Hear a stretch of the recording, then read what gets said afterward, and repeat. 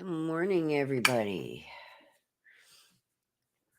I'm not a happy camper this morning. Not at all.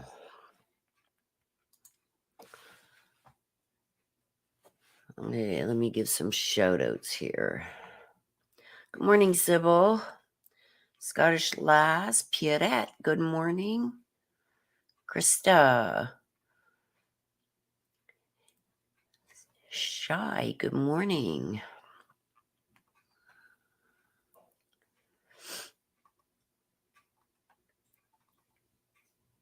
Freakzilla, good morning. Butterfly Dana. And that's as far up as I can go. Positive vibes, good morning. Yeah, good morning. My voice is a lot better today, you guys. My throat's a little bit better, but I am peeved off today. Misty Me, good morning. Sarah Jane, Lori, Chanel. I got a copyright strike yesterday. Sherry, good morning. Sarah Jane, good morning. I got a copyright strike. I can't believe it. For 1 minute video that I played of that jury duty thing, I got a copyright strike. That's what I just woke up to. Hang on, I'll show you. So the super chats and everything from yesterday, I'm not going to get them. I'm not going to get any ad revenue or nothing for a 7.5 hour video yesterday. So it was like I'm not getting nothing for yesterday's video. Yeah, I'm going to show you. This is what I woke up to this morning.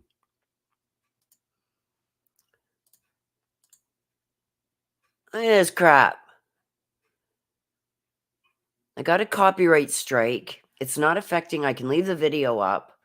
Everybody can still see it. It'll stay public, but I get no monetization. So any of the super stickers or super chats or anything, I'm not getting any ad revenue for sitting here for 7 hours. Nothing. And you can tell right down here, it's from the jury duty. I showed it from 4 hours and 30 minutes and 39 seconds to 4 hours, 31 minutes and 24 seconds. A minute.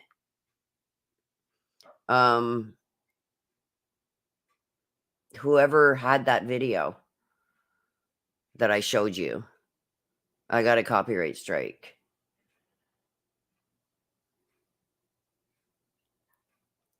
So whoever had that video up, I guess, gave me the copyright strike. That's what I woke up to this morning. I'm not impressed at all.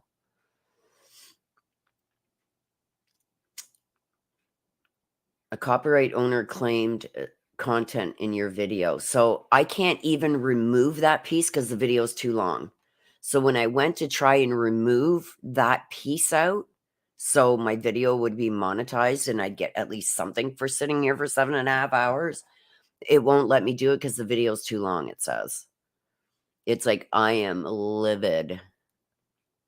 And that's what I mean, you guys. When you guys ask why I am so picky on my channel, that's why. I never thought I'd get it. Was 1 minute of a 7.5 hour video. And now my whole video is not available for monetization.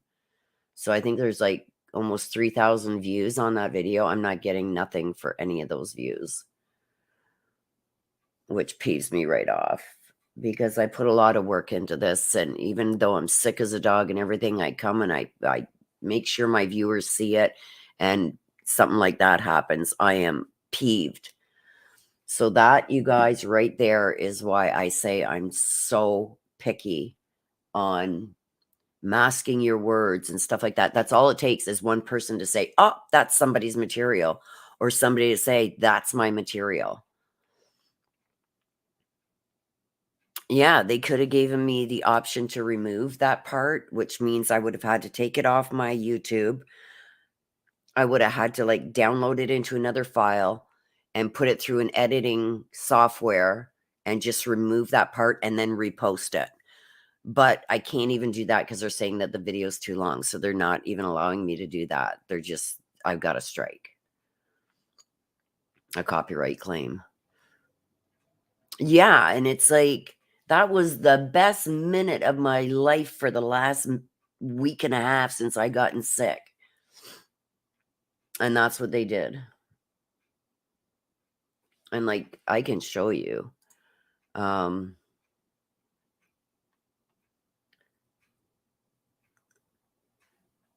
Okay, hang on a sec. Let me just do this. Hang on.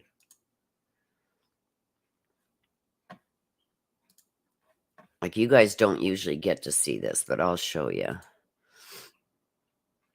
I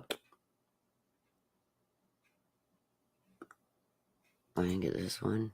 Yeah.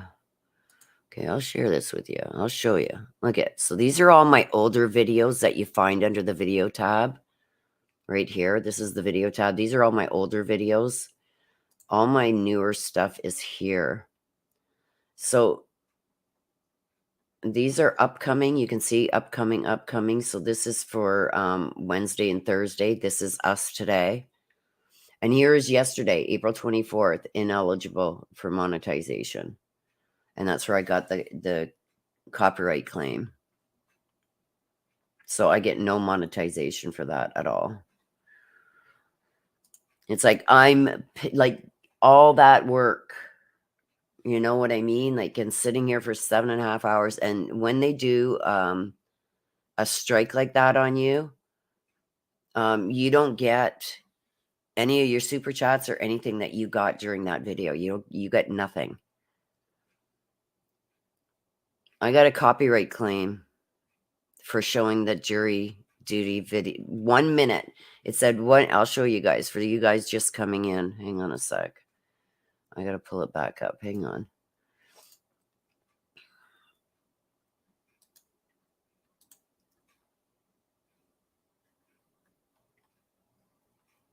Okay, present. I think it's this one. Yeah. It's this right here. I got a strike yesterday.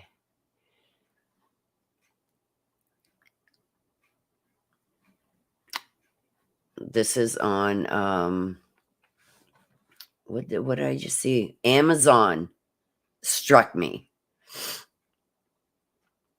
So apparently jury duty is going to be on Amazon Prime. I shouldn't even give them any more recognition because they struck me. So you can see right here, I get no monetization. So 7.5 hours I'm getting. No, what it is when you use parts of people's videos, they get a notification that you've used part of their videos. But usually if it's under 3 minutes, they do nothing. And you can see right here, from 4 hours and 30 minutes and 39 seconds to 4 minutes, 31 minutes and 24 seconds. So like a minute and like 12 seconds I played of that video, and they struck me. So I'm losing my whole 7-hour video for a minute and 12 seconds. I don't get the donations unless you unless you donated through PayPal. I get those. I can't touch those. But anything donated on my channel, I don't get it. Because they've cut my monetization for that video. And like, I don't get nothing for the views. I've got almost 3,000 views on that video from yesterday. I get nothing. So 7 hours of work, I got nothing for it. And it's like sick as a dog doing this like for a minute and 12 seconds. And I can't even cut that piece out because they say the video's too long to edit.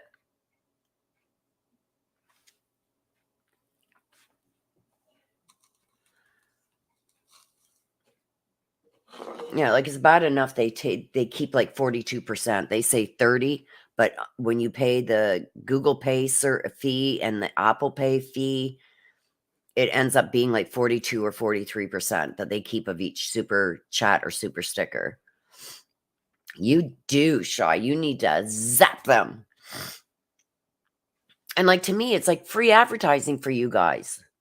You know what I mean? Like, it's not like I showed the whole movie.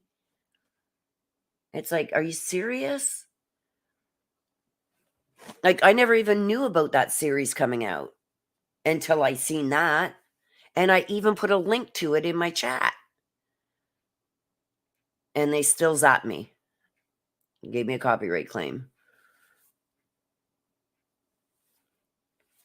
Shy, that jury duty 1 minute and 12-second clip that I showed.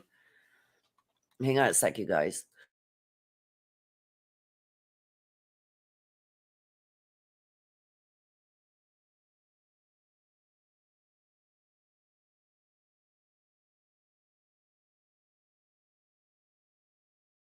Yep, I just showed it. Rewind and you'll see the copyright strike I got. I showed it on screen. Sorry, you guys, I'm really congested now in the chest. So it's like whenever I got a hack cough or whatever, I'm going to mute myself. But yep, they did. So now I'm not monetized for that video yesterday, all 7 hours of it. They keep all monetization that I receive from it. And it goes to whoever struck me. Like, that's the first in 2.5 years that I've been here that I've ever got a copyright.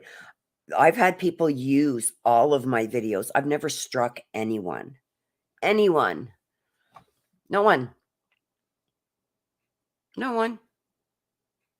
They use my reason. They, especially with the Suzanne Morphew stuff, all the information we were getting in that. Hang on.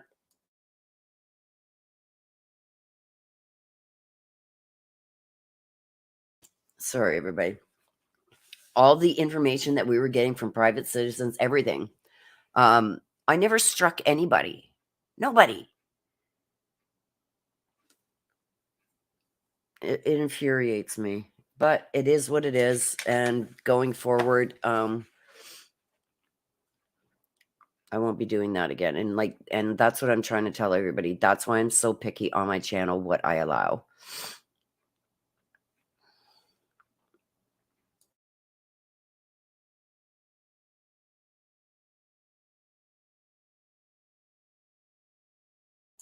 All right. Sorry about that. Like, I don't care. I'm going to continue to bring this to you guys because that's what I promised I'm going to do. But it is infuriating that, being sick and sitting here for the hours that I do to get something like that for 1 minute and 12 seconds out of a 7-hour video. And I'm not getting nothing for the views or nothing. It pees me off. But I got to let it go because today's a new day. Shy, fighting stance, light hopping, let's go. This boy's back straight. I love you guys. Yeah. No more for them. Nope. And that's what I mean. Some people are so petty. And that's what I don't want to be drawn into. So it's a learning curve. I'm not going to do it again. And I'm going to really have to watch what is posted in my chat and stuff like that. And that's why I'm picky. And that just goes to show, like, something as mediocre as that, which is free advertising for them. It's like, wow. I was dumbfounded. I was in shock this morning.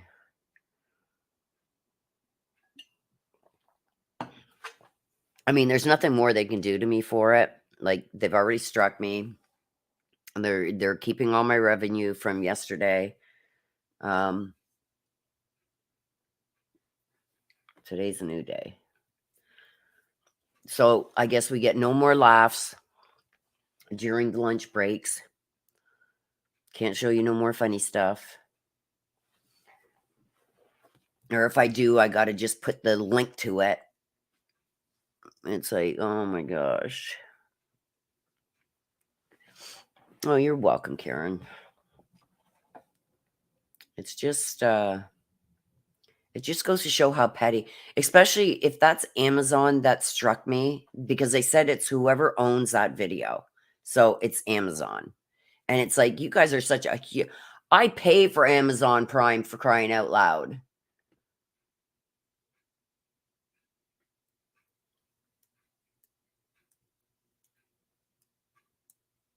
No, they're supposed to start at 11.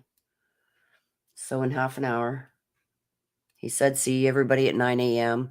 I think Wednesday, and I know Wednesday they're starting late tomorrow. So I'm going to have to change that in my, that's why I put them unlisted, because I'm going to have to change the times. But we'll find out today what time they're going to start tomorrow, because apparently they're supposed to be getting a big storm. Yeah, it was just that video. It's just the one video, because I showed the jury duty thing yesterday. Yeah, they're saying like 10:30 tomorrow, Colorado time. So that'll be like 12:30 my time. Okay, hang on a sec, you guys.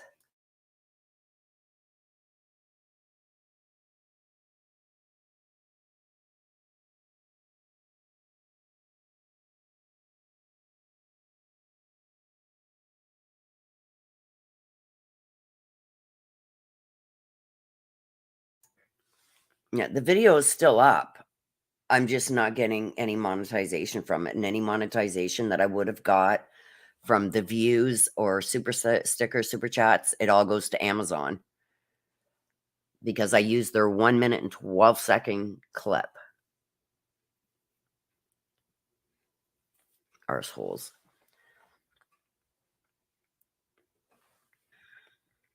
Yeah, so the judge said yesterday to keep an eye on, I forget what phone number. He gave some phone number, something, something, Snow, to see if, because I think it's going to be like Pueblo and all that, that's going to be getting hit pretty bad. He says he doesn't think it's going to affect them.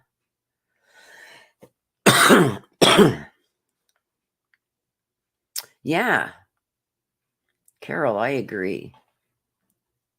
I agree. It was like 1 minute and 12 seconds. I did play it a couple times, though. Maybe if I'd only played it the once, they would have, I think they still would have struck me. But yeah, pretty petty. And it's going to be on Amazon Prime. I pay for Amazon Prime. So it's like, what the hell? To lose a whole day of monetization for 1 minute and 12 seconds when I sat there for like 7 hours. It's bad. That's horrible. So today there won't be any of that, because I'm not losing monetization today.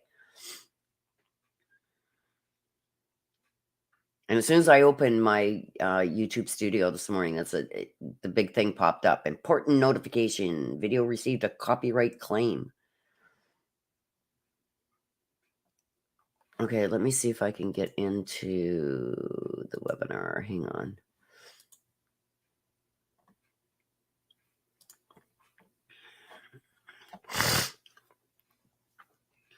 Oh my God.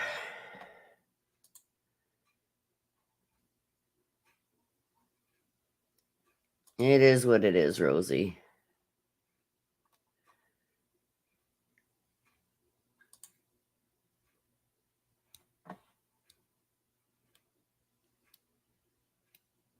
Okay.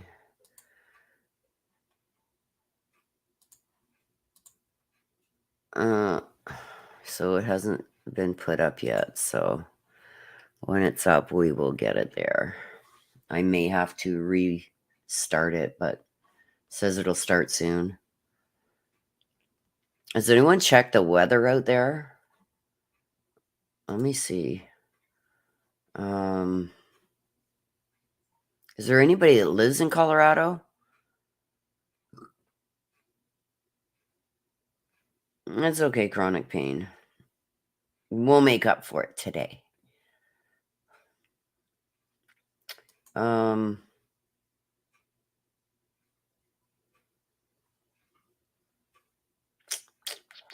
Hang on.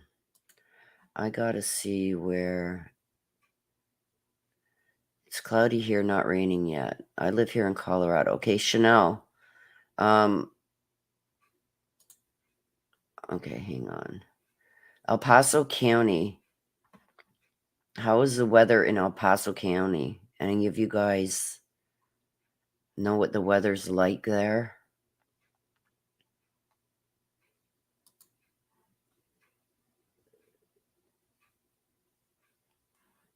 Oh, thank you, Scottish lads. Thank you. See, I'm starting to make up for it today already. SJ says, I'll keep you posted on weather. What's the weather like right now, SJ? I know SJ is pretty close. Thank you, Scottish lads. I appreciate you.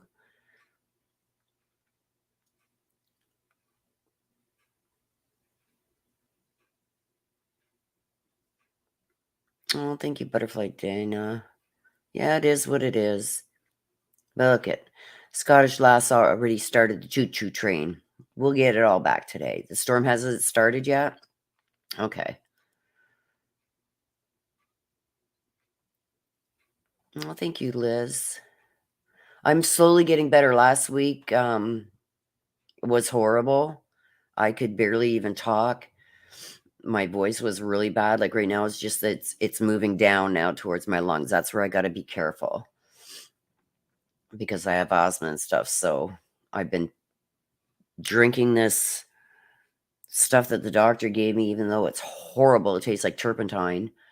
And I'm on antibiotics and stuff because if I get it in, if it goes really bad into my lungs, then I end up in the hospital. So, okay. So Liz, where in Ontario are you? I'm in the Ottawa Valley.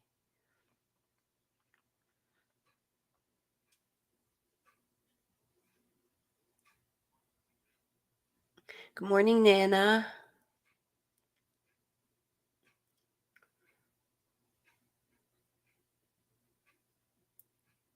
Thank you, Marie. I do because my nose is unplugged now. It's moving down. So that's, like I just said, that's where I got to be careful.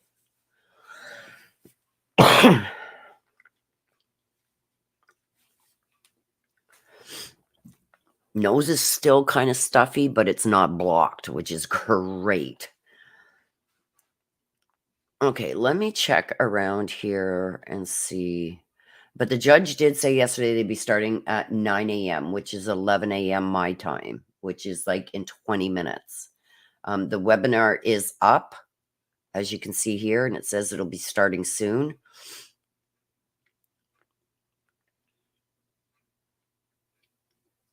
And from what I'm seeing from everybody that lives, SJ, I know is in the immediate area there, said that the storm hasn't hit yet. So I searched weather in El Paso, Colorado, said 40 and supposed to get up to 52 there today. Good. Good, good.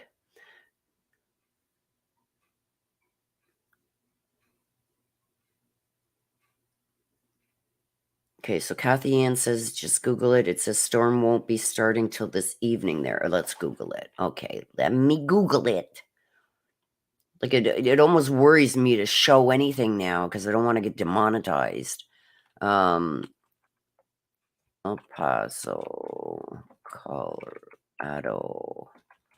Weather. All right.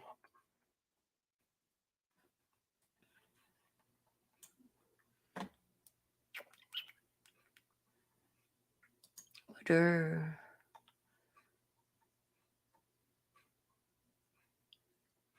Tuesday, rain. It says 4 Celsius. Winter storm warning. Here it is. Thank you, you guys. Winter storm warning. 6 to 14 inches. Ooh. Hello, Marie. Good morning. Northern El Paso County to noon Wednesday, so they may not have court tomorrow. Because it's saying here from what I'm seeing, Here, I'm going to share it. Stop sharing that. Present this. Share screen. There we go. If I get struck again, I'm going to be pissed. Thank you again, Scottish Lass. Okay, so winter storm warning remains in effect from 6 p.m. this evening to noon Wednesday. Heavy snow expected. Total snow accumulations of 6 to 14 inches. Where? Northern El Paso County. So I don't know if that's going to affect them for court tomorrow. Okay, let's go to the map.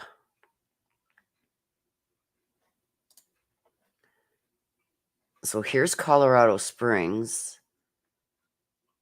I don't know where the courthouse is in all this. Child of God says they're wondering about the weird hairstyle. Thank you, Nana.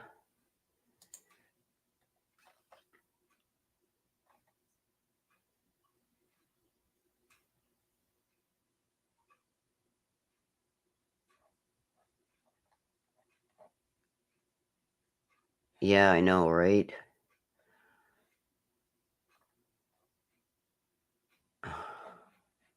Okay, stop it. Stop sharing. But I don't know where it is. Oh, there's Pueblo West, Pueblo. This is just a map, so I can't see them. They can't strike you for using this. This is public domain information. Okay, so the courthouse is in the southwest part of the county. So where would it be near?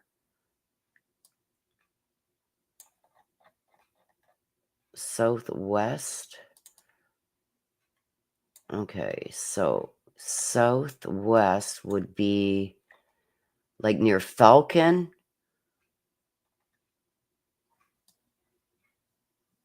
Southwest of the county, I've got Falcon, Black Forest, Northgate.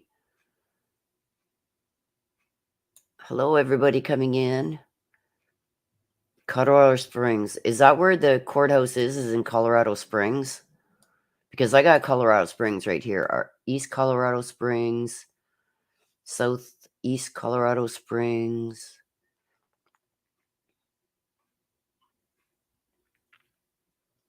Middleton, Shooks Run, Nob Hill.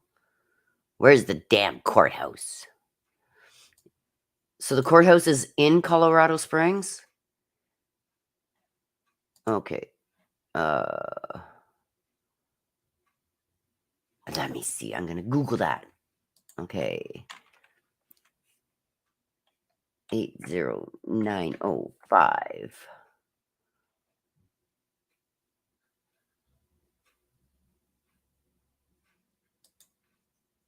Show me the map. Okay, here we go. Oh, it's just south of Colorado Springs.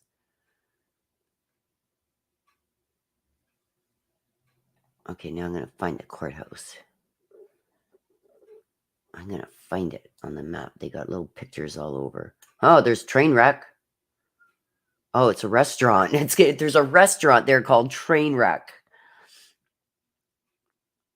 U.S. Olympic Paralympic Museum, cemeteries. Okay, where's the damn courthouse? The college, Colorado College. They show restaurants, but they're not showing me where the courthouse is.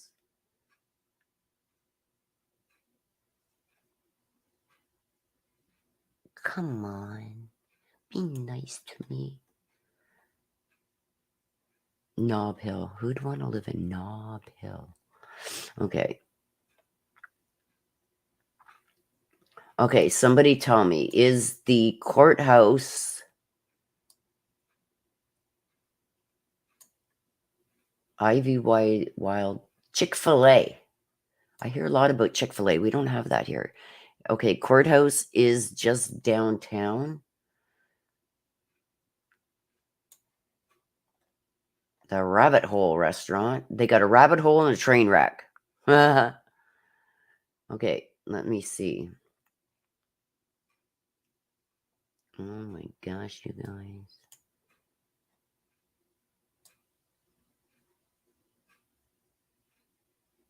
Downtown. The Wild Goose Meeting House. The Rabbit Hole. Urban Egg. Okay, is it north or south of the museum? Colorado Springs Pioneers Museum. Like, it's showing all this stuff here, but it's you'd think they'd have like. Come on. Good morning, Chris. It's off Tijon. Okay, find Tijon. Tijon, where are you?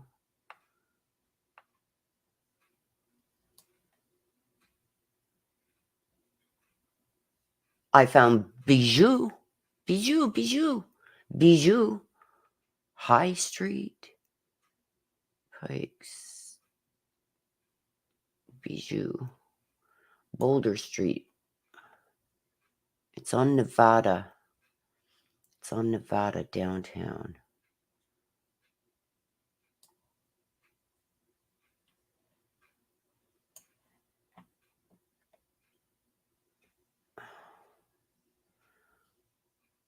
Across from Pioneer Museum. Okay, where's that Pioneer? I just seen that. Where's the museum gone? Hang on.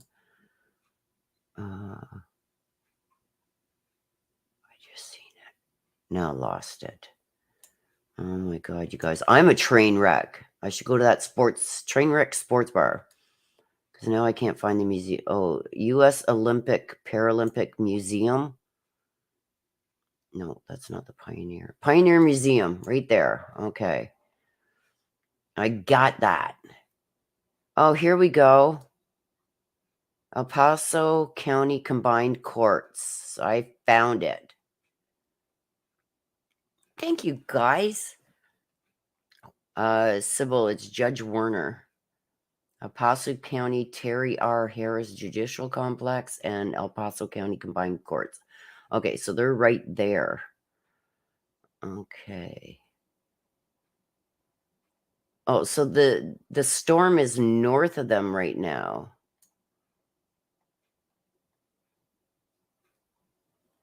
Cool. Okay. Good job. This is weird, you guys, because usually by now, let me just refresh this, because usually by now they have the webinar is up.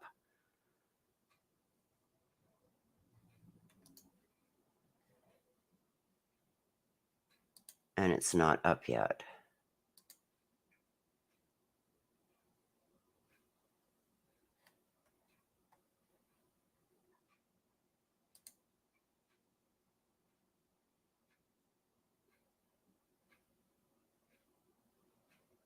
Weird.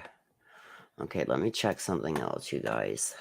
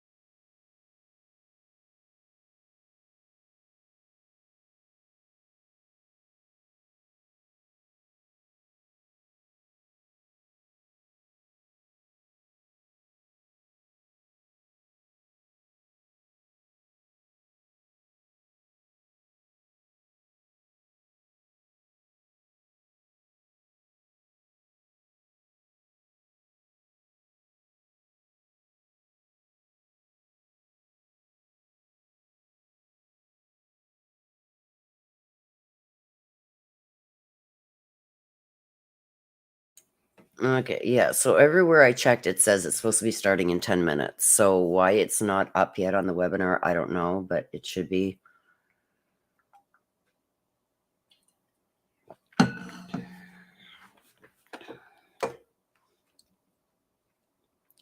Yay! Way to go, Team Neely.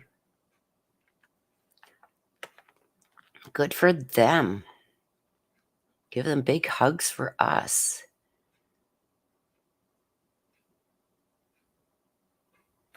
Well, it's not supposed to start for another 10 minutes, and I've checked, and as far as I know, it's a go. So, I mean, CC, if you want, there it is right there. Okay. Nah, I told yous. Because everywhere I checked, they did say that it was on this morning. So, and there we go. We got it up now.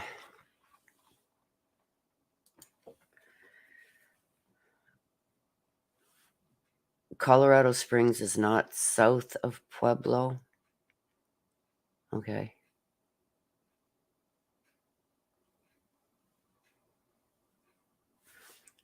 Well, I'm going to check that right now. Fact check. Colorado Springs map.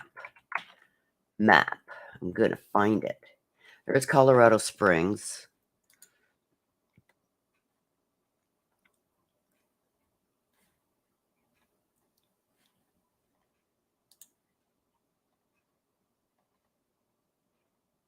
It's north of Pueblo.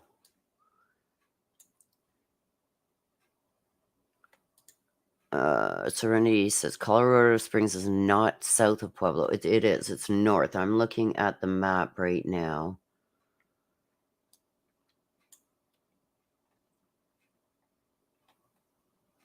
And Colorado Springs is just, it's like right up the 25 highway. It's north of Pueblo. So sorry, my mistake, you guys. I'm looking at the map right now.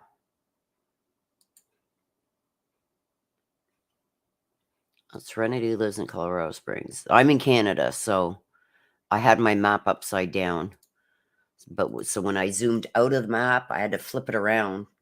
It was showing Florida was north too. So, and I know Florida's in the south. Thank you, Pieta. I did find the courthouse. It took a bit, but we found it with all the help from you guys. Yeah, and Denver is north of Colorado Springs. Pueblo is south of Colorado Springs. All right. Court will call Okay, here we go. 20 CR 1358, People versus I'm going to Letecia mute. Stauch. Record should reflect the jury's not present in the courtroom. Defense, have you had an opportunity to look at the issues regarding exhibits 229 and 238?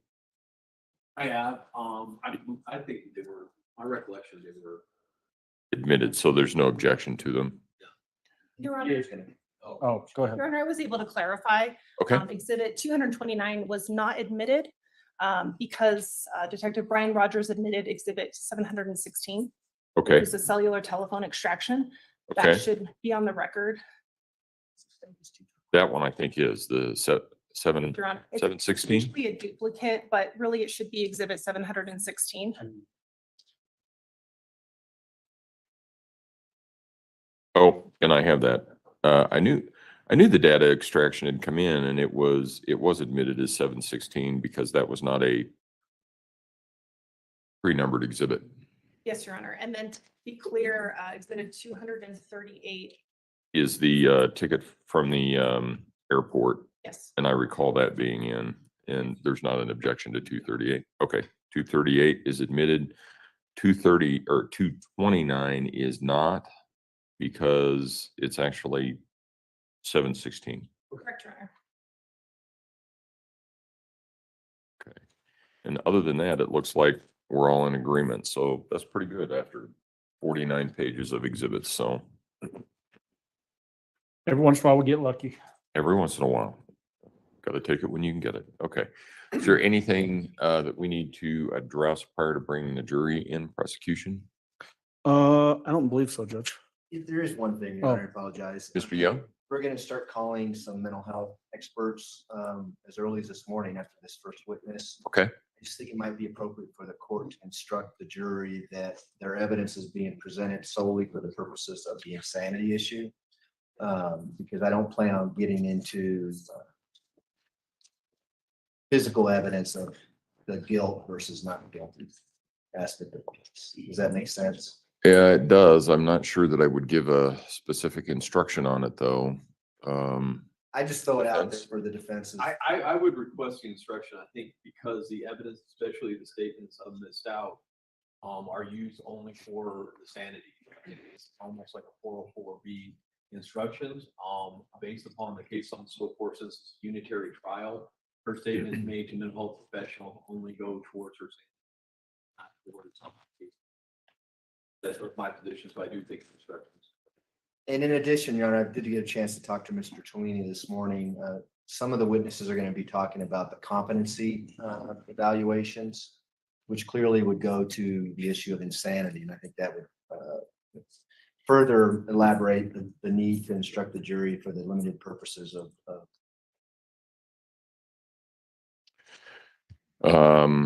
I am not familiar with a stock instruction on that. We've had unity trials for a number of years now. Anybody have one? I just would think that if the court said, you know, I'll paraphrase, that the evidence you're about to hear goes to the issue of insanity and insanity alone, or words to that effect. Is it? That'd be my request. So something simple like that would be fine.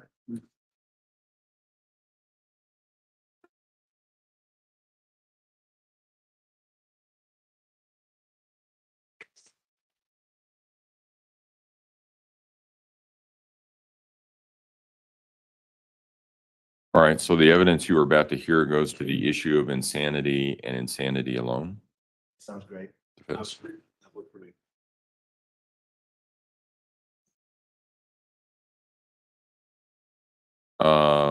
You're gonna have to give me a heads up as to when I need to give that. It'll be before our second witness this Okay. morning, Dr. Christine Moore. And Okay. Dr. Grimmett will probably be on, I don't know, if we'll get to her in the morning, but at 1:30, I would guess. Okay. All right, we can do that. Is the anticipation that we're gonna be all day with evidence? Well, we've got 3 witnesses lined up, Judge. It'll just depend on how long each one Okay. takes. The only reason I ask is I'm trying to get I sent an email to Judge Bain and Scott Sosby about possible weather delay. So if we have something, I may know about it beforehand, but if we don't have a full afternoon, I doubt they'll have an answer. And they may not have an answer even if we go to 5. So Yeah, so just context wise, there's typically when we know there's a big storm coming in, there's a phone call that happens usually 4 a.m. of the morning of the storm Great. that I actually participate in as well. And I haven't seen any notification of that yet. If I see that, I'll let you know as well. Okay. But the updated projections looks like it's going to be only in northern El Paso County, although the snow totals that I've seen have increased up from 6 to 14 inches now, as opposed to I think it was 6 to 12 maybe yesterday. Right. So it sounds like potential for more snow, but more northern El Paso County. Yeah, I know the county does county maintenance does a phone call about 9 o'clock at night, and then Judge Bain is on the phone. It's 4 or 5 in the morning. It's usually 4 a.m., yeah. So, yeah. Okay. All right. Let's go ahead and bring the jury in then. And Judge, while this next witness is on the stand, I'll be running the projection from the podium here. Okay.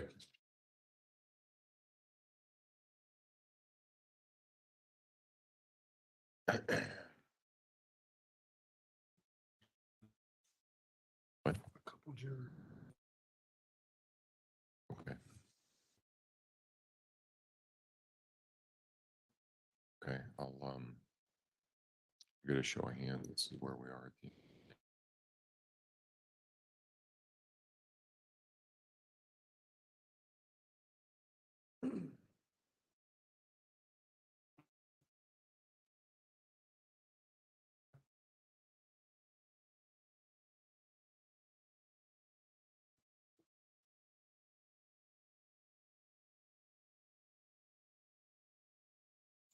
Yeah, she did. She reached up and scratched her back, but her other hand came up with it. It almost looked like she was handcuffed there.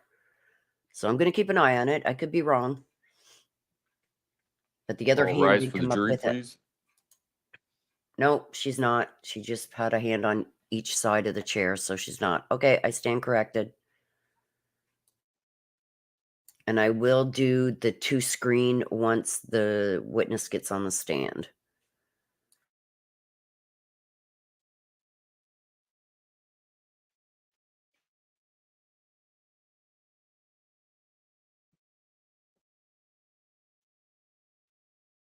Thank you. May all be seated.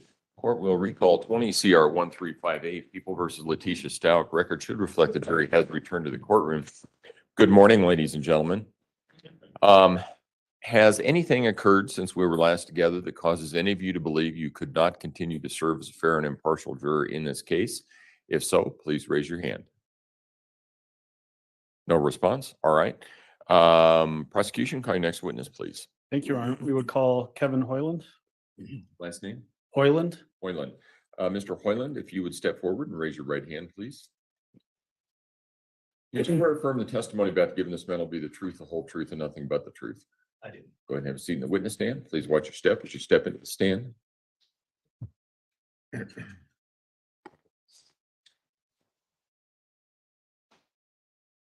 Everybody's done that. I know, it's a habit. Good morning. How are you doing today? Well, thank you. Will you please introduce yourself to our jury and then spell your name for the record? Sure. My name is Kevin, Kevin, Hoyland, Hoyland.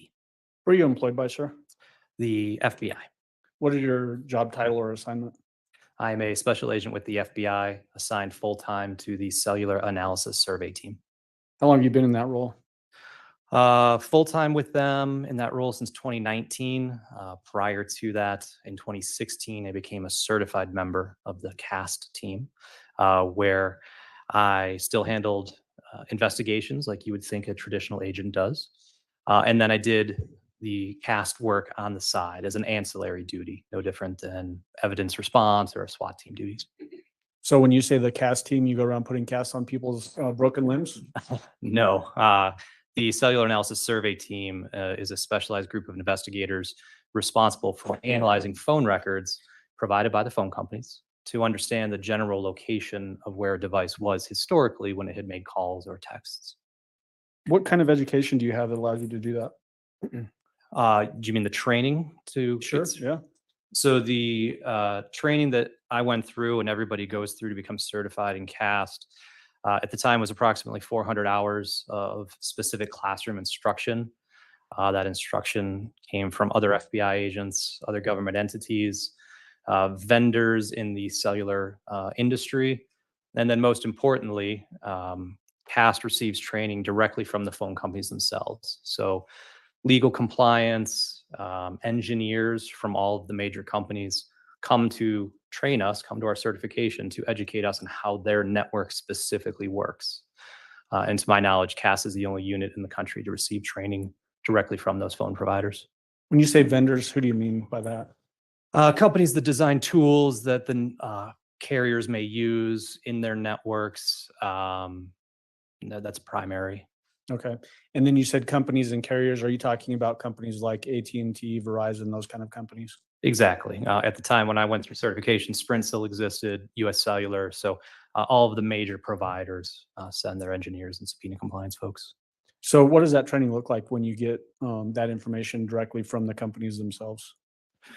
Well, it's unique, and again, in the sense that we're the only group, to my knowledge, to receive training from them. But it's great in the sense that it allows us to formulate really close and strong relationships with the phone companies. So we know their networks inside and out. And so when we see something amiss or askew in records that we receive, we have folks that we can reach out to, bless you, and, engineers that can help us, problem solve or troubleshoot something that might be unique in a set of records.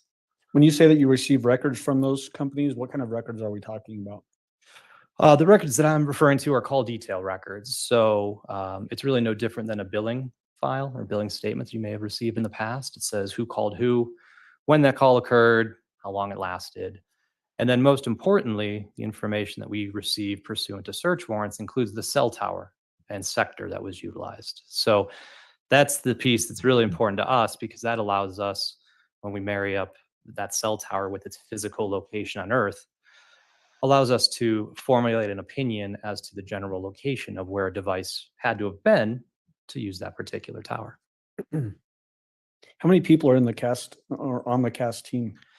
Now there's approximately 80 of us, 60 field assets, as they're called, where they split their time working in traditional cases, and then approximately 20 of us, like myself, who do it full time now. What do we mean when we talk about historical cell site analysis? So historical cell site analysis is a little bit of what I just mentioned. It's taking these records that your phone and network have generated and mapping out the information to, again, formulate an opinion as to where the phone would have generally have been to utilize a particular tower and sector. And there's, hundreds of thousands of towers across the US. Each transaction that we see shows the tower that it used. So out of those hundreds of thousands of towers, it only used one, right? And that tower's only located in one spot. So by looking at how networks are configured and where the other towers are, it allows us to be able to, again, formulate that opinion. So when you say that you get specialized training due to your assignment to the cast team, and I know I keep saying cast and then team, that's a little bit redundant, right? It is, and I do the same thing. Okay. Right? We're technically a unit now. We've grown so much that we're now considered a unit within Okay. the FBI. Well, then I'll say cast unit. Sure. All right. What kind of training do you get regarding cell phones themselves? Regarding the devices, Yes. so we don't necessarily partake in the forensic analysis of phones. So when you think of dumping a phone or extracting information from that device, that doesn't fall into our team's purview. But we definitely utilize all that information. Our team is called upon whenever there's a kidnapped child, or we need to locate a fugitive, or try and identify crime scenes that maybe were not known to investigators. There's the phone data from the phone companies. There's the phone data from a phone itself. And then there's a litany of other geolocation data sets from other companies that sort of fall into our bucket of trying to figure out where a phone was at a time. Can you describe in a general sense, first of all, is a cell phone essentially a small handheld radio? That's exactly what it is.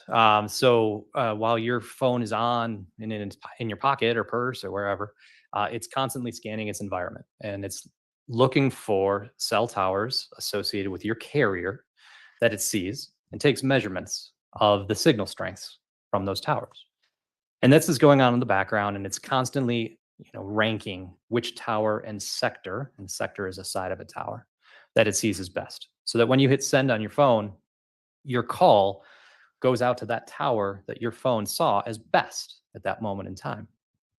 That's what gets logged in those call detail records. We see that tower's identifier with that timestamp. After that happens, network takes over, and it can move your phone around to other towers in the area that might provide service that still are functional. But at that moment, when you hit send, or when a call comes in or a text, your phone is making that determination. What about giving the jury a description of cellular technology? Sure. So I won't bore you with a history lesson, but I think most people have seen commercials lately. We're now on 5G. That's the newest technology. Each increment in technology expands the capacity in terms of how much data can be transferred from a phone to a tower at a particular time. But with that expansion, the offset to that is the towers themselves can't cover as far. They can't penetrate buildings as well. The radio frequency that's utilized just doesn't allow for that. So in this particular case, we were looking primarily at most of the towers were 4G. I believe there was a handful of 3G towers. But at the end of the day, that's just the generation of technology. Your phone is using radio frequency to talk to the tower, and that's sort of what's going on. Okay. How do you go about analyzing call detail records, the information you get from the phone companies?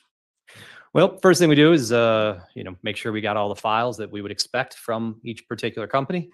And then based on information provided to me from investigators who are actually working the case, locations of interest, dates and times of interest, I would begin to map out that data, look at where those cell towers are located, which cell towers that phone utilized at the times, again, listed in the records, and begin to put the pieces together as to what was going on with that particular device. Okay. How many separate cases have you worked on where you've had to help the investigation determine location of cell phones? Oh gosh, cases, hundreds and hundreds and hundreds. I don't keep a list of all the cases I've worked, because a lot of the times it's sort of like a one-off. A local investigator will call and say, "Hey, I got a set of data. Can you help me just understand what's going on?" And that would be considered a case, but I wouldn't necessarily have done a product for it per se. It might be a one-off assistance kind of thing. Okay. Do you go through any sort of validation of your analysis of this information? Yes. So before any report is provided, any final report is provided, we go through a peer review process. So I send all the records that I received, that I utilized in my analysis, a copy of my draft report to another CAST person, and all the dates and times, all the information pertinent to my analysis. That CAST asset would then essentially recreate my analysis. He or she would go through and look at all the same records, make sure that everything makes sense, that all the towers are correct, all the directions that sectors face are correct. Obviously, quality control and spelling and stuff like that. But it's a robust peer review process that all the reports go through. After that, he or she and I would then discuss any differences, right, and resolve those before it gets finalized. Okay. Have you used this type of data you mentioned sometimes you'll be asked to look for fugitives or missing persons, kidnapped people. Have you actually used this information to locate people like that? Yes, I have, many times. And that's sort of the bread and butter of what CAST does. As I mentioned, when a kid goes missing in the middle of the night, oftentimes our unit's the one who gets the call to go help locate devices associated with whatever child is missing. When you're saying that you're finding persons this way, the data that you actually look at, the call detail records, does it really just go to a particular phone, not a particular person necessarily? Correct. So the records never say that, so-and-so is holding a phone at a particular time. It just says that this phone number had activity, right? So I can never say that a particular phone is being held by a certain person at a certain time. But we know that the phone had activity because that's what the network had logged. In today's day and age, is it very common for people to carry around cell phones with them almost everywhere they go? Yeah, I have two. Okay. Do you have them both on you right now? I take them off when I go on the stand. They're in the bag. Have you trained others in this technology? Yes, I've led formal training and classroom instruction to over 500 state, local, federal, and international law enforcement partners, and then countless sort of informal trainings at conferences and so forth over the years. Yeah. Have you been qualified as an expert witness in historical cell site analysis, cellular technology, and geolocation? Yes, I have. How many times? 36 trials as of yesterday morning in Phoenix. Okay. So you were just in Phoenix testifying yesterday? Yes. How many jurisdictions have you testified as an expert in? Federally, Colorado, Wyoming, Arizona, Massachusetts, and Connecticut. At the state level, Colorado, Arizona, Wyoming, Massachusetts, Connecticut, Nebraska, North Carolina. There might be another couple in there. Okay. I don't recall. All right. All right, at this time, I would move to qualify Special Agent Hoyland as an expert witness in historical cell site analysis, cellular technology, and geolocation. No objection. Witness will be so qualified. Special Agent Hoyland, the case that we've been hearing evidence on is regarding investigation to Gannon Stauch's disappearance. How did you become involved in this case? At the time, I was assigned to FBI Denver's office in the Fort Collins RA, doing the same CAST work. And I don't remember who specifically reached out to me, but somebody from the Colorado Springs office reached out about the investigation and asked for my assistance. When you get asked to assist on an investigation, is it typical for you to get sort of a briefing of the case? Yes. What about specific locations of interest? Do you get that as well? Yes, and I sort of need that because there's the data that we get from the phone companies is all often quite voluminous, right? So I need a place to start. Okay. Did you get those sorts of pieces of information in this case? I did. On the desk in front of you is People's Exhibit 293, which in the folder itself is page 1, your cover page of your report, and then pages 9 through 60. Pulled out separately is People's Exhibits 2 through 8. In total, is that your report that you prepared for this investigation? Yes, it is. Is it a fair and accurate representation as to the work that you performed in this case? It is.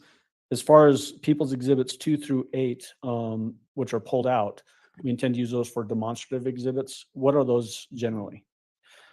So 2 through 8 in this case is sort of our or my boilerplate slides that go into again how networks are designed, how phones work, and also I show examples of what the phone records look like from the different carriers. And does it also provide some educational basis to understand how cell phones and towers interact with each other and that kind of thing? Yes, exactly. And then as far as your cover page and then 9 through 60 inside the binder, what are those? So 9 through 60 are going to be all the substantive slides that I put together, which highlight, devices of travel over a period of time, locations of interest, etc. Okay. As it relates to that portion of your report that's in the binder, is it a fair and accurate representation of the geolocation work and cellular historical cell site analysis and cellular technology work that you did in this case? It is. Now, at this time, I'd move to admit People's Exhibit 293, which is his cover page of his report, and then pages 9 through 60, which is the maps that he prepared in this case. Exhibit 2, and that's a cumulative, right? All of that's in 293. Yes, it's in one binder, yes. All right. Exhibit 293 will be admitted. Go ahead. And then as far as publishing this to the jury judge, I do think it'll be helpful to have Mr. Hoyland go over 2 through 8 pages as demonstrative exhibits just to augment his testimony. All right. That's fine. And then we'll just need the TVs turned on and running from here, Judge. Thank you.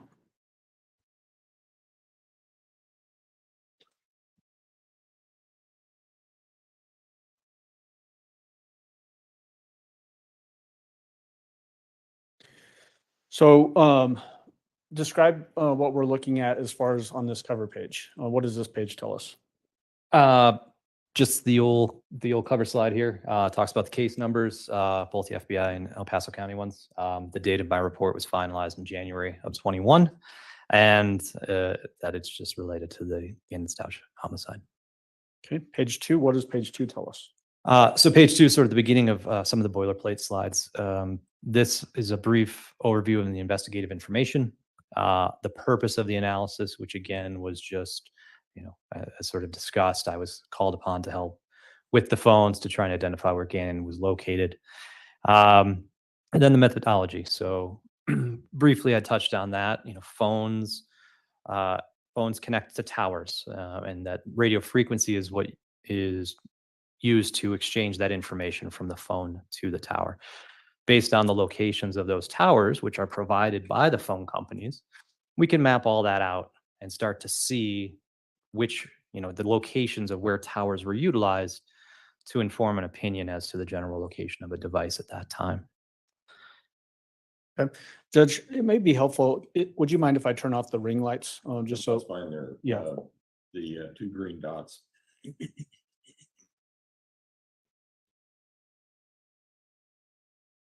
Just so there's a little less glare on the. Special Agent Hoyland, to the very bottom, there's a note that says all times you're in are in the local time zone. Can you describe what you mean by that? Sure. So all phone companies provide their records in a different time zone, which is somewhat annoying. And so in this case, we have multiple phones from multiple carriers. All the data here has been normalized. So it's an all apples to apples comparison. So anytime that you see on a map on subsequent maps will be that time, not any sort of time that the phone company had provided the records. And because my analysis stretches a good chunk of the US and we go from multiple time zones, just know that that is, again, always local to whatever location of the map we're looking at that time. So if we're looking at a map that shows central time zone, it'll be local time for that central time zone. Correct. Okay.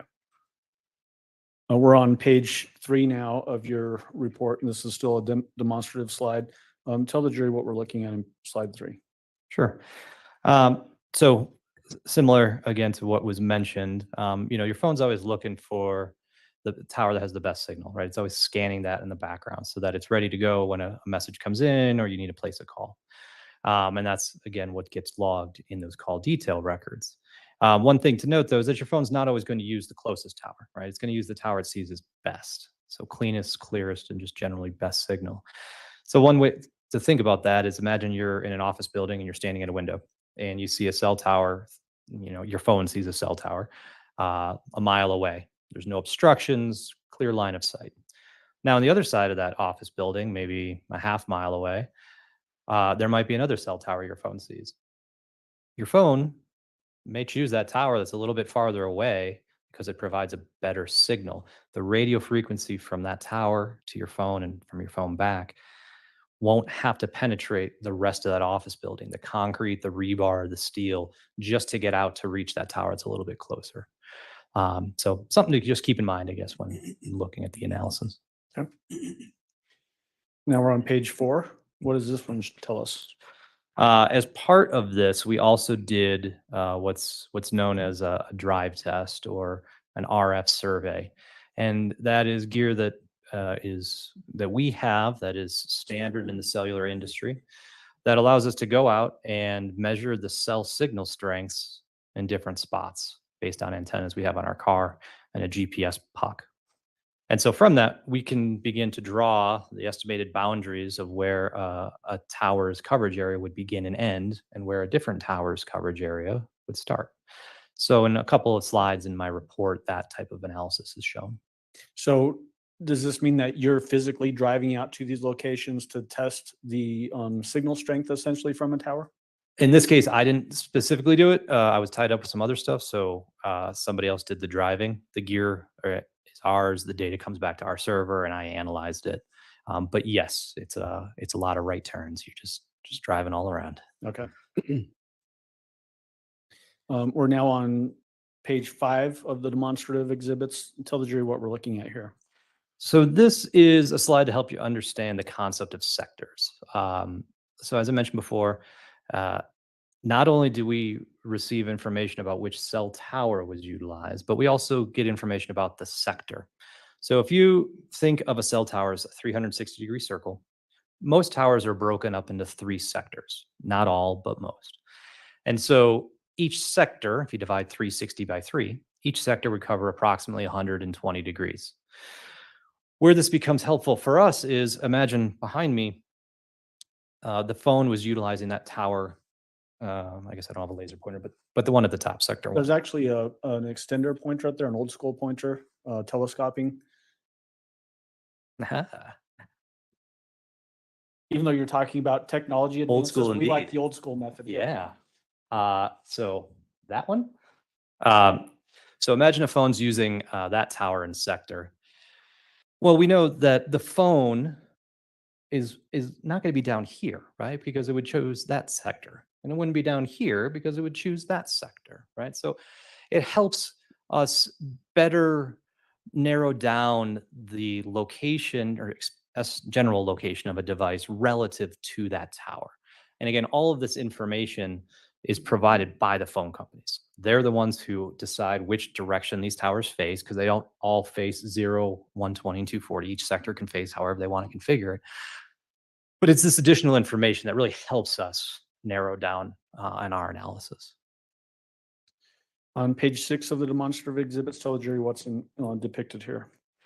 Sure. The big takeaway on this one is this pie wedge looking thing up on the top. That is how we reflect the sector that was utilized for a tower or for a phone when it utilized a tower and sector. So you'll see that sort of pie wedge shape all over my reports. The other thing that's important on this is don't mistake that little yellow filled in area as the coverage area. That's not what it is. It's merely to help you understand the direction that pie wedge faces. Okay. Now we're on page 7. Tell the jury what we're looking at here. So in this case, this slide, this is just an example of some Verizon call detail records. As I had mentioned before, these are really just billing statements, right? It just shows your phone's activity. But off to the right, you start to see, and I guess I'll keep going back to the pointy thing. You got your cell sites listed there. And it shows first serving cell site, first serving cell face. So that's the cell number that Verizon assigned to the tower utilized. And then the cell face, 1, 2, 3, sometimes it's, 4, 5, 6. But nonetheless, that's the information that we take. And then we marry that up with a tower list from Verizon. So Verizon says, here's where all of our towers are by the numbers given here. So we can go ahead and take the latitude and longitudes. Or in this case, first serving cell site 285. We could go to that tower list and say, oh, 285. Well, that is right here on the Earth. It used sector 3. Oh, sector 3 faces southwest. Okay, well, we know that the phone was generally southwest of that tower at that point, that moment in time. Yeah. Is it common that, say, I get on a call outside of the courthouse here this morning and I walk down Tejon for a couple of miles? Would it be common for my phone to switch towers while I'm on that call? Yes, your phone should at least hand off to other towers. When, imagine your call drops in the middle of that, what happened there is the network didn't have proper overlap between towers, right? The coverage area from one tower didn't properly overlap with the coverage area of the next tower. So there was a gap. When there's a gap, your phone disconnects or drops the call. In this particular instance and how we analyze the records, we traditionally just use the first serving cell site at that moment, because again, that's the moment the phone initiated contact with the network. The phone is making that determination. All of those handoffs to other towers are network derived. So the network says, oh, okay, I'm going to move you over here now, et cetera, et cetera, et cetera. Also, not every carrier provides that information. AT&T is the only one who actually provides handoff info. Okay. And one more thing on the Verizon. Yeah. Verizon only provides us the cell tower information for phone calls. It does not provide it for text messages. And so, there's somewhat of a gap there. We see the text messages, we see when they occur, but we don't see the cell tower associated with them. Does a text message access the cell tower the same way a phone call does? It does. Okay. And then now we're on page 8 of the demonstrative exhibits. Tell the jury what's depicted here. So somewhat of the eyesore behind me is the AT&T records. So all the carriers provide their records in slightly different format. AT&T likes to provide it in PDF and a text file, where everyone else uses Excel. But suffice to say, it doesn't really matter what format the data comes in, because at the end of the day, every carrier is saying the same thing. This phone number utilized this tower and sector at this date and time for a call or a text or whatever it might be. So the headers, the format, how it's laid out, somewhat irrelevant. All that information is available to us to do our analysis. Okay. Now we're on to page 9 of your report, and this actually is now getting into the admitted exhibit. What is the purposes of the information contained here on page 9? So on page 9, we have a lot of the different devices that I was asked to look at in this case. So the first 4 are different cell phones, and you see the number, and it's in the selector column behind me. Those are the phone numbers associated with those devices. I have the associated party, the provider of those cellular service, and then the map icon on the far right. So whenever I'm showing activity for Gannon's phone, it's going to be the red pie wedge. Letecia's had a phone with AT&T as well as Verizon. For consistency, I just made them both blue. It'll be very clear in my analysis when that changes. Harley Hunt's device was also an AT&T, that's gray. Then the bottom 4 are additional geolocation data sets that we were able to obtain. So there was information gleaned from a Volkswagen Tiguan. Those are going to show up as a yellow marker on my reports.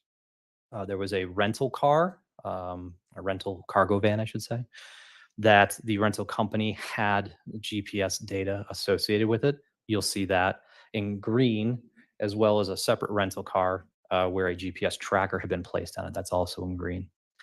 And then lastly, there was an application known as Life 360 that was on Letecia's device, one of Letecia's devices.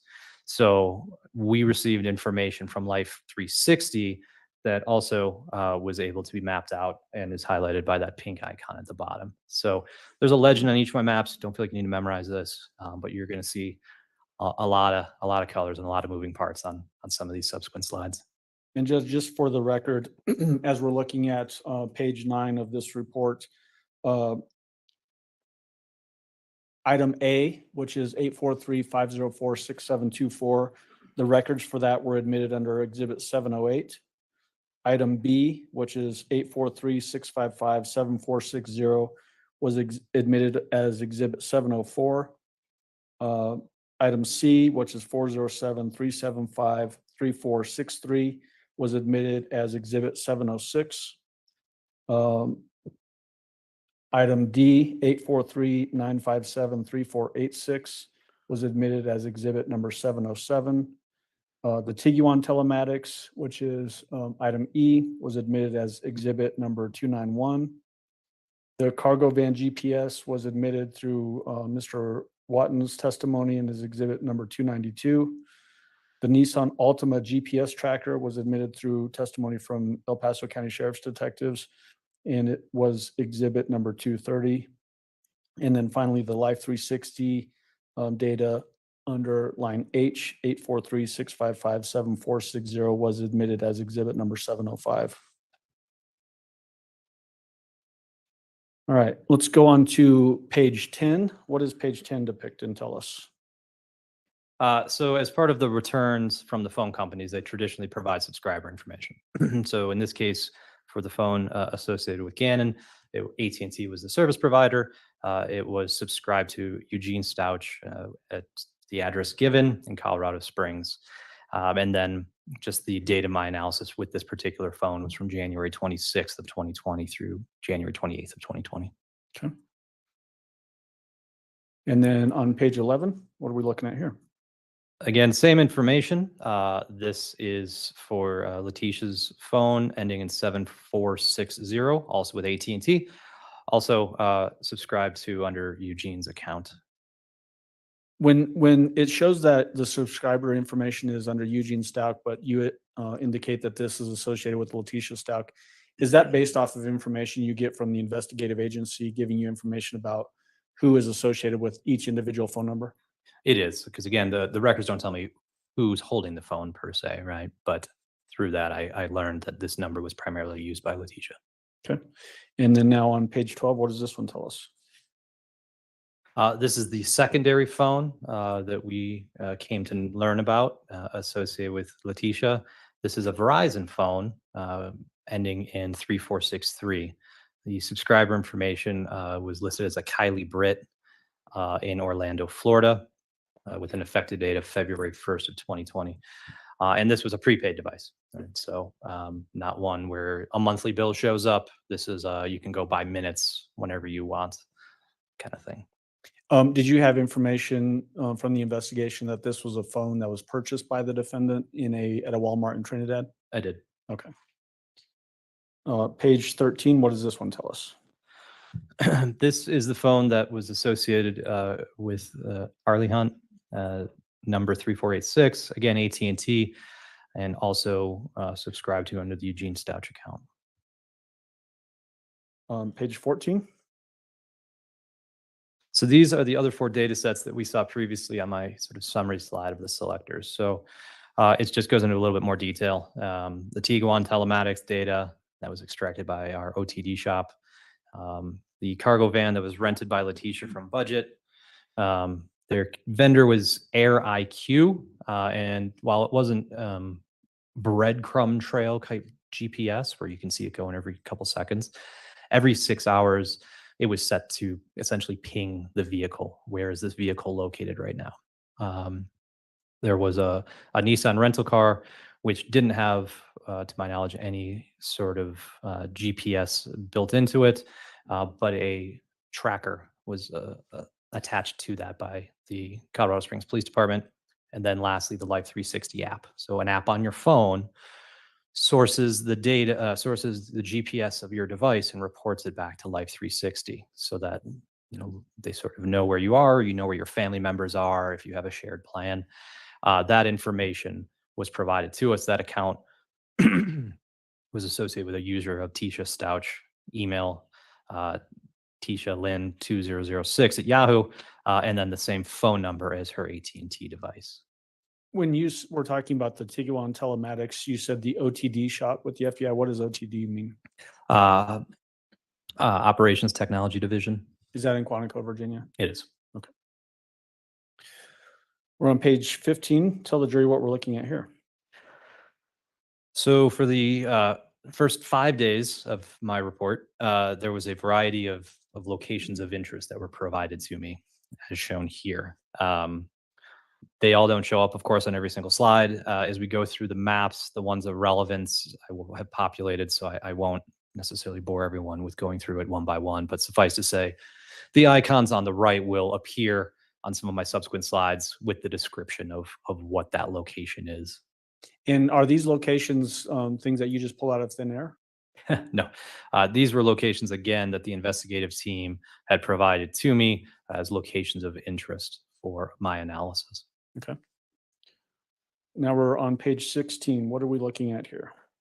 All right. So a little bit busy, so I'm going to take a few seconds to sort of walk everyone through what's going on. If you see in the top right, there's a legend, right? So whenever we're looking at a map, everyone's going to have a legend. It's going to tell you all the key sort of pieces going on the slide. So we have the Stauch residence, which is in the bottom right, the little icon that has the house on it. We then have the pink Life 360 markers, which you see sort of walk us from the house up to the Garden of the Gods. The yellow is the Volkswagen Tiguan telematics data, which I just mentioned. And that and the Life 360 data sort of follows a very similar path. And then we have the cellular records. All right. So in this case, we have AT&T records, this call out box here. So at on January 26, 2020, at 11:15, Letecia's device received an incoming text message, a system-generated short code, which is those 5 digits off to the right. And it utilized that tower and sector down there that faces in the direction of the Stauch residence. So when we look at this call-out box, and we'll see many of them, you've got the phone number associated with the record, and it's color coordinated. So you may see a call-out box that has like 3 or 4 different phones all at the same time.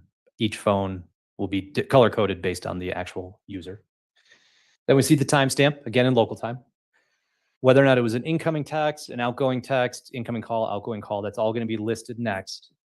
In this case, the 110 is the direction that sector faces. So 110 degrees is, if you think of a clock, roughly like 4 o'clock. And you can see that that's how that's drawn. So 110 degrees from the center of it. But when taken in totality, we see that at approximately 2 o'clock, the Tiguan and the Life 360 information supports that this device and the car are traveling away from the residence up to the Garden of the Gods. At 2:56, we see Letecia's phone, and it's sort of buried under that. This might be easier to see here.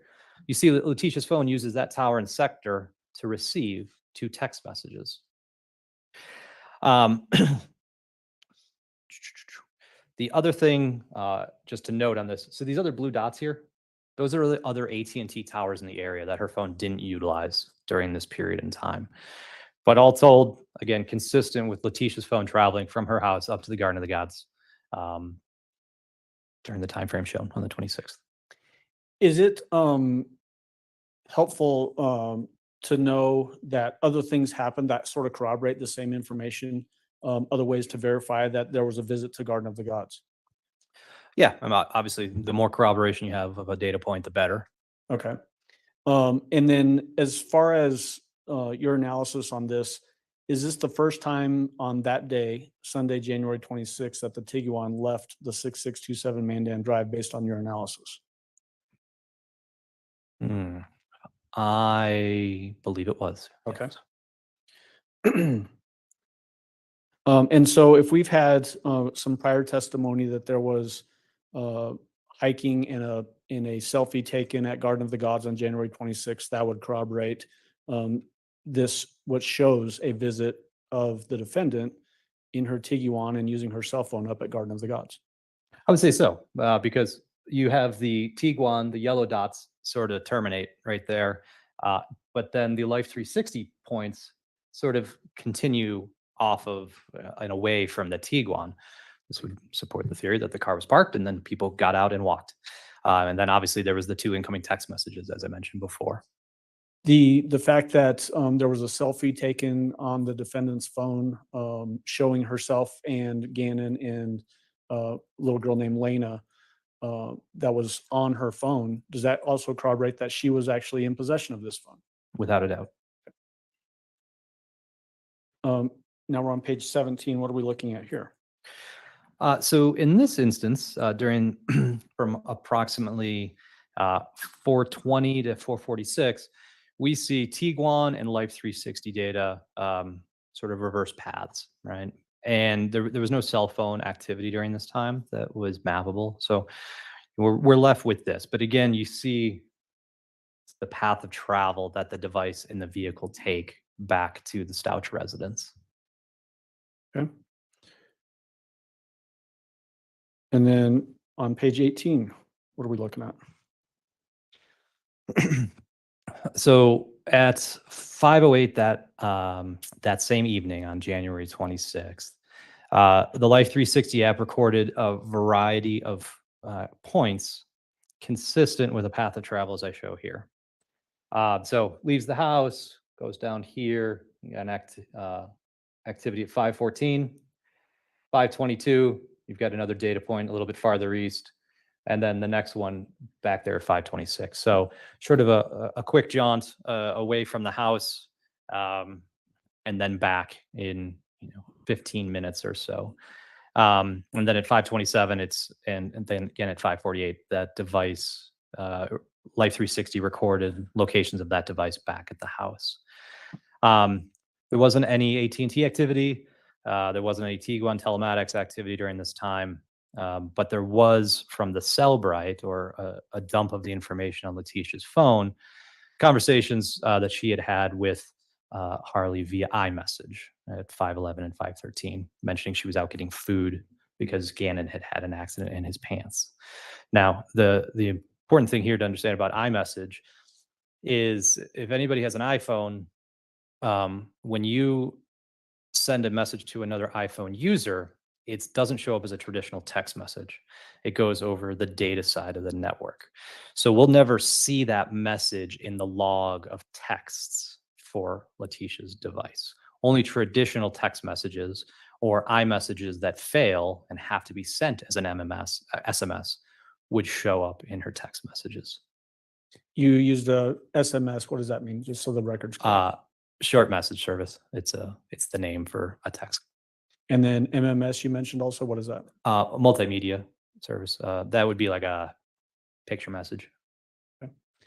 The fact that there's no Tiguan telematics data here, does that indicate that the defendant likely drove a different vehicle besides the Tiguan? It would support that, yes. Page 19. Now, what are we looking at? So after that 5:48 event, we don't really have much during the next 4 hours. So at 9:27, 9:28, 9:35, there's some Life 360 activity as shown here. And then at 10:19 p.m., Letecia's device placed an outgoing call using the towered sector facing back towards the residence to the AT&T customer service number. The fact that you've got the two entries at 9:28 and 9:35 basically at the house, and then there's that one 9:27 that's sort of kicked out southwest away from the house. Does that tell us anything necessarily? Yeah, when I looked at the totality of the Life 360 data, it seemed to track quite closely with other stuff, and we didn't see really much derivation from expected paths of travel. So, if I was, looking at this data sort of live, I would have expected that the phone would have not been at the residence, but instead would have been somewhere outside it, south of it. Okay. And then are we still talking about Sunday, January 26th in this slide? Yes, sorry, we are now evening of Sunday, January 26th. Now we're on page 20. What are we looking at here? Sure. So this is the first of a couple slides that is the drive testing I mentioned. So the way we go out and map the coverage areas of a particular tower, and it's not the full coverage area. The area could extend in certain areas beyond it where we can't drive. So if you look off to like the bottom right, there's certain areas where there's no roads. We can't go out there to do our drive testing. But what we can see on the roads that we do drive, is that this particular tower and sector provides coverage back towards the location of the Stauch residence. And so if the device was at that residence, I would expect it to utilize this tower and sector for many of its calls or texts or anything. And is this going to be the main tower that is used for connection throughout this presentation for the Stauch residence? Yes, this tower is utilized over and over again by all the AT&T devices when we have corroborating evidence to support that they're at the residence. Okay. Now into slide 21. What are we looking at here? Sure. So the taking a little bit step back in time, we're now back into the early afternoon on January 26th, but this is Harley's AT&T device. And you see it 2:41 and at 3:10, her phone is utilizing two different cell towers facing the Massage Envy area or business. Prior to that, at 1:48, her phone had placed an outgoing call using that same tower and sector we just looked at. That was facing the Stauch residence. So this would be consistent with her device being near the Stauch residence at 1:48, and then clearly traveling up sometime between then, where it first utilized a tower near Massage Envy at 2:41. After that, there was two more incoming calls at 7:35 through that same tower off to the left. So consistent with her being there, and she also had clocked out of work at 10:18 that evening. So that's what I was going to ask you, and you just hit it. Would this basically corroborate testimony that we had previously that she was at work from basically 2 until 10 roughly p.m.? Yes, it would. Okay. And again, is this on Sunday, January 26th? Yes, it is. Slide 22, what are we looking at here?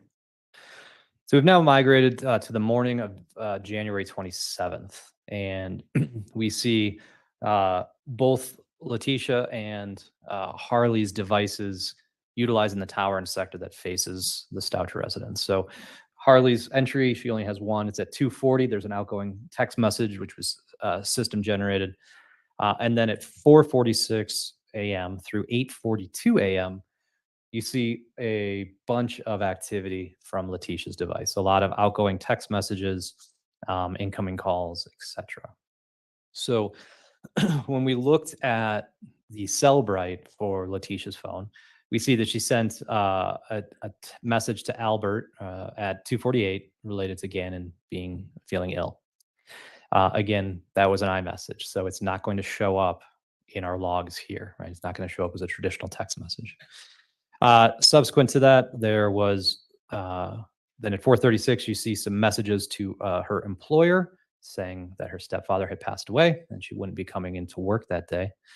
At 8:18, as you can see, as I've written here, the last known photo of Gannon was sent to Albert, showing him lying in bed.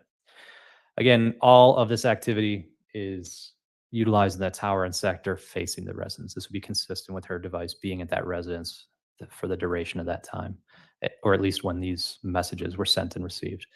And then lastly, in terms of chronological order, Harley was listed as clocking into work at 8:30 that morning. And so just so we're clear, when we're looking at the box with the different activity, the blue box there, you mentioned that Harley's is listed in gray. Will you just stand up and point to that specific thing just so that we're all tracking with the same thing? And so that would corroborate with your key up at the top where Harley's phone activity is listed in gray as well, right? Exactly. So all of Harley's stuff is going to show up as gray. All of Letecia's phone activity is blue. Gannon's is going to be red. In the time span for this particular slide, just so you were saying 2:40 and 4:36, we're talking about early morning hours, AM hours. Yes, And this is the morning of January 27th, is that right? that is correct. Moving on to 23, what are we looking at there? So we're continuing on now, still in the morning of January 27th. There was another iMessage sent at 9:54 saying that she was leaving her phone. This is Letecia saying that she was leaving her phone and to be contacted via Gannon's Apple iWatch, which is paired, or sorry, to be contacted on her Apple iWatch paired with Gannon's device. When we looked at some surveillance video, we see that device or that Albert's truck leaves the residence. It's written over it, but around 10:13. 10:13. Thank you. There's a lot of info. I couldn't memorize it all. And then at 1:22, we see Letecia on surveillance video at Petco. The Albert's truck then returns based on surveillance at 2:20. And there's no Life 360 app data available because, again, Letecia left her phone at home. She only took her Apple iWatch. So when we look at the activity from Letecia's AT&T phone, we see beginning at 10:39 local time and stretching well past when the truck returns, all that activity is inbound. Again, supporting the idea that her phone was left at home. None of the calls appear to have been transferred to Letecia's Apple iWatch. So, yeah. Okay. People's exhibit, or I'm sorry, page 24 of this exhibit. What are we looking at there? So again, same sort of time frame, but now we're looking at just Gannon's phone. What had happened with Gannon's phone? So we've been talking about voice and text data or informations thus far. AT&T also has data sessions. When we have voice and text, we traditionally use just that. Data sessions require a different level of sort of investigation to validate and confirm accuracy and reliability. And so in situations where we don't see text messages, we don't see phone calls, sometimes we'll use data sessions. And that's what I did in this case with Gannon's device. So you see his phone again in red. At 10:19, he has two data sessions open up off of the tower and sector that faces the Stauch residence. You see some of the towers that his phone utilizes along the way. I don't have the timestamps for those, but I jump up here to at 11:07, a data session near the Petco. Then at 1:19, and then again at 1:20, there's another data session off the tower and sector there at Petco. One thing to keep in mind with the data sessions is when they open up, they may stay open for as long as 60 minutes. And so it's not, again, a transactional kind of record wherein we'll see every iMessage back and forth. We'll see every time that person goes out and surfs the web and this associated cell tower. That kind of granularity doesn't exist in the data. It's just that the data session opened up at this date and time, may have been open for up to an hour. What happened during that hour, we can't specifically say. But in this instance, it's consistent with the idea that Gannon's device moved from the residence up towards the PetSmart Petco area. When we looked at the forensic analysis of Gannon's device, we see that the Safari mobile app was used at 11:12 a.m. and then there was no more activity till 1:20.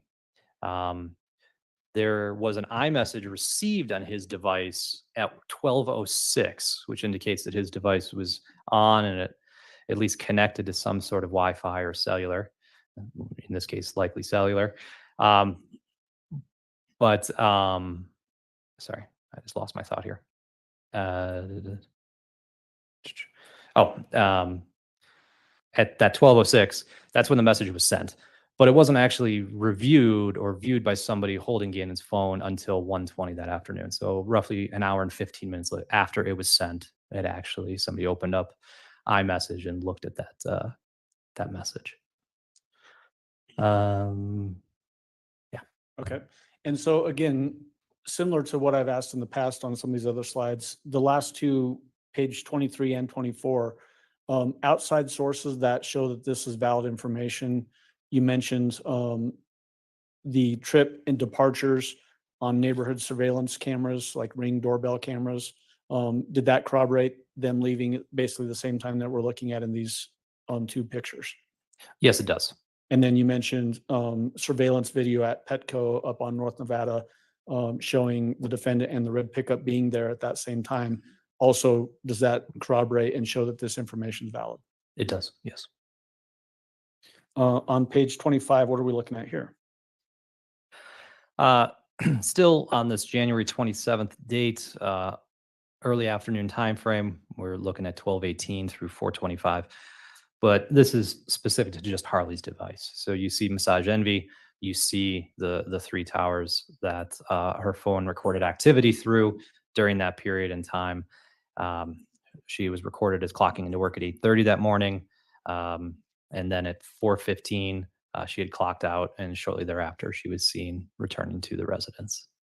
And does this slide validate the testimony that Harley Hunt was at work and not at the 6627 Mandan Drive during these hours?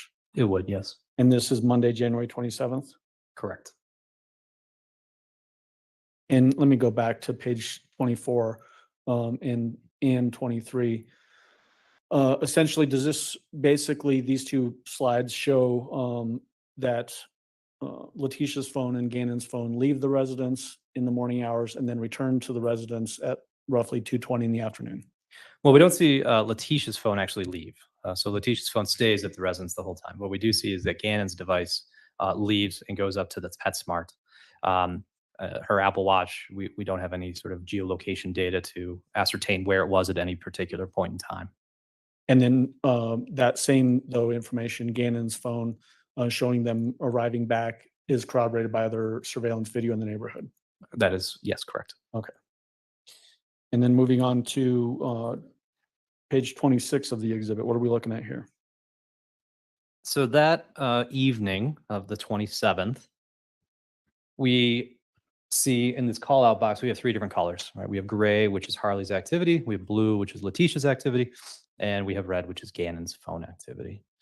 So beginning at 6:38 through 6:58, Letecia has a variety of outgoing calls, including a phone call at 6:55 to 911. Again, using the tower, and all three of those phones are all using the tower and sector facing the residence. At 7:31,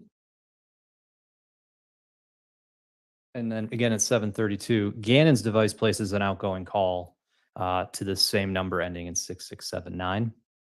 There was significant vehicle activity based on surveillance that we observed. And then at 8:05, Albert, who was not present, contacted the El Paso County Sheriff's Office as well.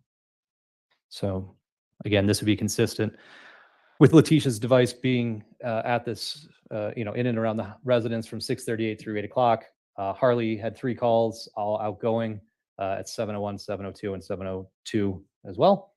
And then there was a smattering of Life 360 activity on Letecia's device, placing it in and around the residence at 6:52 through 6:59.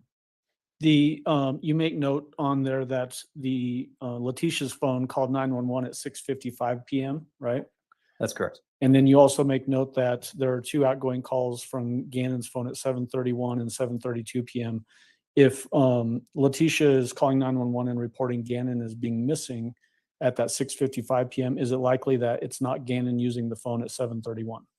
That would, yes, that would make logical sense. Page 27 of this exhibit. What are we looking at here? Yeah, so from 8 p.m. on the evening of the 27th through 6:19 a.m. the morning of January 28th, 2020, Letecia's phone had 65 or 65 different calls or texts utilizing the two towers shown here. 64 of them went through the tower and sector facing the house. An incoming call at 5 a.m. was off the tower and sector just south. Additionally, Gannon's device had a variety of incoming calls, text messages, outgoing calls, again, utilizing the tower and sector shown there. The El Paso County Sheriff's Office was physically present at that residence from 10:09 p.m. through 11:39 p.m. on the evening of the 27th. But you can see, again, the variety of activity sort of throughout the night for those devices. And is this basically showing Monday, January 27th, nighttime hours into Tuesday, January 28th? It is, yes. And then again, similar to the last slide that we were just looking at, the fact that Gannon's phone is showing activity, even though he'd been reported as missing 6:55 p.m. on the 27th, is it also likely that it's not Gannon using the phone at this particular point?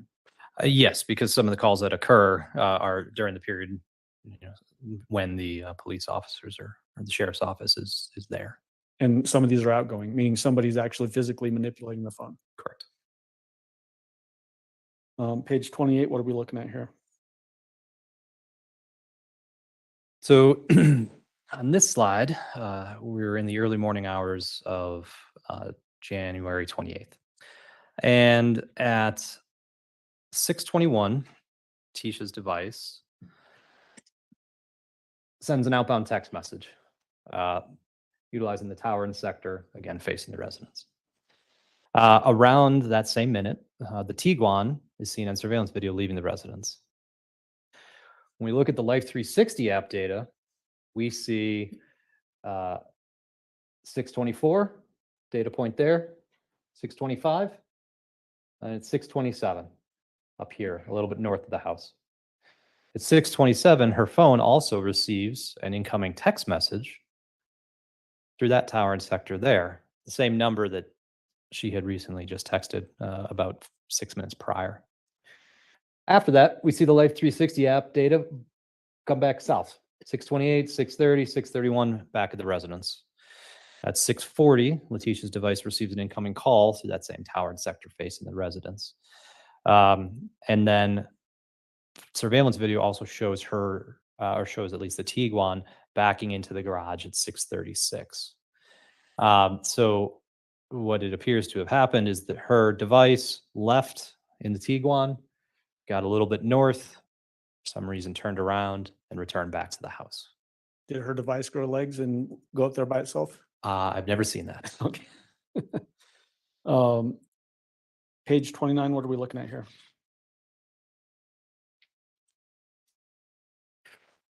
So as you can see, 6:43 to 8:11 a.m. Both Letecia and Gannon's phones have a variety of activity, incoming, outgoing calls through the tower and sector facing the residence. 2 out of the 3 calls with Gannon's device were outgoing at this time. And we're talking about January 28th now. Yes, still on the 28th, morning of the 28th. So that would be Tuesday morning. Yes. Is this basically showing that both of these phones are at the Stauch residence with no departures, at least as we can tell by phone activity? Yeah, it would nothing to indicate that these phones had left the sort of the general area of where the house is, for sure. Page 30, what's on page 30? So at 8:13, we have a Life 360 app marker just west of the house, along with some Tiguan data starting to show up. We have some calls, 8:16, or texts and calls at 8:16. We have some more texts and calls, 8:21, 8:25, and then a call incoming at 8:34 utilizing a tower at the Colorado Springs Airport. And based on the imagery there of the Tiguan locations and Life 360 app locations, it would be consistent with the device and the vehicle both traveling to Colorado Springs Airport, arriving somewhere between 8:27 and 8:31. At 8:25, Letecia had sent Albert a text, and he had responded 4 minutes later, saying that he had just landed, asking if he was still going to pick her, asking if she was still picking him up. And then subsequently, during a search of the Tiguan, a parking receipt was found at 8:28. The last data point for the Tiguan for this day is at 8:31 that morning. So for the rest of January 28th, we don't have any more Tiguan data. Okay. And then as it relates to this particular slide, the cell towers that you have indicated here, they have little red numbers in a circle. What is that all about? Sometimes when we have lots of data, our maps get busy, and sometimes it's hard to make everything fit. So all these refer to is the corresponding cell tower. It's just like a visual to help you identify that, this call out box here is associated with this tower that has the 3. The actual cell number itself is that CID number after it, but that's all it is just to help you vector into which tower we're talking about. And so does this also corroborate the idea that Mr. Stauch flew into the Colorado Springs Airport on this Tuesday, January 28th, and the defendant picked him up at that airport roughly at the same time? It does. And Judge, just thinking ahead as far as break, what do you want me to shoot for as far as? It's your call. If another 10 minutes or so would be better, but if we need one now, it's okay too. Nope, we'll go another 10 minutes. Thanks. Page 31, what are we looking at here? Page 31. Still that morning, January 28th. So following the slide that we just looked at 8:48, and again at 9 o'clock has shown up here, and through 8:45 through 9:02, Letecia's device is utilizing this tower and sector and has a bunch of Life 360 app hits there. We learned that that Letecia had rented a Kia Rio from the airport around this time, and picked up Albert at approximately 8:50 that morning. And when we continue to look at the cell tower usage and the Life 360 app data, we see that her phone travels south away from the airport, returning back to the Stauch residence at approximately roughly 9:15. When we looked through her phone dump, Letecia's phone dump, we saw that she had sent an iMessage to Harley minutes prior to picking up Albert, asking Harley to move the Jetta into the garage. And then surveillance again shows the Kia arriving back at around 9:15. And so does this slide basically corroborate the idea that the defendant left her Tiguan someplace and then now is mobile in the Kia rental vehicle that was rented at the airport? That's correct.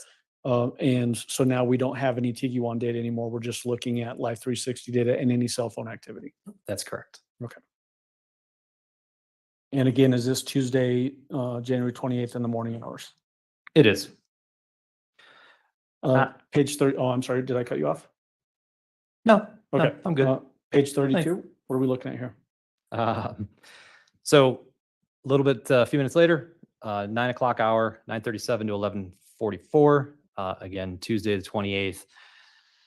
You see the activity shown here. So from 9:37 through 10:55, Letecia's device utilized that tower and sector for a variety of calls and texts. But we also see, beginning at 11:01, some Life 360 data. And we see that data continue up until 11:44, where it puts her device near French Elementary. As you can see, there was a tower that was utilized at 11:30 all the way up there for an incoming call. Also sort of supporting the theory that her phone had traveled away from the residence.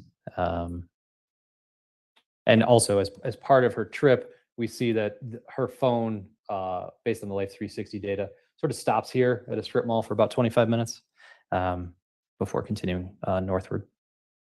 And just so we're understanding how the Life 360 works, does that app essentially just drop breadcrumbs as it's moving along, or why are we seeing so much activity on the Life 360 and maybe not necessarily as much phone activity? Well, the phone activity isn't going to be GPS derived, right? The phone activity is only going to occur when there's activity on the phone, when somebody's making or receiving calls or texts. The data sessions are aside from that, and that's not mapped here with Letecia's. The Life 360 app, though, its purpose is so that you know where your family members are, right? And so it's sourcing and harvesting that GPS. It also uses Wi-Fi and Bluetooth based on what they have on their website. But it's recording that information and storing it so that you can look and see where your son or daughter had been, or where somebody in your family might be. So that's their business model. They need to record a lot more precise location data than what we would see from a traditional phone record. Okay. Moving on to page 33, what are we looking at here? So beginning at noon, Letecia's device receives an incoming call through that tower and sector that's actually sitting right under the French Elementary tower or location. At 12:07, again, more Life 360 app data begins to show that device traveling south. At 1 o'clock, we see, well, let me take a step back. At 12:24 through 1:14, you see in that box up there, that's associated with this tower here. There's a variety of activity from her phone using the tower and sector facing the residence. So, bless you. A little after 1 o'clock, we see Letecia's device travel away from the residence based on the Life 360 app. And we see at approximately 1:30, it stops near a Starbucks. That is where Letecia ended up being interviewed by the sheriff's office. And following that, and we also see some phone calls right in the box there off of that tower and sector facing Starbucks at 1:40 and then 2:23. And then more Life 360 app data brings that phone back to the area of the residence at approximately 2:45. So does this show basically at that 12:07 traveling from the residence up towards French Elementary, what you have indicated with an FE on the map, correct? This would be travel away from French Elementary. Okay, but showing being up by French Elementary and then coming back towards the residence and then going to the Starbucks for that interview with sheriff's office personnel and then back to the residence. That is correct. Okay. Page 34, what are we looking at there? So afternoon of Tuesday the 28th at 3:06 through 3:45, we have some activity here off of the tower and sector again, facing the Stauch residence. Sorry, so 4:07, 4:17, and then 4:25. So all of that activity taking place there. At 4:25, we see the Life 360 app data begin to move away from the residence up north. Letecia's device, the Life 360 app records a data point right off Route 21 at 4:32, a little bit inside the airport area. At 4:50, we see Life 360 right there, back on Route 21, along with an outgoing call through that tower and sector adjacent to it. And then at 5 o'clock, the Life 360 data puts Letecia's device, that northern section of the airport. Yeah, and the call at 4:51 was to Albert's device. So if we had prior testimony that Al was at the sheriff's office at roughly this 4:20-ish timeframe on this particular day on January 28th, this shows the defendant traveling separate from Al, who would be at the sheriff's office. Yes, that's correct. And then where the AP marker is up there, is that essentially obviously it's the Avis car rental, but is that the airport, Colorado Springs Airport? Yes, it is. Okay. And then page 35, what are we looking at there? Now beginning at 518 and 538, and then you see an outgoing call from Letecia's device off the tower and sector facing Massage Envy. There's a decent amount of activity from her device in and around that Massage Envy area. Following that, Life 360 data brings Letecia's device southward from Massage Envy back towards the residence. You can see the multitude of incoming and outgoing calls that she made and the different towers that she utilized. But at 5:56 and 5:57, she used that tower and sector facing the residence. And between 5:55 and 5:59, that Life 360 data puts her device in and around that area of the residence. Okay. And again, is this still that same Tuesday, January 28th? It is, yes. Okay. Judge, this might be a good time to take our break. All right. All right, ladies and gentlemen, we will take our morning break. If I can have everyone back in the jury room at say 10:35, we should be able to start on time at that point. Again, don't discuss the case among yourselves. Don't discuss the case with anyone else. Don't do your own investigation about any aspect of the case. With that, we'll see you back in about 15 minutes or so. All rise for the jury, please.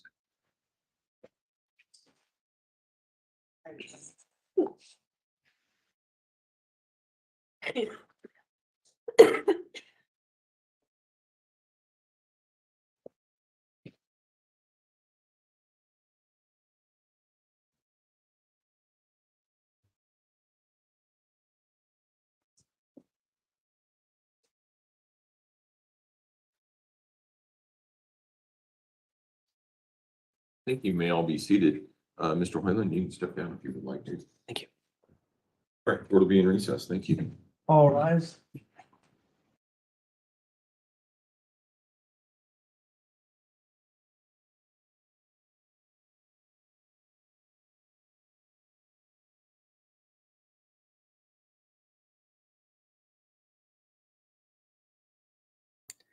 All right. So what did they say? 15 minutes, right?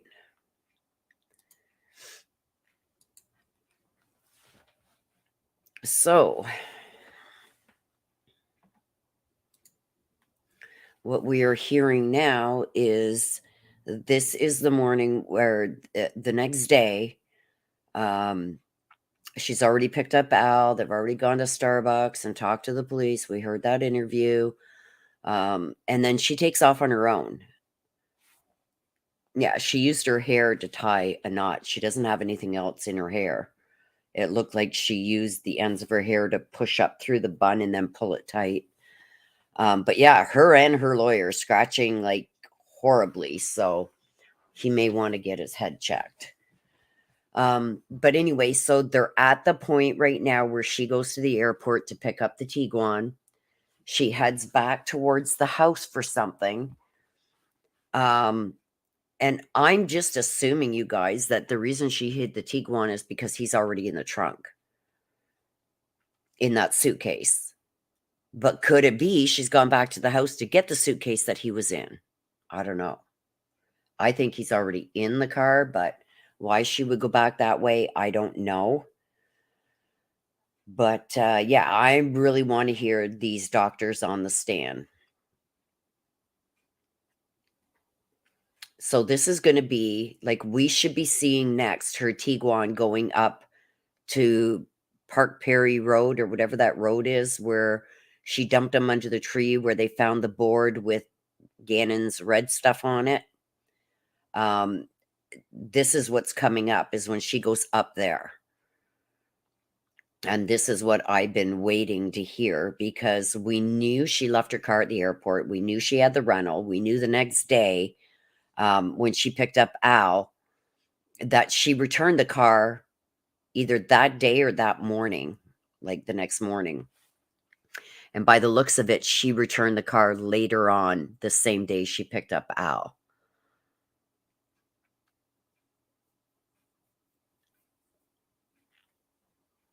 Yeah, I think she already had him in the Tiguan too. That's why she parked in long-term parking so people wouldn't be around her car.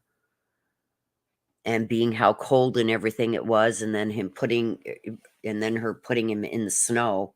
It was really cold out. It would have froze him.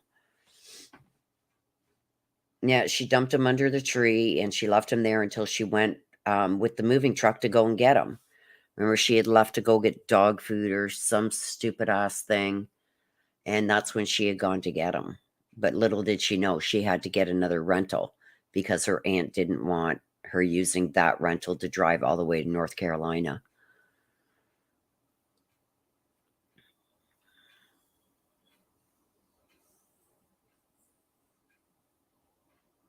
Oh, thanks, Marie.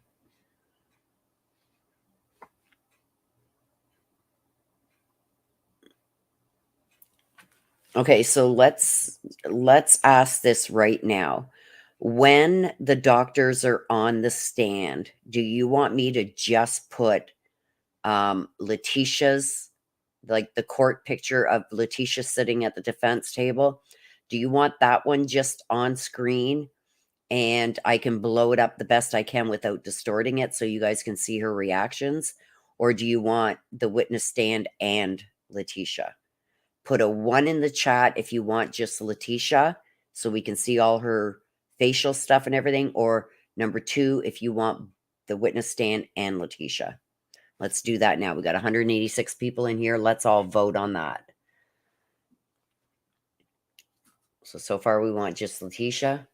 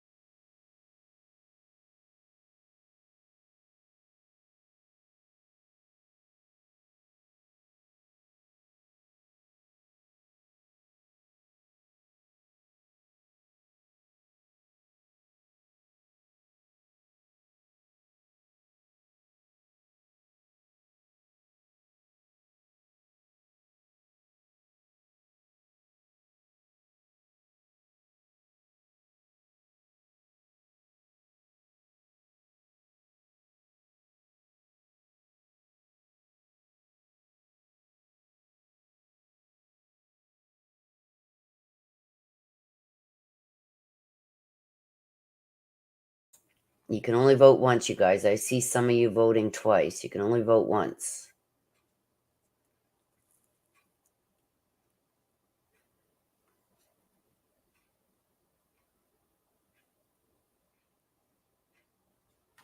Like, we'll be able to hear everything the doctor's saying. And I do not believe they'll be putting anything up on the screen. So we'll be able to still hear the doctor. And it looks like number 1, you guys just want me to blow up Letecia so we can see her response and her reactions to everything. It looks like the census is saying right now that you guys want it just on Letecia. I think it's good to have it on Letecia so we can see all her facial stuff and everything. We are going to still hear, like, I'll show you the witness getting on the stand so we know what the doctor looks like. But then we'll zoom in on Letecia. How's that? So we can see how she's reacting to it all.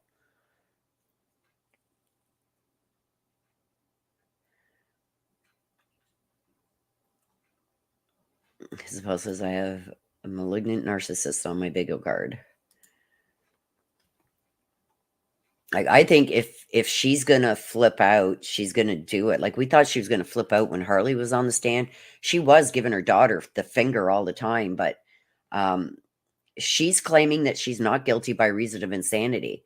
So when these doctors get on the stand and start saying that she was sane, that she was not insane, she does not suffer from DID and all that, I think we're going to get a lot of reaction out of her.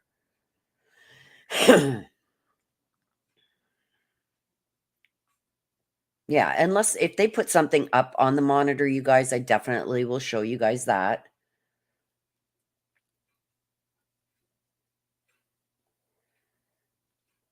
Yeah, she's going to get right peeved off when they say that there's nothing mental health wise that was wrong with her at the time.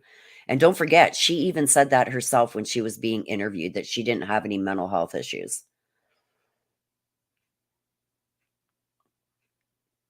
Yeah, she's definitely not going to. Okay, Robin, I see you putting your number in several times here.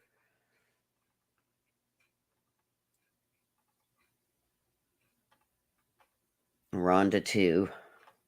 You're only allowed to vote once, you guys. Okay, I'm going to do it this way. I'm going to put a poll up because then that way you can only vote once. It's only fair, you guys. Okay, so I'm going to do a poll.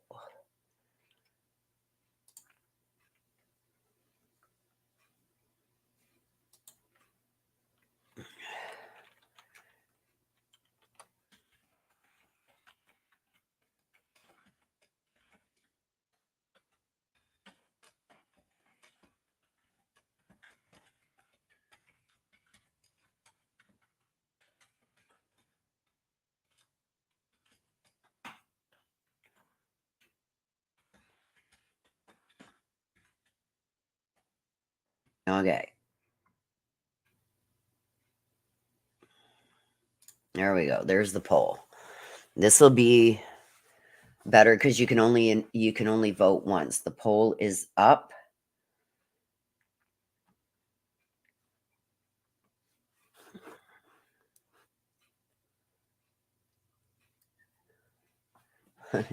Yeah, I've seen a lot of people voting more than once, so let's get a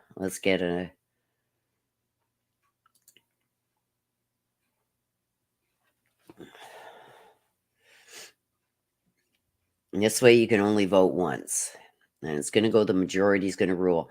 And like I said, if there's anything that they do put up on the TV or anything like that, I will zoom out so you guys can see anything that's up on the TV.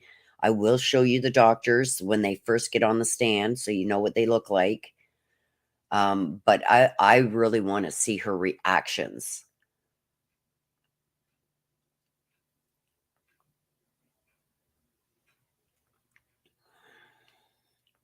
Oh, yeah, she definitely planned this right out.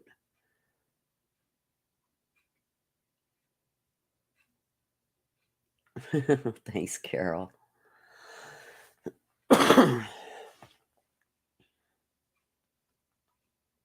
Okay, we're going to give the poll another 5 minutes so people coming in and out and everything can vote. But so far, everybody wants me to zoom in. We got 83% that wants me to zoom in on Letecia, while they are 84% now that want me to zoom in while Leticia's on the stand. Well, thank you, Marla Rogers. Thank you. Thank you for being here. 85% now wants just Letecia. Like I said, you guys, if anything does pop up on the screen, I will show that. I'll zoom out so you guys can see it all. I will show you what the doctors look like before I zoom in on Letecia. While they're giving their credentials, I'll leave them up for a bit and then I'll zoom in on Letecia so we can see how she's going to react. I think this is going to be very telling.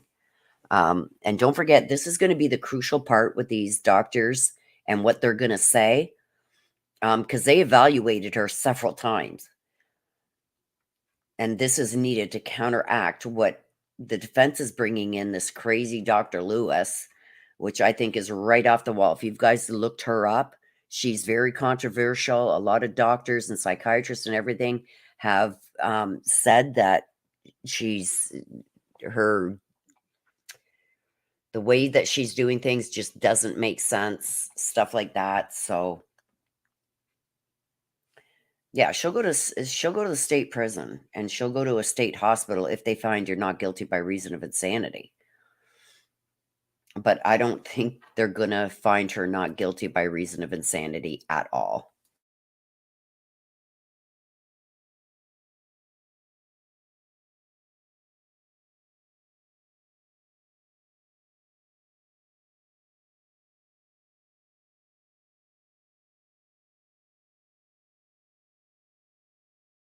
Hey, sorry guys, I had to blow my nose again there. Okay, Robin, I thought it was you, but maybe not. Doesn't matter. We're going to put it up this way. So this way it's fair and everybody can only vote once. Do you know the doctor's first name? Yes, I know. It's doc. Hang on. I'll give you their first and last names. Hang on.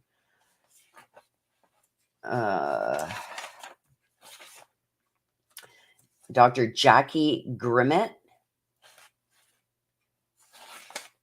and Dr. Christine Moore. So El Paso County Criminal Justice Center is where Dr. Christine Moore is going to be. She's the doctor for the jail. Because remember, Letecia was complaining about her treatment and she wasn't getting medical attention and everything at the jail. So they're going to have Dr. Christine Moore. She works at the jail. And they're going to have Dr. Jackie Grimmett, who is from Colorado State Mental Health Institute in Pueblo.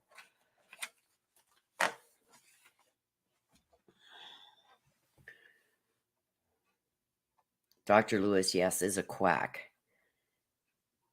Dr. Lewis is the one for the defense that the defense hired. She's the one that tried to get, oh no, his name is not even coming to my mind. But a few serial K words saying that, oh, they suffered a head injury when they were younger. So that has given them a mental health issue or DID or dissociative identity disorder and all this crap. Ted Bundy. She tried to get Ted Bundy off. Very controversial. Her methods are not recognized by the health profession and all this. So Ted Bundy, yeah. Very controversial. And as far as I knew, they weren't even going to allow her to testify because they didn't get the reports in on time. But by the sounds of it, they are going to allow her. So she's going to be interesting. I'm going to keep her on the screen. That's for sure when she's testifying. Because, no,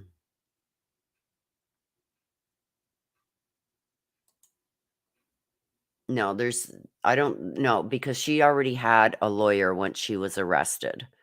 So I don't think there's any interviews. The only thing that we're going to see is this doctor from the state mental hospital and the doctor from the jail that are going to testify to, what they found in their evaluations of her. The doctor from the jail is going to tell us how she, don't forget, she said she fell off her top bunk. Yeah, Dr. Lewis is like 86. She's retired. She should never be in a courtroom. She should never be practicing medicine ever again. She's just not recognized by anybody in the medical field for this kind of diagnoses and how she gets to this type of diagnoses. It's not recognized. So it's very controversial. I think it's going to hurt them even more. But when you've got a lot of doctors that have evaluated Letecia, they all came to the same conclusion. They are still working individuals. A lot of doctors working with each other on this. And all have said that, she was perfectly sane when she did this and that she's faking. And don't forget, if she does have a head injury now, that head injury was caused once she was already in jail. In the prior interviews with police, they asked her if she had any mental health conditions. Was she ever seen for mental health issues like DID or dissociative disorder and all this stuff? And she said no. So I don't think this is going to help her at all. And like I said, she even wrote a letter to the judge You may all be saying, seated. okay, they're back. Okay, end of poll. We got our Rachel, answer, Portland, just go. Letecia. Unless there's things that I've got to show you with the doctors, it's going to be just Letecia blown up.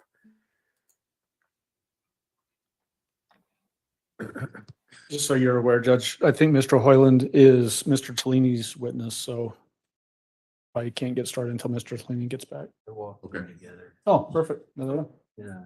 I was just mentioning that this Nice is little your line. witness. Yeah. Agent Hoyland, if you would Are resume you your gonna seat, be- the witness stand, remind you, sir, that you're still under oath. Thank you, Your Honor.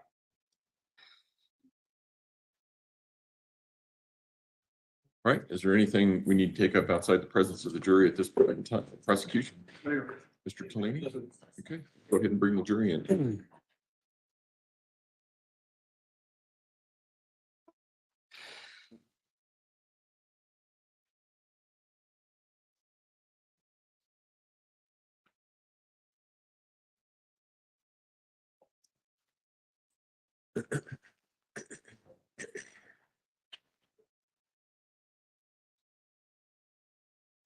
Sometimes the jury won't go back.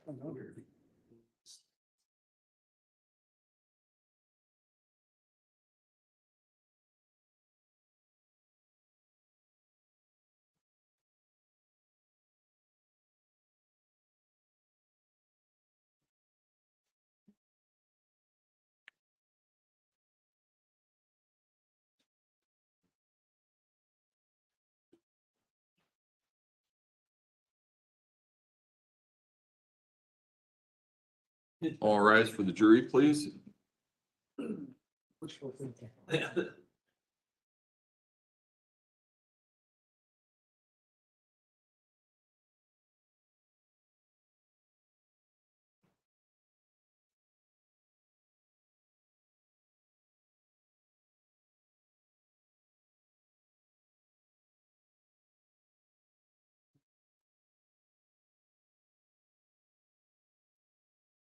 Thank you. You may all be seated. Court will recall 20 CR 1358 versus Letecia Stauch. Record should reflect the jury has returned to the courtroom. When we took our break, we were in the midst of Agent Hoyland's testimony. That's where we will resume. Mr. Allen. Thank you, Judge. We had just talked about page 35 of the exhibit, Special Agent Hoyland. We're going to move on to page 36. What are we looking at here? Sure. So to orient everybody, we are still on Tuesday, January 28th. We're in the evening. So you see over here in this call out box at 6 o'clock, there's an incoming call to Letecia's device using the tower and sector facing the residence. Subsequent to that, her Life 360 data brings her phone south towards that Starbucks that we had previously mentioned where she had done an interview. During that time, her device sent some iMessages back and forth with Albert and Harley's phones. Subsequent to that, the device returns back into the area and utilizes the tower and sector facing the residence, 635 through 638. You see at 643, it now uses the north-facing sector, as denoted by that 350 degrees right there.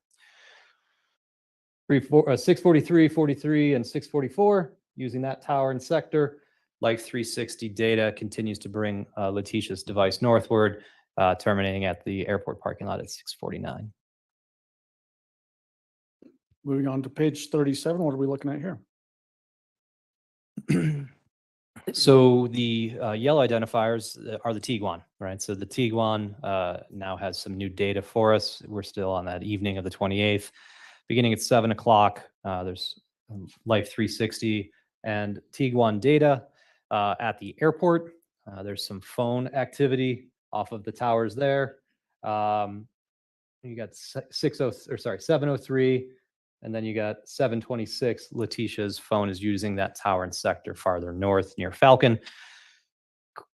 In conjunction with that, the Tiguan data shows that vehicle leaving the airport and also heading north towards Falcon. The Life 360 data terminated at 7:14. So all we had was the vehicle data after that during this period. Harley's phone during this time was utilizing the tower and sector down near the residence, which is obviously not shown on this map. This is just Letecia's phone. Okay, so just to orient, we're talking again about Tuesday, January 28th. Is that right? And I asked you right when you're taking a sip of water. Sorry, I should have known. I knew the question wasn't going to be long. Yeah. Yes, you are correct. Evening of January 28th. And roughly, I think the first entry that we have on this particular page is 6:51 p.m. Is that right? It is. Again, using a tower and sector for Letecia. There's an outgoing call two outgoing calls off of that tower and sector just southwest of the airport, facing back towards the airport. So this would be roughly 24 hours after a phone call was made on Letecia's phone to 911 on January 27th. That's correct. Yes. And then the 7:00 p.m. entries at AP, the Avis car rental, is that again in the airport parking lot area? It is. Yes. Does this indicate travel to the airport in that Kia rental and then getting into the Tiguan, and now we're seeing Tiguan data again? I guess I don't know. I don't recall anyone telling me how Letecia's device made it to the airport, but we clearly see the Tiguan now, powered up and leaving the airport and heading north towards Falcon. So either a vehicle swap or walk to the airport or something like that, and then Tiguan access from that point forward. Correct. Okay. And what is up? You may or may not know this, but in that Falcon area, is there a shopping center up in that area where it terminates at 7:27 p.m.?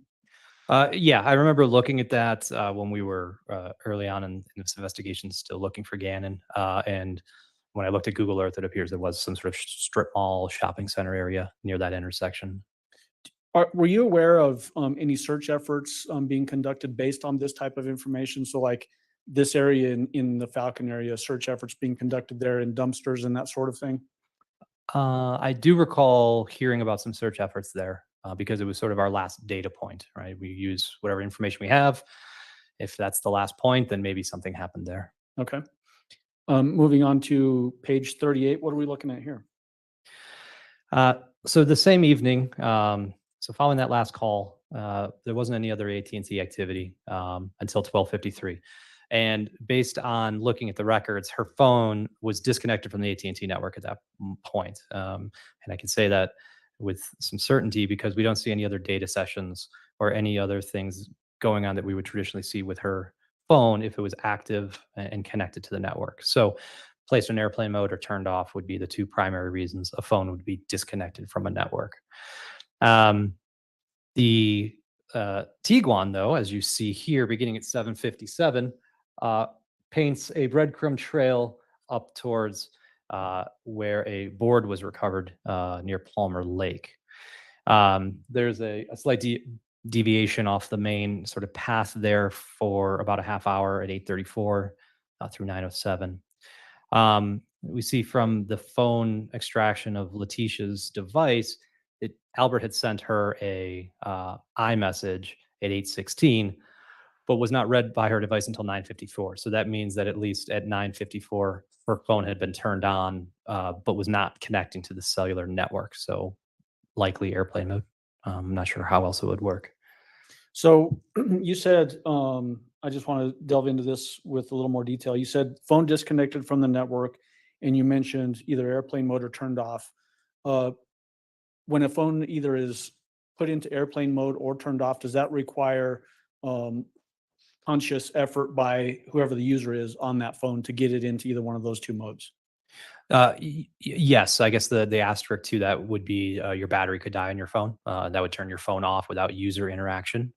But the other two, for sure, you'd have to hold down the power button, or you'd have to, swipe down, click the little thing that turns off all your antennas. One thing to note, though, is when you put your phone in airplane mode, it doesn't necessarily turn off Wi-Fi. It often just turns off cellular. So that could be one reason why you would not see any activity on the AT&T network, and why the AT&T network can't see the phone because the cellular antenna is turned off. But the Wi-Fi or Bluetooth could still be active. And the area that we've noted on this particular page 38, the BR or board recovery, that board recovery location, was that provided to you by investigation contacts in this case? Yes, it was. And this doesn't mean that the board was recovered on this particular date, right? It was subsequent some other time. Correct. And I guess, if memory serves me, I think we looked at this data and had reason to go up there and do a search based off of this data, which is when the board was recovered subsequent to it. And from the time that Gannon was reported missing on January 27th at 6:55 p.m., noted by that 911 call from the defendant's phone, is this the first venture into this part of Northern El Paso County / Southern Douglas County by any of the data points that you analyzed? Yes, it was.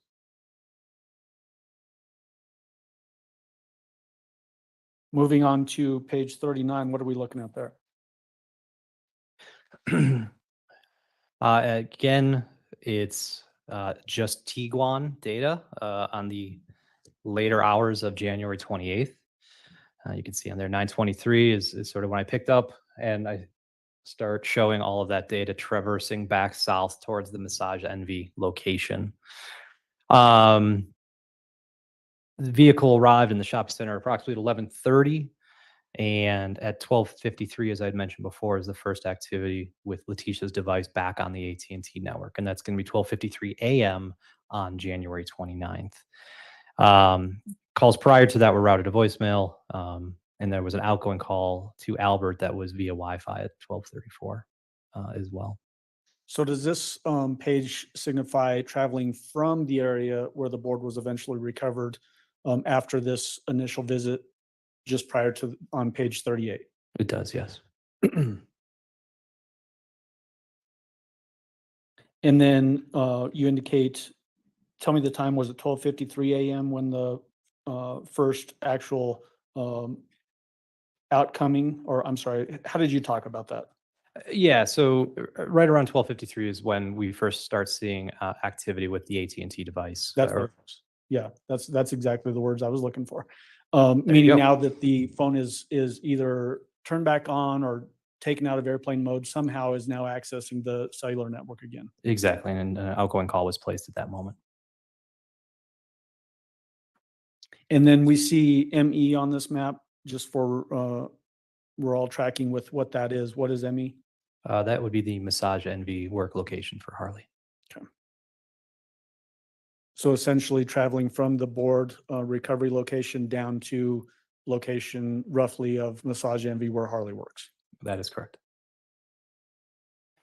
Page 40, what are we looking at there? So following, you can read it, but following that activity near Massage Envy, Letecia's device, AT&T device, then travels back towards the area of the residence and begins to make some outgoing calls and receive some incoming calls and texts. That began at 1:23 and in the morning, and then stretched until 8:29 a.m. that same morning of January 29th. So bringing her phone back to the Stauch residence. And is this basically Wednesday morning, early morning hours of January 29th? Yeah, early morning hours through breakfast time. Page 41, what are we looking at there? So as you see in my first line there, the Kia was returned at 9. I don't show that on the map. At 11 a.m., the Tiguan records its first activity for the day of the 29th, and it's still near the Massage Envy location. When we look at the Tiguan data, the Life 360 data, and the cellular data as shown on here, it's consistent with the device and vehicle travel from the Massage Envy location down towards the El Paso County Sheriff's Office. At approximately, you see here 11:43 with the Life 360, 11:46 with the Tiguan. Shortly thereafter, our last outbound call was at 11:48, and then El Paso County seized her vehicle and her phone. So is this going to be the last slide that we see Tiguan telematics data? We have one more, but then yes. Okay. But essentially, once it's seized, we don't need to look at any more telematics from that point forward. Correct. All it would show is the parking lot at the police station. Yeah. Oh, is the parking lot at the police station. I should have said sheriff's office, but Page 42, what are we depicting here? so this is actually going to be the last one with Tiguan data. So as part of that travel that I just showed you on the prior slide, I noticed there was some oddity in terms of how long it took for the Tiguan and the Life 360 data to get to the sheriff's office. So when I dug into it a little bit, I noticed that the Life 360 and vehicle data took a sort of an unusual route. So here's the main road that it traveled, flat.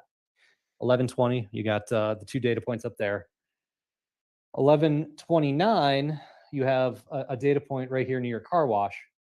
And then, while I don't have timestamps for all of them, what happens is the vehicle goes up here and it's recorded with Life 360 as well, coming back down and continuing on its way. So it's almost like call it a 5 or 6 minute deviation. So when I looked at Google Earth to figure out, hey, what's there? Why would that happen? Why would it jump on Boulder Road and then snap back to Platte? I noticed that this car wash was located right there. So who knows? It was an interesting sort of find, if you will. I would have thought somebody would have just traveled straight from point A to point B. Okay. Did you have information from the investigation that when the defendant showed up at the sheriff's office, it appeared to people at the sheriff's office that her car had been recently washed and was still wet? I did, actually, yes. Okay. And so does this potentially corroborate that information, that possibility that this car wash was used to wash that vehicle? Definitely. Moving on to page 43, what are we looking at here? So following Letecia's phone being seized and the Tiguan data or the Tiguan vehicle being seized, we no longer had Letecia's AT&T records. We no longer had Life 360 records, and we no longer had the Tiguan telematics records. So there's a gap, as you see here, from January 29th around noon for a little over 2 days. The next data set that we had geolocation activity for was on January 31st at approximately 3:30. Now, between that time, and you can obviously read it, a Brenda Acquard had rented a Nissan Altima on January 30th. And 9:44 on January 31st, Letecia had rented a cargo van, which is not shown on here. At 3:38, a GPS tracker happened to be affixed to that Nissan that was rented, but Letecia was seen driving.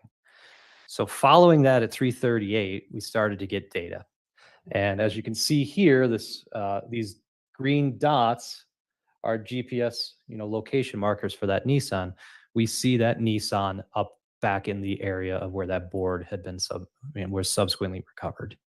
And the device or that vehicle spent approximately an hour up in that general area.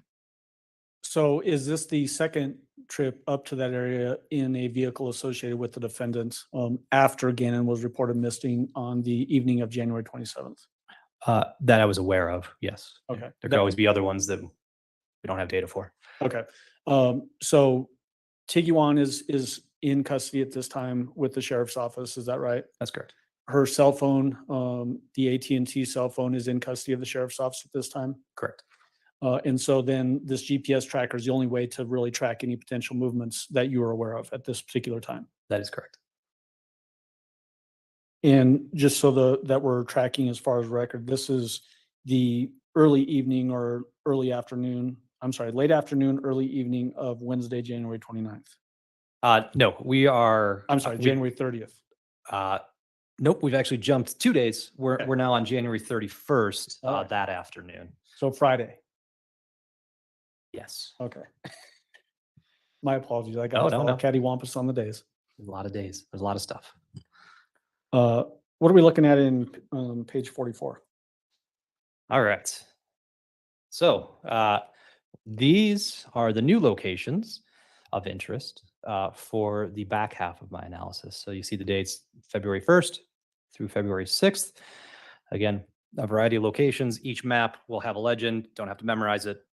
The ones that are pertinent will show up on those maps, but we have a lot of different areas covering a lot of different parts of the country. And so, again, are these randomly selected by you, or are these given to you by somebody with the investigation as points of interest? These were provided to me as points of interest based on what the investigators were uncovering. The subsequent slides that we're going to look at, does it essentially show travel from the Colorado Springs area into the Pensacola area and then terminating in Myrtle Beach, South Carolina? It does. Page 45, what are we looking at there? So on the morning of February 1st, Letecia rented a cargo van from Budget in Colorado Springs.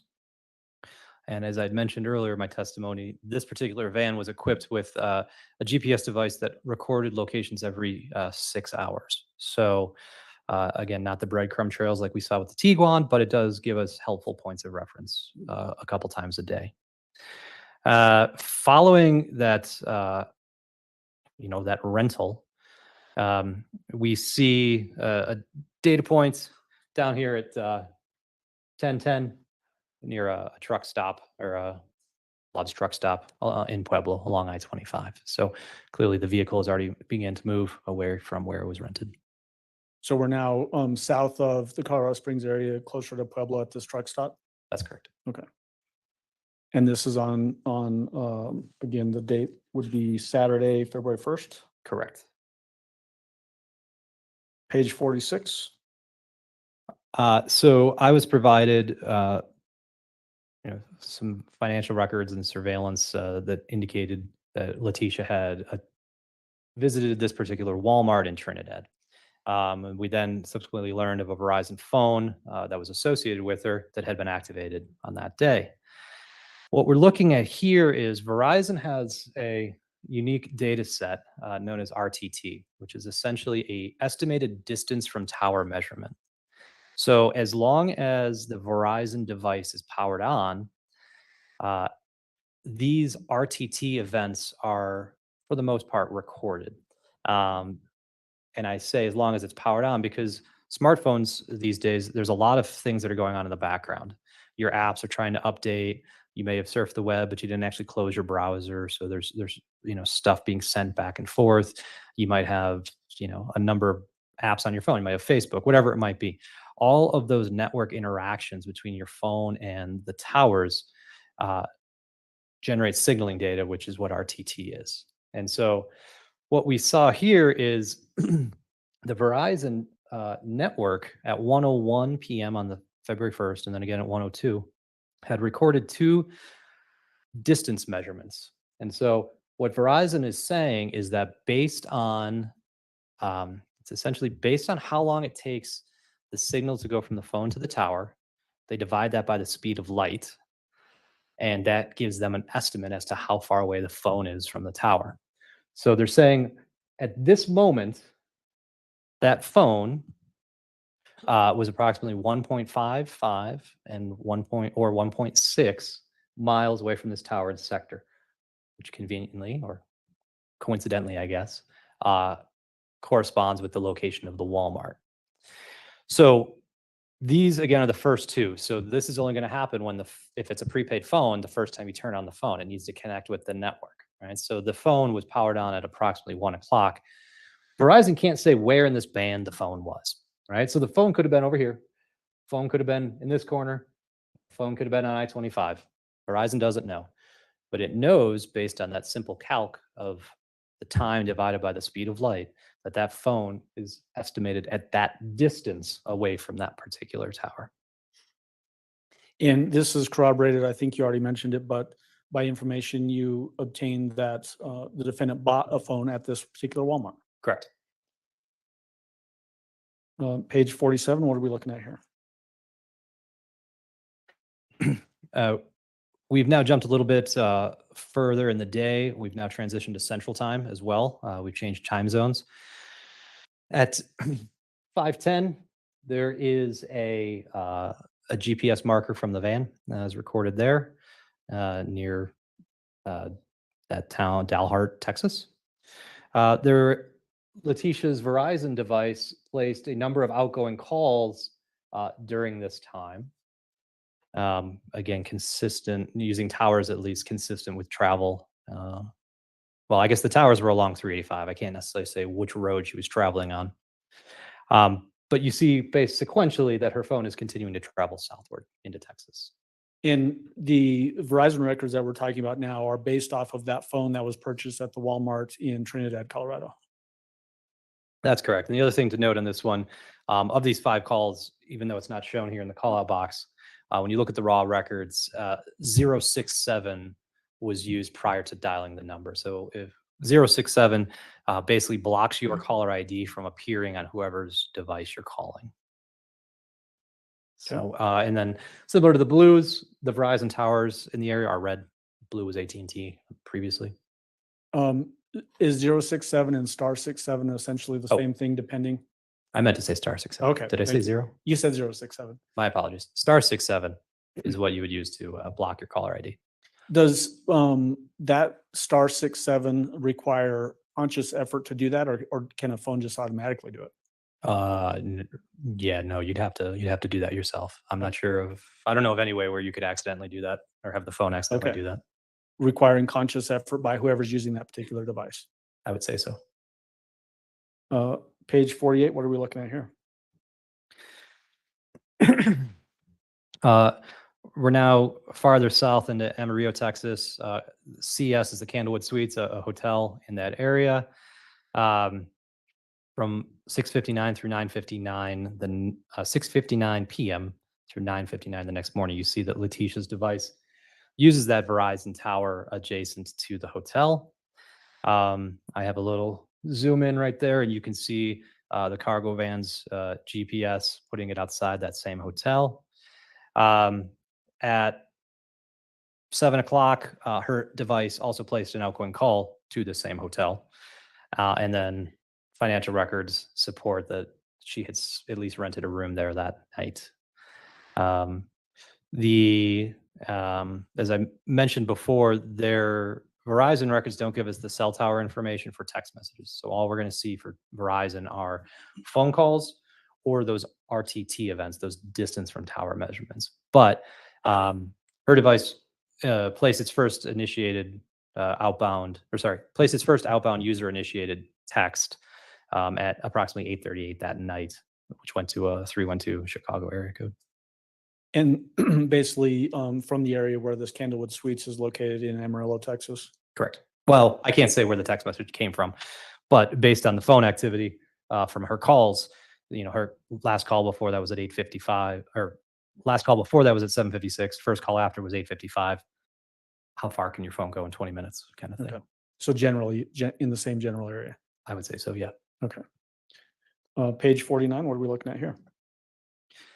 So later in the morning into the afternoon of February 2nd, Letecia's device leaves the Candlewood Suites area and continues traveling southeast, as shown here. So when I zoom out on my maps, it becomes hard to see the sector. So I've replaced them with just these red dots to indicate the cell towers utilized. But you see there's a variety of calls being made, all outgoing in this instance, to a number and a North Carolina phone number ending in 5030. And then all of those other little red dots in the map, are those just other cell towers in that particular area that would show up on this map? Yes, those are other Verizon cell towers in the area that the phone could have utilized if it saw that tower as being best at that moment in time. But the phone chose those towers that have the associated numbers on them. And those towers seem to align with the 287 roadway. Does this indicate, again, just consistent travel southeast through Texas, eventually going down to Pensacola and then Myrtle Beach? Exactly, yes. Page 50, what's depicted here? Same afternoon. We see Letecia's device now approaching Bellevue, Texas. The 6-hour cargo van GPS marker shows up there at 5:10. She uses that same tower for an outgoing call at 5:27 with that same 5030 number, which was associated with an Amy Lowry. But long and short is this is just consistent with her device continuing to travel south, utilizing towers along the 287 roadway. Page 51. So this is Decatur, Texas. That evening at approximately 6 o'clock, her phone utilized that tower and sector at 607, facing back towards the Candlewood Suites. Again, there's a GPS marker as shown at 1110.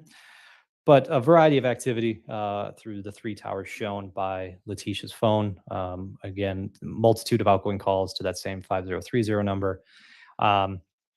Of note, when I looked at some of the activity, there was a 45-minute call with a number coming back to an Abernathy residence, followed immediately by an 83-minute call with that same Amy Lowry.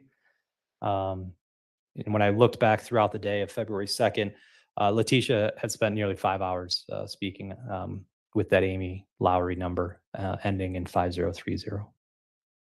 And the 3 hotels that are going to be denoted in these slides, are they all Candlewood Suites?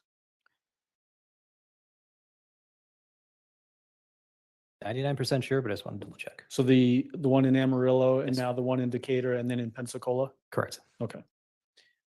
Page 52, what are we looking at here? All right. So now the morning of February 3rd, Letecia's device has some activity around 9 a.m. through that tower, just through a tower just north of the Candlewood Suites. Overnight, you saw the budget rent-a-truck pings that are, right there near the Candlewood Suites as well. Shortly after that, around 11:23, you start to see her phone traveling because we have an outgoing call using this tower and sector here, which is far south of the suites, and then this one over here at 11:25. As you see, there's not a lot of stuff going on there. You just got a Verizon tower here and a Verizon tower there. There's nothing really in between. Not much going on in that part of Texas, apparently. Probably, well, the carriers put in towers where they have customers, right? Yeah. Because every tower can only handle a certain amount of phones. So that would tell me there's probably not a lot of Verizon customers right there. Okay. Page 53, what are we looking at here?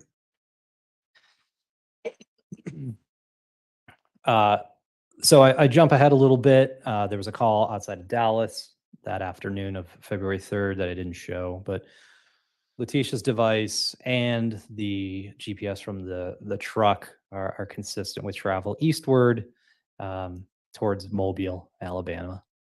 That evening, you see at 11:10 down here, outgoing call about an hour earlier, just west of Mobile. And so we're on February 3rd, I believe here. Is that correct? That is correct, yes. So roughly a week after Gannon Stauch has been reported missing by the defendant on January 27th at 6:55 p.m. That is correct, yes. And then page 54, what are we looking at here? So this Candlewood Suites is in Pensacola, and we see her device, the Verizon device, show up with first recorded data session at approximately 12:39 a.m. the morning of February 4th. We have some outgoing activity the next morning, like later that morning around 9:47. But at 4:15, we have a GPS marker from the cargo van. And if you remember that the cargo van flags every 6 hours, but it also has a power-up event once a day that occurs at not a consistent period. It was traditionally in the morning, but not at the same moment. So this event at 4:15 puts this cargo van approximately 1.8 miles away from where it subsequently records a GPS marker at 5:10, so approximately 55 minutes later. As you see in the red icon up there is where Gannon's body was subsequently recovered there in Pensacola. Yeah. Okay. Let me just make sure that we got everything I want to get out of this particular slide.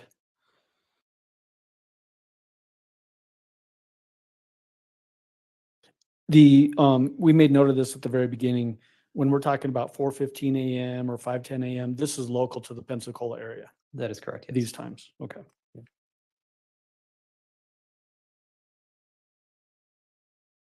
Page 55, what are we looking at here? So just to be sort of thorough, I had asked one of my colleagues who lives down in this area, one of my CAS colleagues, if he would be able to go do some drive testing for us, because I wanted to understand the coverage area of these Verizon phones, or the Verizon towers that Letecia's phone had used. And you see the two towers shown here that she has had some data sessions with in the early morning hours of April 4th.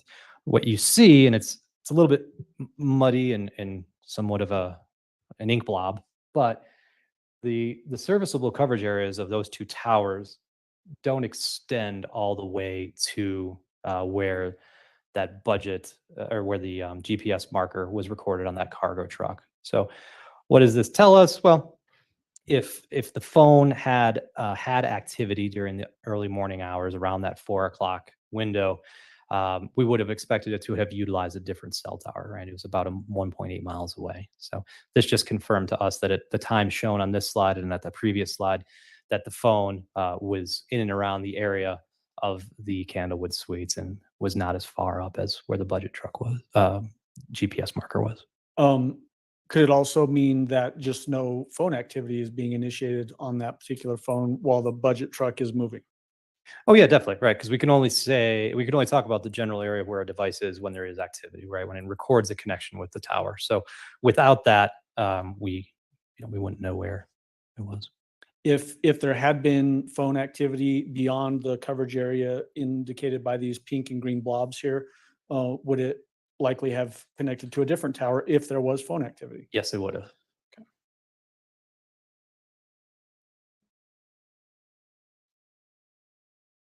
Page 56, what do we have there? So around noon on the April 4th, Letecia's device left the Pensacola area along with the truck. And these multitude of red dots are all the Verizon cell towers that the phone utilized along the way. And this was generated primarily from that timing advanced data, that stuff that's going on behind the scenes. During this case, we had somewhat gaps in some of the data as provided by Verizon, so we didn't have consistent timing advanced data for everything. But as you can see, it's pretty clear cut the direction and path that phone takes as it travels south into the Orlando area. And it arrived in the Orlando area at approximately 12:10 a.m. Eastern time. We've now jumped one more time zone on February 5th. Okay. Um, Sorry, thought you were done with that one. So did I, but I screwed you up on that one. Okay. What else? What else of Nothing. They can read it. We're good. Okay. Sorry, everyone. All right. Moving on to page 57. What are we looking at here? Letecia's Verizon device remained in Orlando in that area until dinner time. And at approximately 6:30, again, based on the red dots, you can see that phone starts to travel northward. This 10:17 a.m., that was a time stamp mistake. That's actually 10:17 p.m. I didn't catch it. Peer reviewer didn't catch it. My apologies. As I mentioned, there was gaps in the data. So once that phone traversed into Georgia, we didn't actually get any more RTT data. But we do see at 10:12 a.m. On February 6th, that the truck is at least now outside of Savannah, Georgia, technically in Pooler, Georgia. So we have van data down in the Orlando area at 6:10 a.m. and then again at 12:10 a.m., signifying that 6-hour gap when it would do the drop of breadcrumb. That's correct. Yes. Okay. Yeah. Anything else of note on this one before I move on? Nope. They can read it? Yeah. Okay. Page 58, what are we looking at there?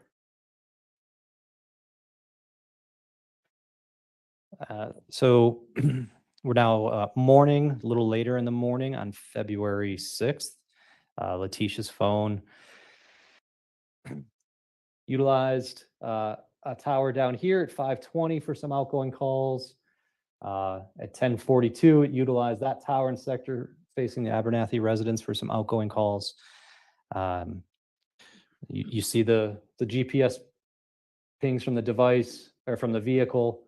There's a budget rental location down there, which is where the vehicle was subsequently dropped off. That star 67 that I mentioned before, these outgoing calls on this day also had that *67 to block the caller ID to the person answering it. And there was a total, Letecia's device had 73 text messages recorded by Verizon. Again, we don't get the cell tower, but we at least know that there's a decent amount of activity going on with her device during this period. It just dawned on me to be a little more clear on the *67. If I put *67 into my phone and then I call you, what's it going to show up on your end? I think each carrier handles it a little bit differently, but typically it says like private number or blocked number or no caller ID available. So it essentially, if somebody on the outgoing call phone puts in *67, it's to block the receiver from seeing who the call is coming in from. That's correct. Okay. Page 59, what do we got there? The overview slide.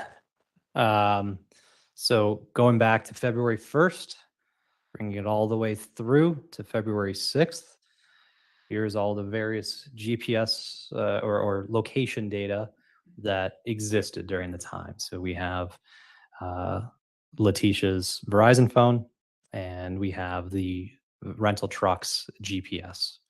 And so that is what you see here, bringing it from Colorado Springs area all the way down to Florida and then up into the Myrtle Beach area. In spreading across basically from February 1st all the way to February 6th, so roughly 5 days worth of travel. That's correct. That sort of travel route, would that require multiple stops along the route in a gas-powered vehicle like what this van was Oh yeah. to get gas? Use gas, use the bathroom, eat. Okay. Yeah. All right. Let me just check with my colleagues to make sure I didn't miss anything. That's all I have. Thank you. Mr. Tolini, cross-examination. Pardon? Do any of the jurors have any questions for Agent McClellan? No? All right. Thank you, sir. You may step down. Thank you very much.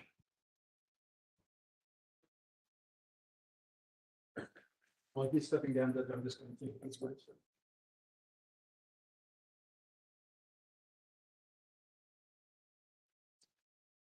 Prosecution, calling next witness, please. Morning, Your Honor. We call Dr. Christine Moore.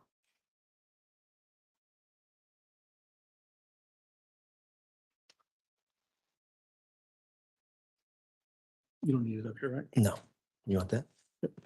Dr. Moore, if you would step forward and raise your right hand, please, ma'am. Do you swear affirm the testimony about to give in this matter will be the truth, the whole truth, and nothing but the truth? Yes. Go ahead and have a seat in the witness stand. Please watch your step as you step into the stand.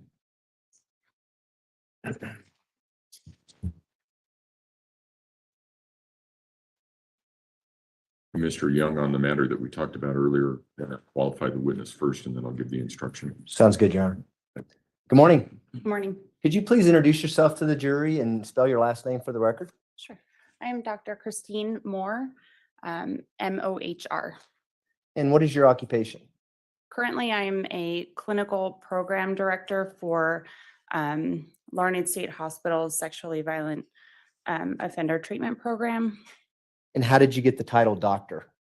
I received my doctorate in clinical psychology in 2014, completed over 2,000 hours of clinical training for towards my licensure, and then applied for my licensure, took my licensure exam, and have been a licensed clinical psychologist since 2016. And what kind of roles have you had, jobs have you had as a clinical psychologist? Typically, I've worked in psychiatric hospitals, jails, prisons. I've been a forensic psychologist, so conducting sexual and violent risk evaluations, sexual predator evaluations, parole evaluations, assisted with civil commitment for individuals who are mentally ill. So worked in a variety of settings. And in those variety of settings, have you both treated patients and also done forensic examinations of patients? Yes. Could you distinguish those two for the jury? What are we talking about when we say clinical examination? So a clinical examination is typically something, an evaluation where you're looking to provide a diagnosis or understanding of um, what could be concerning about that person, what sort of mental illness might they meet criteria for. Whereas a forensic setting, you're typically looking, again, maybe assessing for risk, any sort of violence risk, sexual risk. You assess for faking mental illness, so feigning illnesses.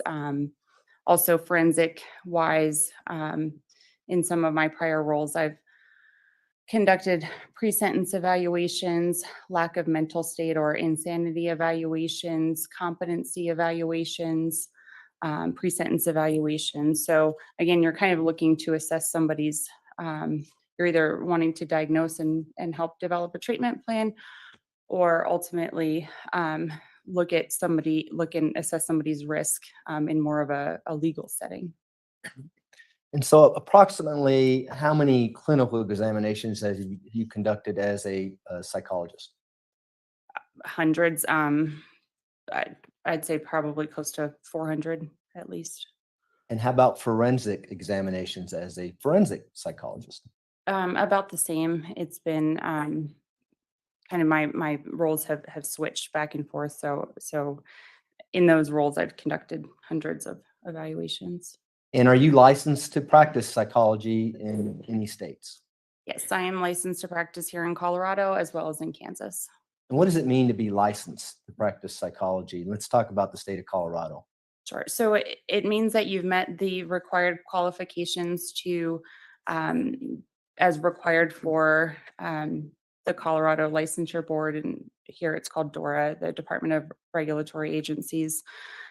So I've met all of those qualifications based on my education, experience, and training, as well as passed what we call the EPPP. It's the psychologist examination, and you have to score above a 70% on that exam in order to become fully licensed. And once you've met all of that criteria, then they will authorize you to be licensed and to practice as a psychologist in the state.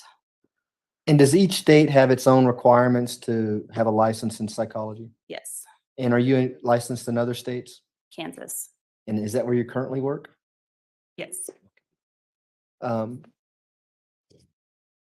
you, do you have any training, or do you have what we call as lawyers CLEs? Do you have annual training that you have to go to keep your license? Yes, so I have to do that both for for Kansas and Colorado, between 40 and 50 hours of continuing education, and specifically in ethics, also about diagnosing, ensuring that you are familiar with the DSM-5 and making sure that you are able to accurately diagnose, and then things specific to your field. So especially when I've worked mostly in forensic related settings, I also tend to prefer to obtain additional CEUs in those sort of settings. So being trained and qualified to perform the risk assessments, personality assessments, malingering assessments, intellectual disability assessments, things like that. So I also focus my CEUs in those areas. And you mentioned the DSM-5. What is the DSM-5? That is a diagnostic and statistical manual. So it's in the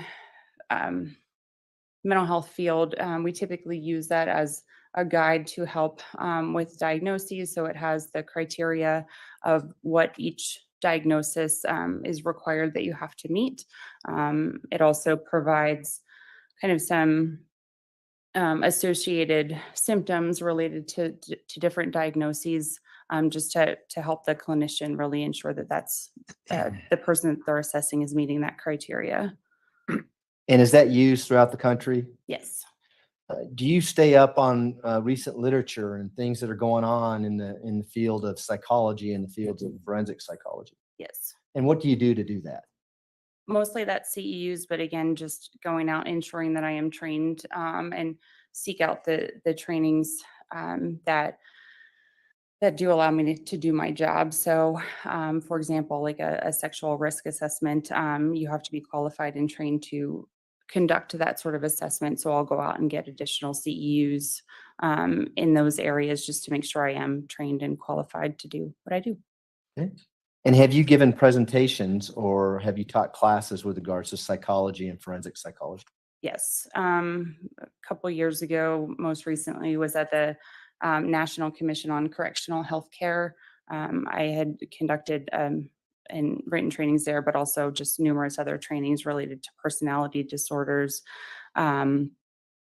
just different symptoms. I always, in some of my roles as a supervisor administrator, I've also had to train other people on how to conduct these sort of evaluations, whether they're the clinical or the forensic evaluations.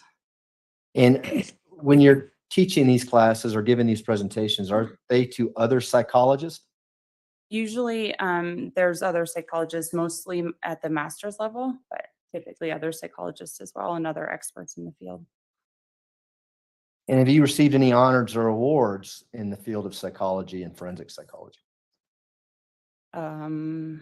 Yes, I can't remember what they are off the top of my head. Did you give us a resume or CV? I did. We don't need to go through those, but have you testified as an expert in the field of psychology and forensic psychology? Yes, most specifically in civil commitment hearings, conducting sexual predator evaluations, risk assessments, things like that. Yes. Approximately how many times? A lot of times, despite writing the evaluations that I did, I wasn't called to testify. So it's been more the civil commitment side, probably around 30 times. And what is a civil commitment proceeding? So that's typically when somebody is mentally ill. They have a severe and persistent mental illness where they do not want treatment. And so we have to commit to them to a psychiatric hospital against their will. And so we're essentially telling, usually it's a magistrate judge, some of their symptoms and why they would benefit from treatment against their objection. Okay. Now, at this time, I'd ask that Dr. Moore be qualified as an expert in the fields of general psychology and forensic psychology, and ask that she be allowed to give opinions in those fields. Defense? Can we approach? You may.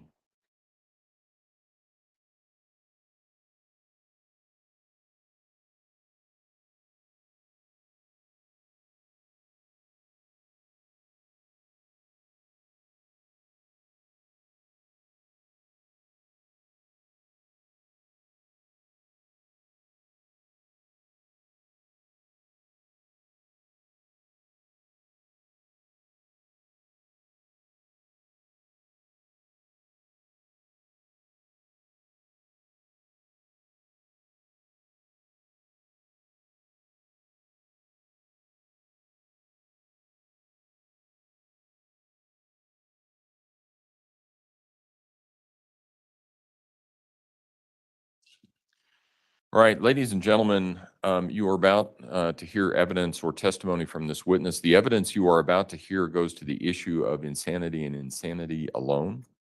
With that, prosecution. Thanks, Jim. Dr. Moore, could you give the jury a little bit more specifics of what your role is now and what you're doing in your job out? Sure. So as the clinical program director of the sexual predator treatment program, we have over 250 civilly committed sexually violent predators. So in the state of Kansas, when somebody is deemed a sexually violent predator, prior to their release from prison, they go for 2 evaluations, a clinical service evaluation, and then a sexual predator evaluation. And then they're civilly committed to the program. So we are required by law to provide them care and treatment related to their sexual offending behaviors. So I oversee all of the clinical aspects of that. I supervise numerous master's level psychologists and master's level social workers. They're the ones that are typically providing treatment. I also chair what we call the progress review panel, so help evaluate if people are progressing in treatment or need to be returned to more intense levels of treatment. I supervise the forensic evaluator, so that person's role is to conduct initial evaluations to clarify diagnoses, and they also do annual evaluations that are required by law for the court to determine if that person still meets civil commitment criteria as a sexually violent predator. What were you doing back in March of 2020? I was the mental health director at the El Paso County Jail. In that role, I supervised the master's level therapist there, the discharge planner, oversaw all of the psychiatric care. So supervised the psychiatrist, the psychiatric nurse practitioner, the psych nurse, just again, ensuring that care was adequately provided to approximately 1,500 inmates at any given time in the jail setting. And before we get into the details with regards to this case, we talked about a clinical diagnosis or a clinical, your role as a clinical psychologist versus your role as a forensic psychologist. Can you explain the difference between the two? And let's start with what a clinical psychologist might do and how you treat a patient who may come see you. Sure. So in a clinical psychologist role, somebody is typically coming in due to some either whether it's them self-reporting some mental health concerns. It could be something like anxiety, depression, schizophrenia, bipolar disorder, things like that. And what we do is we start by conducting an initial evaluation and diagnostic clarification to make sure that we do have an accurate diagnosis. And then from there, we develop a treatment plan in order to help stabilize them, whether that would include individual therapy, group therapy.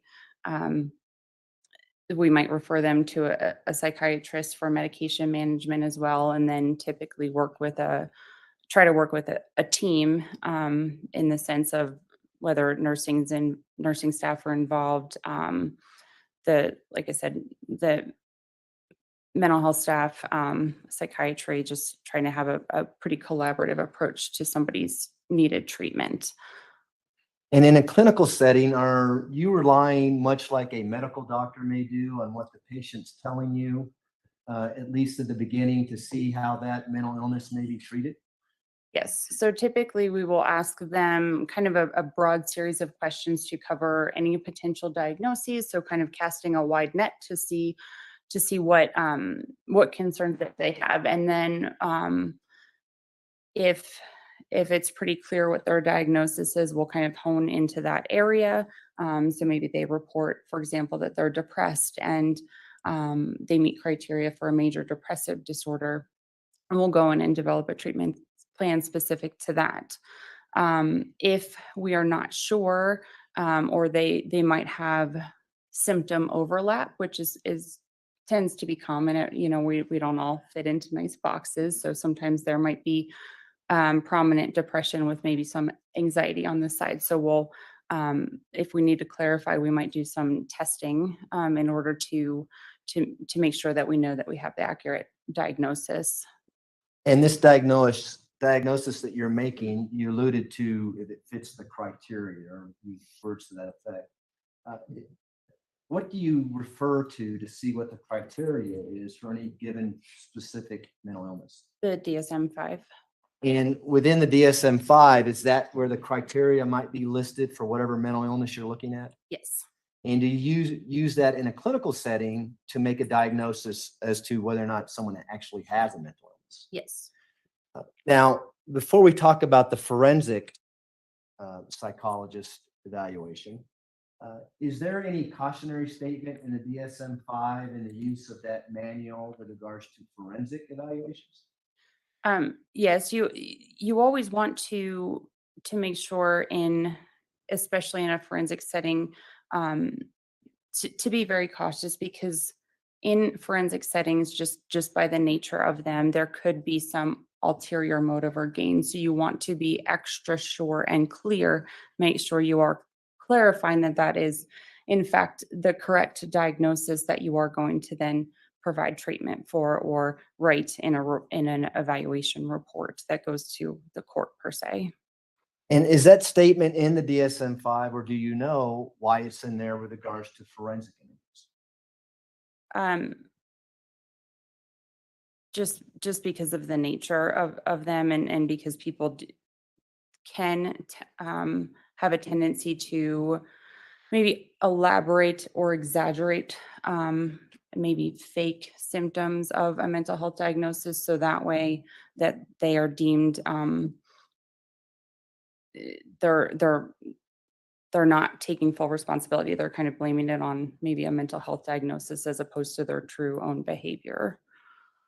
Well, I understand you correctly, is the clinical setting, they may not have as much to gain or lose by what they're telling you versus a forensic setting. They might be motivated to tell you something because they have something to gain. Is that a fair statement? Yes. Is that why, for instance, in a forensic setting, would you rely on everything a prospective patient might tell you, or would you want to look at collateral information to see whether or not that makes sense? It is very pertinent to look at the collateral information.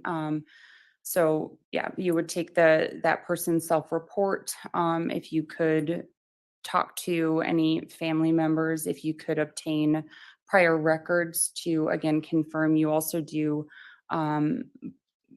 assessments that have validity scales in them. So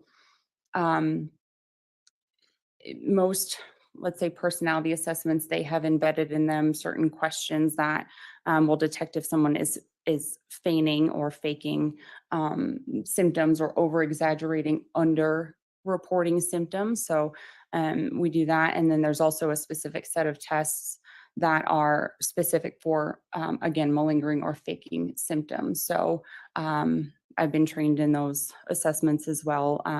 And again, we'll typically use those to just confirm or refute a diagnosis. Okay. I want to go back to March of 2020 in your role at the El Paso County Jail. As part of that role, were you one of the individuals who might screen inmates as they come in of serious criminal charges? Yes. For instance, inmates who are charged with first-degree murder, is there a process that they go through when they come through the jail? The process is typically consistent for almost anyone coming in the jail. The first thing that we do is a receiving screening that the nursing staff will do. And so they kind of go through, get all of the baseline or historical medical concerns, kind of do a brief suicide assessment, initiate any mental health or psychiatric referrals. And then if it's maybe somebody who's a little bit more concerning, they will be referred for a mental health assessment, typically within 24 hours. At the latest, it would be at 7 days. So everybody would come in, have the receiving screening, and an initial mental health assessment. And why do you do this mental health screen with inmates, particularly inmates that are charged with first-degree murder? To ensure that whatever anybody is coming into the jail for, that we can adequately care for and manage any symptoms. In a higher profile case, given my higher level of licensure compared to most of my team that worked there, they were mostly master's level clinicians. I typically would try to meet with those individuals that have higher profile crimes, just because I have a pretty extensive history working in that forensic setting and providing diagnoses. So that's why I would typically go see somebody, and specific for higher profile crimes, because of the nature of them, we always want to ensure somebody's safety. So typically people who come in, again, with higher level crimes, I'll, as a safety precaution, put them on suicide watch initially, just to ensure that, given the nature of the crime, sometimes in and of itself going to jail is traumatic. It's kind of a scary place. And so I just want to ensure that that person is safe. I mean, ultimately in the jail setting, safety is the key. So we will also do a pretty thorough suicide risk assessment with them. Do you also do an assessment to make sure they're not a harm to anyone else at the jail? Yes. We're going to talk about this case and this defendant. Did you have an opportunity to do an assessment of a Letecia Stauch on March 5th of 2020? I did. And is it the same Letecia Stauch that's seated to my left, seated in between the two male attorneys at the table here? Yes. May the record reflect identification of Ms. Stauch. Record will so reflect. Earlier, you alluded to that high-profile cases, first-degree murder charges, you might fit the role. Is that how you got involved in this case? Yes. So tell us about that. What was why did you meet with Letecia Stauch on March 5th, 2020? I met with her to conduct her mental health initial assessment. Again, assess for suicidality, homicidality, again, initial diagnostic assessment, see what referrals might be needed, specific to her given the nature of the alleged crime. Also, just checking in as a stepmother, making sure that she's safe, she's okay, and see how she was adjusting. To my knowledge, she does not have a criminal history. So again, like I said earlier, going to the jail for the first time, it can be somewhat traumatic. It can be scary.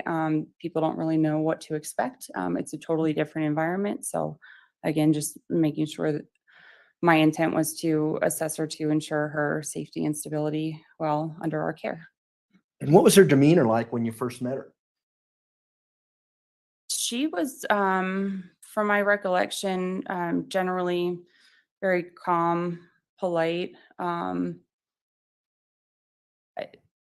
She reported kind of some general symptoms, but we had a very lucid, fluid conversation where there weren't any significant concerns raised. I do recall she was not really in agreement with being on suicide watch, but again, just due to the nature of her alleged crime, as well as being somebody in jail for the first time, I had placed her on suicide watch just as a safety precaution.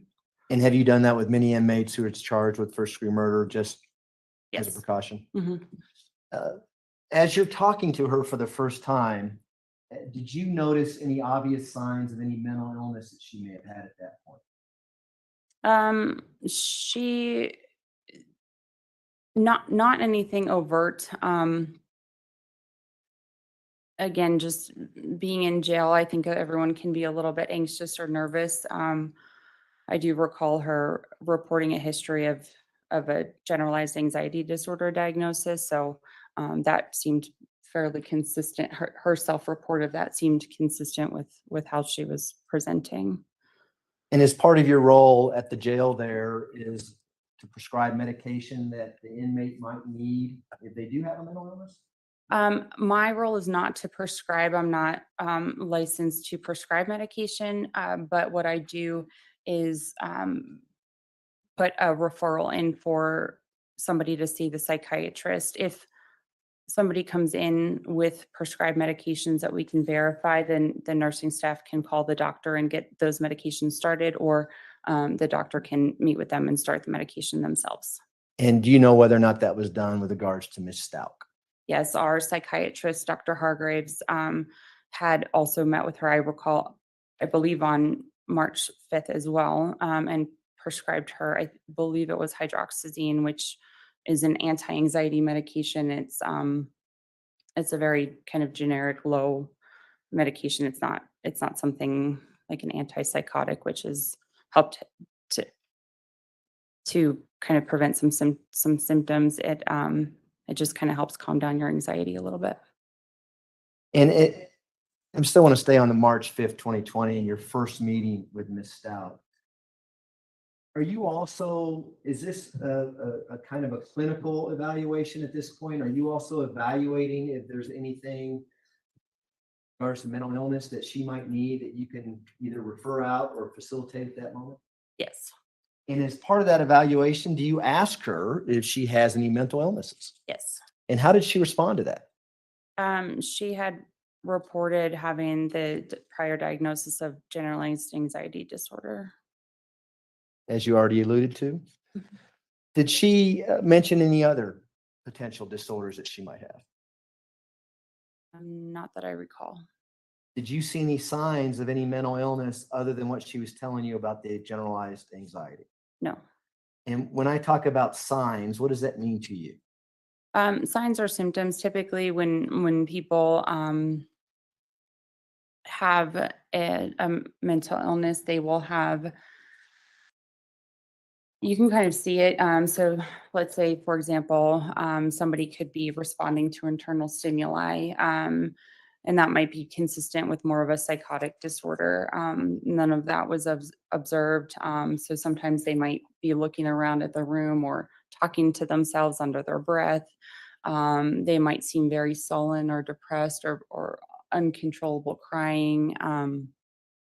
They might be having more of a manic sort of mood episode. So they might be talking very rapidly. So just a lot of behavioral observations. So speech, affect, body presentation, things like that. Why we just look at all of that in order to determine a sign or symptom. And why is the term psychosis kind of what you're describing, where they're looking around and acting like someone's there who's not there, or hearing voices that you can't hear, that only they can hear, that kind of thing? Yes. Why are you looking for that, or why is that relevant in your evaluation, and particularly with Ms. Stauch when you first met her on March 5th? That's going to play in how we're going to treat her. So somebody who might be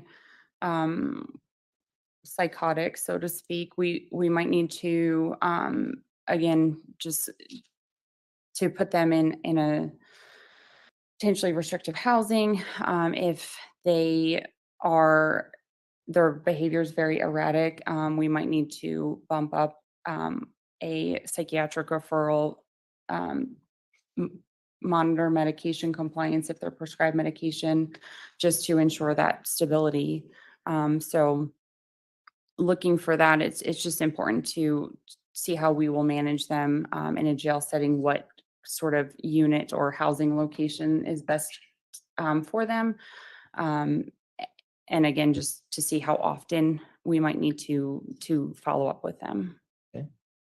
Is psychosis, where you're hearing things or seeing things that aren't there, is that tied to a severe mental illness? Did you see that in someone? Yes.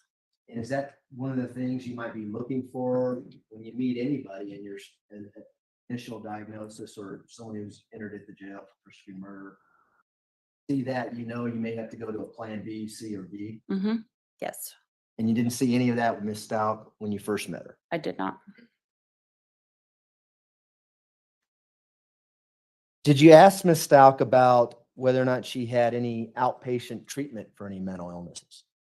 I did ask her that. And how did she respond to that? She denied any prior hospitalizations or treatment. So does that include any inpatient or outpatient treatment? Yes. I know it's pretty obvious, but what's the difference between the two? So outpatient treatment, you might go to therapy. You might drive yourself to therapy once a week. And inpatient is where you're living there. It could be something as short as 72 hours to years. Again, a higher level intensive treatment is inpatient treatment with 24-hour around the clock care. And outpatient is you're able to fairly well manage your own symptoms, but might need a little bit of assistance. So you see a therapist. Okay. Now, if she would have said that, hey, I had inpatient treatment before I was hospitalized for whatever mental disorder, would you have taken additional steps to see what you needed to do within the jail to help her?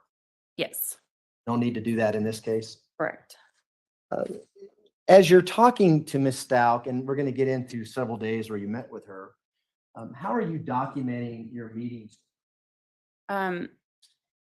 I always, when I would go to the unit, I would take a pen and paper with me, a little notepad, and I would write down my notes. I would quote things that people said, write down my behavioral observations of that person, and then I would go back to our office area where there was a computer and document that in our electronic medical record system.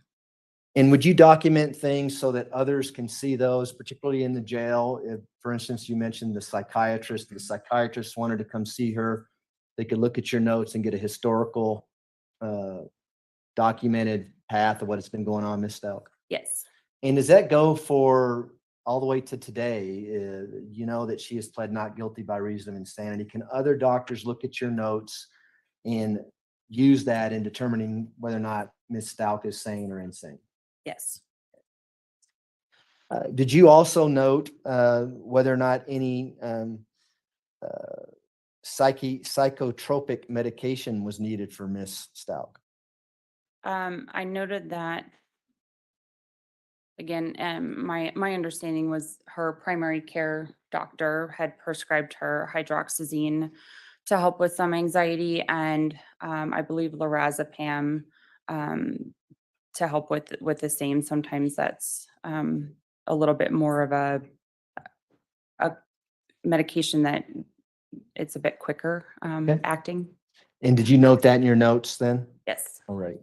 Now, with regards to the prior diagnosis, did Ms. Stauch tell you when she was diagnosed with this generalized anxiety?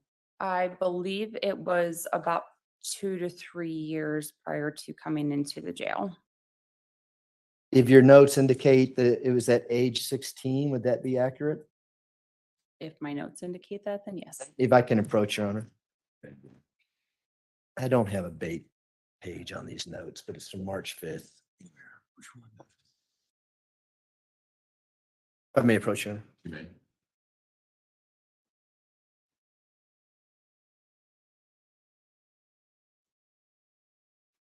And I'll just direct you to this sentence here. Yes. Now, are these your March 5th, 2020 notes? Yes. Has that refreshed your recollection as to when she said she was diagnosed with generalized anxiety? Yes. How old was she? 16.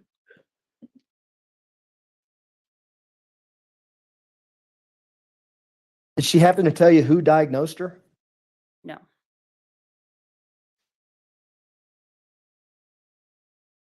Did you talk to her about any past suicide attempts? Yes.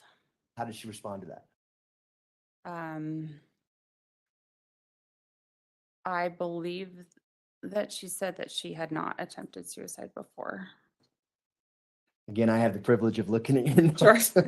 If you have your notes with you, you can use those, okay? If it helps refresh your Okay. recollection, just let us know when you're Sure. doing that. if That's okay. Okay. Mr. Young, can you find a reasonable breaking point in the next 5 minutes or so, please? We could stop now if you like, Judge, if it's convenient for you. Give it some time to look through our notes then. That's great. All right. Ladies and gentlemen, we will take our noon recess. If I can have everyone back in the jury room at say 1:30, we should be able to start on time at that point. Again, do not discuss the case among yourselves. Do not discuss the case with anyone else. Do not do your own independent research for any aspect of this case. With that, I'll rise for the jury, please.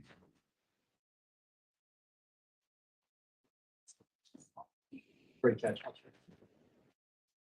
Time did you say? 1:30.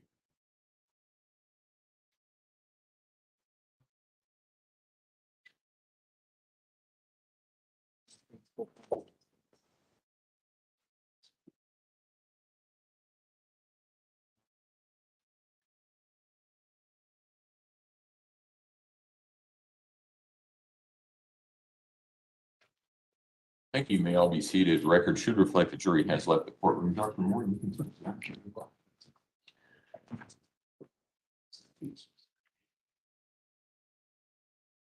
All right, court will be in recess. Thank you. So I'm just. All gonna- right.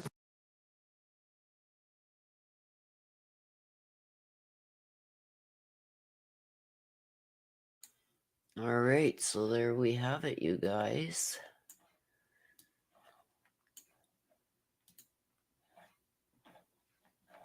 Okay, let me just get this back smaller so we know when they come back in.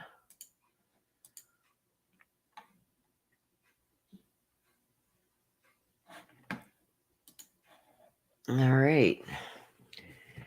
So lunch is for an hour and 30 minutes. We'll be back at 3:30 my time. Here, I got it up on the screen for you guys. So whichever time zone you're in, this is what time they will come back.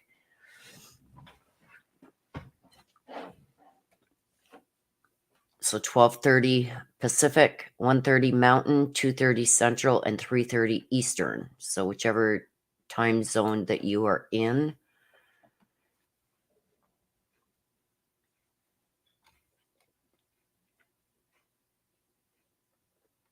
You might want to rewind, Cindy. I wasn't watching him. I was keeping my eyes on her. Oh, there you go. 8:30 p.m. UK time. If you're in the UK, thank you, Positive Vibes.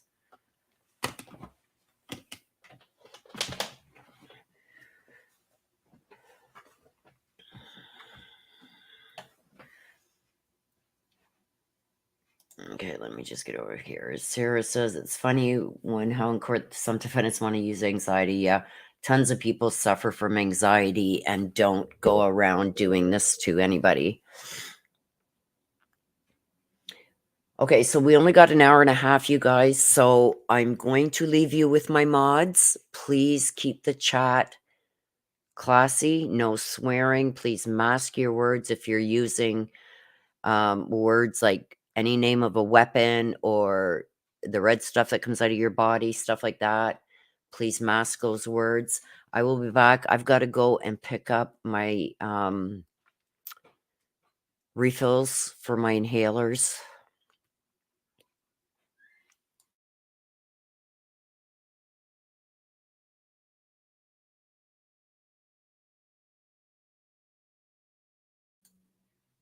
Okay, sorry about that, you guys. I've got to run out and pick up my prescriptions. They've been refilled, so it's party time.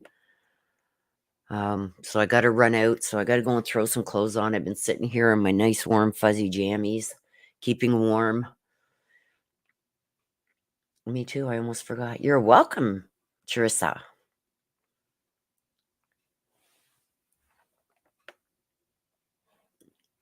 So please be nice to the mods. Please keep chat respectable. Please mask your words. I'm going to go and run out, go pick up my prescriptions, and hopefully I don't got to wait around very long for them. And then I will be back. Okay. So see you guys in a bit.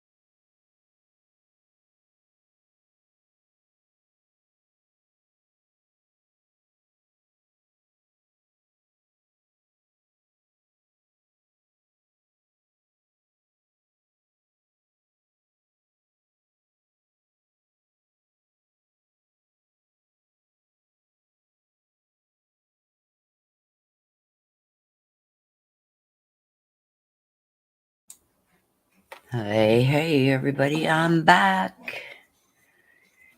Hope everybody was good while I was gone.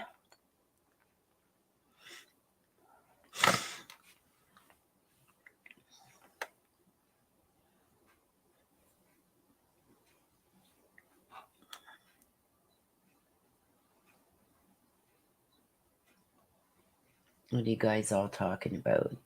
Let me just scroll back here a bit and chat.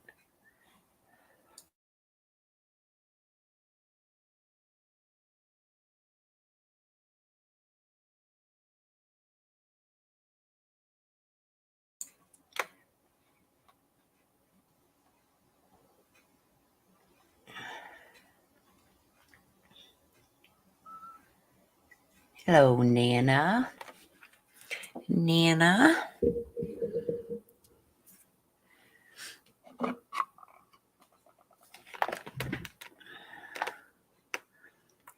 Nana's sick? Oh, Piedette was sick, yes. Seems we're all getting it. Thank you, positive vibes. Just give me a second, you guys. Let me blow my nose.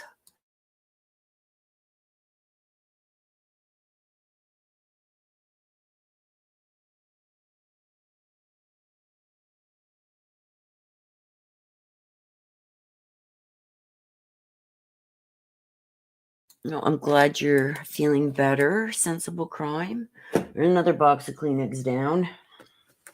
Time to open a new one. I think I must have gone through like, I must be up to like 15, 16 boxes of Kleenex by now. Okay, there is another new one. I should have kept track. Everybody's getting sick and getting lice. Yeah, Tellini is really scratching a lot. Like, and he keeps bending over and leaning into her, and it's like, wow. Yeah, Tellini's been scratching really bad. Piedette says, just opened a new box 2 hours ago.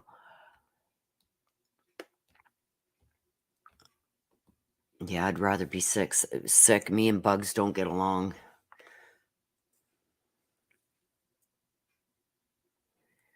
And it is chilly out today, you guys. I just can't wait for the warm weather and be able to get out in the sun and get all that vitamin D. Jamie Diamond. Promise won't pass on fractured back. Yeah, I got a broken back too, so I know what you're going through, my dear. That's why I find it hard, like sitting here. I get up and so like I'm glad that I'm muted because I get up and I stretch and I walk around. I've got my speakers on. I'm not using my earbuds, so that way I can get up and walk around a bit. And there's no way I could sit this long with a broken back. I mean, it doesn't really stop me from doing a lot of things, but as I get older, I just gotta be a little bit more careful about what I'm doing. Yeah, I've got my heat back on today. I turned it off and now it's back on because it's just been it's the dampness that gets to me. The cold I can stand because you can always throw on a little blanket wrap or something, but it's the dampness. T. Neely says, I've eaten all the snacks. No more snacks. T. Neely's eating all the snacks.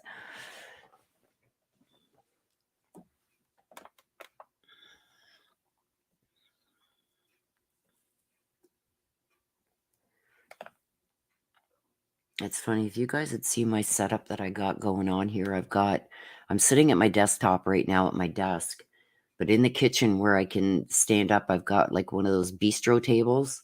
I've got my laptop plugged in over there. So when I'm standing, I'm at my laptop, and when I'm sitting, I'm in my chair. So I can get up and go from my office to the living room and walk around a bit, go into the kitchen and stand up in the kitchen at the bistro table and kind of watch from there and still be able to chit chat with you guys. And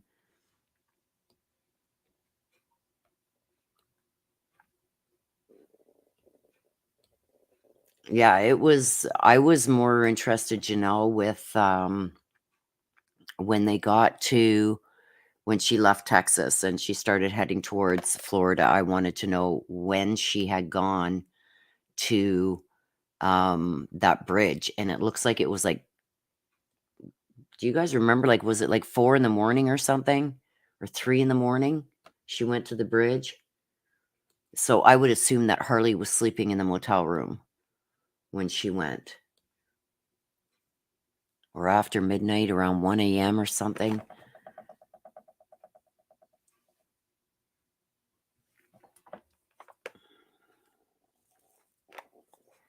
Yeah, and she thought by turning off her phone, she wouldn't be able to be tracked, and then buying the burner phones.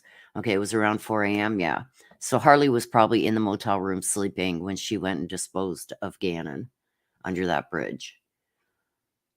Like, it's horrible. It's horrible. So if you hear all kinds of noise behind me, you guys don't worry. It's me. I'm putting my heating pad back on my back. Hopefully that helps. I think once this trial is over, I'll be taking a week off just to recuperate my back and maybe get caught up on some private reads and stuff like that. It's hard to get comfortable because you sit in one position too long with back injuries. It just sends your whole body out of whack. I agree, Sensible Crime. There's just so much overkill in this. I'm going to take the banner off because they'll be back in about half an hour. I agree. Like 18 stab wounds, a gunshot at, oh my gosh. Okay, I'm going to the naughty corner. A shot to the jaw and trauma to the head.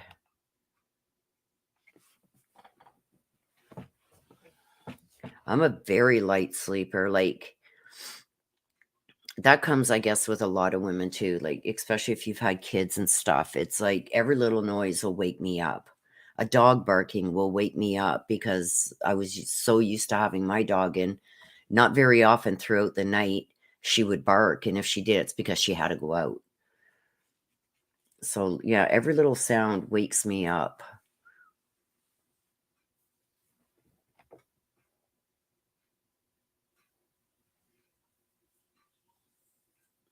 So it's going to be interesting. Right now, the doctor that is on the stand is the doctor that was treating Letecia when she was incarcerated, well, in the jail. She's still incarcerated, so in the jail.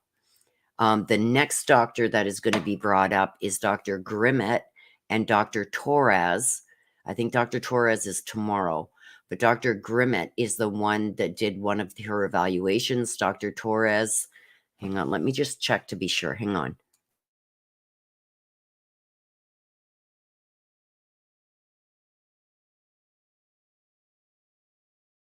I'm looking through my paperwork here just to make sure. I'll get to the doctors here. Okay, the Colorado State Mental Health Institute at Pueblo is Dr. Jackie Grimmett and Dr. Londra Torres. So they're all females, so this ought to be interesting. Lorandra Torres. And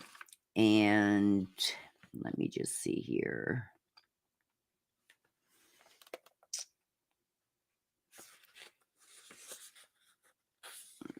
More.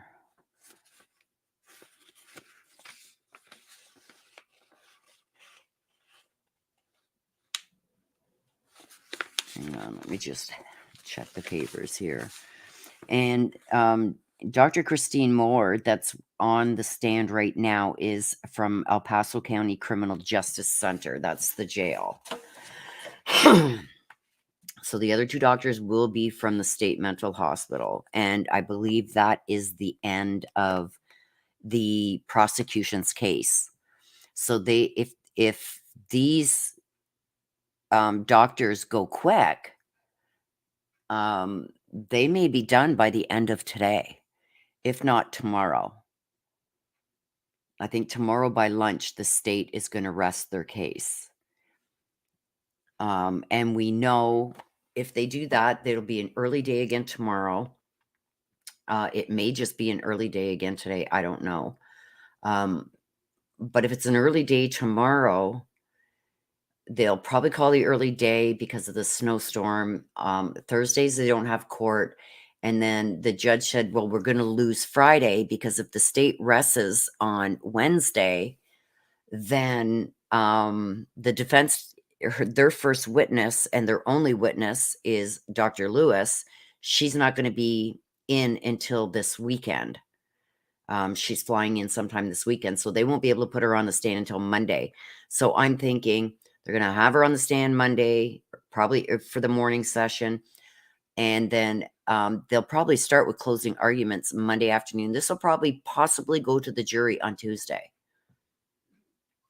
So what the judge had said that if there's no witnesses for Friday, then he's going to give jury instructions on Friday.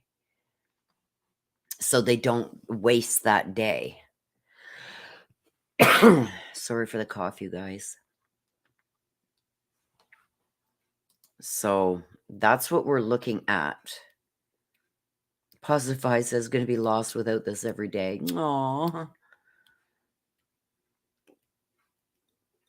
I remember years ago, I was when one of the cases that I covered, and this is when I was just on another platform with several others. So we each took turns covering the trial, was the Dylan Millard and Mark Smitch, the one I told you they took the life of my friend's husband. And there was like 5 of us that were covering that, and it was on Twitter. So we covered that trial. And it was long because once they got through that trial where my friend's husband was taken over a truck, they wanted his truck. Anyway, and he had just had a baby girl. And anyway, so once that trial ended, they each got a life sentence for that. And during that time, there was evidence that came to light that they also together took the life of Dylan Millard's ex-girlfriend. And during that trial, it came to light that Dylan Millard also took the life of his father. Now, his father's life had been taken long before he had taken the life of my friend's husband. And so he had millions of dollars.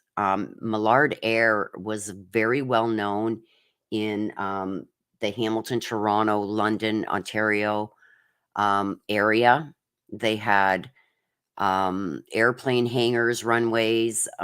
They did aircraft repair. So he had a lot of money. He inherited everything. Beautiful home on the golf course, condos, the whole 9 yards. Like, they had a lot of money. Well, I wasn't involved in that crime, sensible crime. I just covered it. And, well, I can't say what I did in that case because anyway, there was some work I did on that case. And that's why I followed it as closely as I did, and being that it was a friend of mine's husband. But this guy had anything and everything that he could have ever wanted. Threw parties all the time, paid for vehicles for his friends. Like, he had millions. And they took the life of somebody over a truck. They wanted Tim's truck. Because what he was doing, Dylan Millard, he had a truck that was almost exactly the same as Tim's truck, and Tim was selling his truck because they just had a newborn baby. They had a big mortgage to pay, and they were downsizing. It was costing them way too much in repairs and stuff. But anyway, he wanted the truck for parts because he was doing Baja races or whatever. out in Nevada. And this all happened in Ontario, Canada, you guys. So they made an appointment to go and see the truck. They showed up at night. They walked up to Tim's place, and it's like, that should have been red flags right there. But he was so trusting. Anyway, they ended up going on a test drive with him, and Tim never returned home. They took his life. Yeah. And he just had a little baby girl and everything, was just married a couple years before that. It was horrible, horrible, horrible. And then to find out that they had taken the life of his ex-girlfriend and his dad, and they are now behind bars. Mark Smith got 2 life sentences. Dylan Millard got 3 because Mark Smith was not found to be involved in the death of Dylan's father. So he got the 2 life sentences, and Dylan Millard got 3.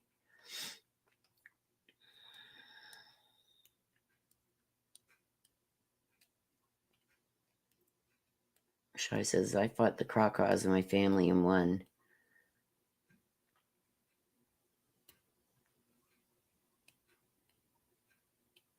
Yeah, it's horrible, but I mean, this world is becoming such a nasty, nasty place.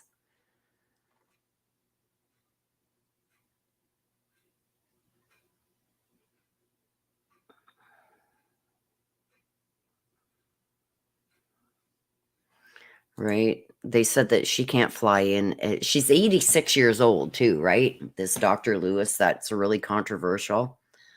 And she's not flying in until the weekend. So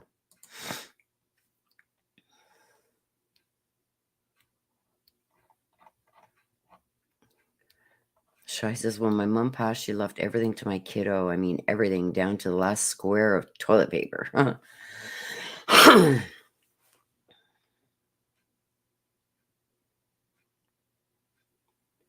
Child of God, she's smiling in this court proceeding when this doctor's on the stand because she thinks she's got one over on them. She thinks this Dr. Lewis is going to be her savior. Pierrette. You used, I got to remove that. You used the K word. I just got a strike yesterday. I got to really watch myself now until that strike comes off my account. So please mask your words.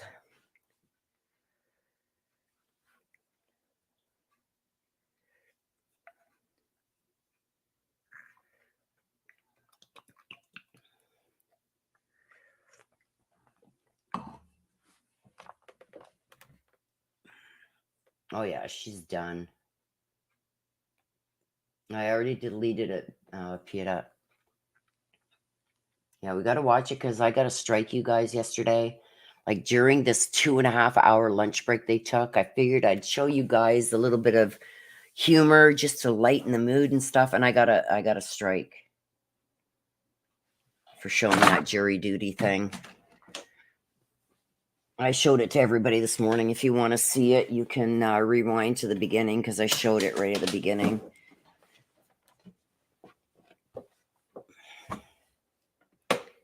No, Pia, that's not going into timeout. But yeah, I just got to really be careful, you guys, with this until that strike comes off my account.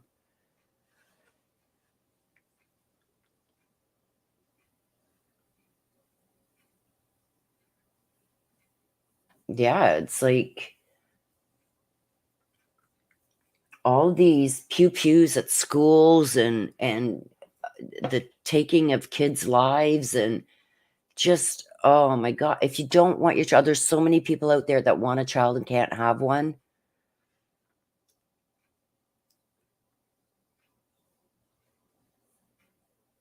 You got your neighbors and even a priest. Wow.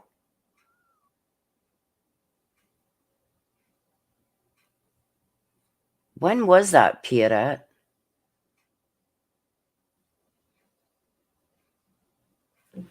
Yeah, I got a copyright strike from Amazon. because I guess it's Amazon that's carrying that series that I showed that little clip. 1 minute and 12-second clip I showed, and they struck me.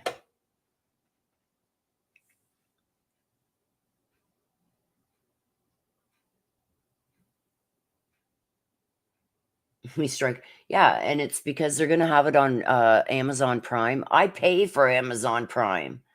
It's like I'm going to write them a little letter. Like, you arseholes.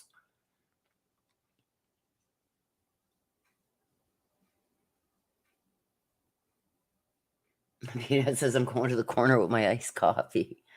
So they should be starting back up, you guys, in about 15 minutes. I think it's 3 months chronic pain.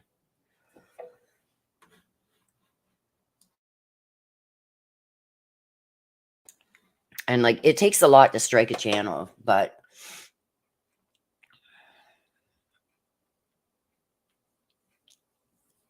I don't know. I just thought that was pretty petty. But I'm gonna write them and ask them to take it off, because like, I even pay for Prime, and like, I'm promoting your series that's coming out. Like, stop it. Are you kidding me? So yeah, they took away my monetization. So anything, any super chats, super stickers, anything I got yesterday, I don't get that. And I don't get any, like, I know a lot of you are saying that you guys see commercials, I guess sometimes during my live. I don't get any money for that either. The only money that I make for ads is once the live is done. If people watch it after that, that's where I make the money on ads. And it's like 2 cents an ad. So it's like, I'm not getting rich off of ads, believe me. It's not even worth my time to, you know, even fight with them about that stuff. But I know we don't get any revenue from any ads that are shown during lives.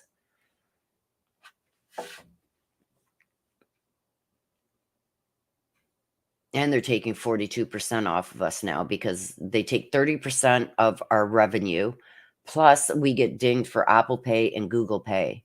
So when you guys do a super chat or a super sticker, if you use Apple Pay or Google Pay, we got to pay the fee that Google and Apple charges YouTube. We never used to have to before, but now we do. And I think it's like $1.50 for Google Pay, and it's like $2.05 for Apple Pay. So like, if you guys give me, like, say a $5 super chat, I'm lucky if I see $1.75 of it. It's crazy.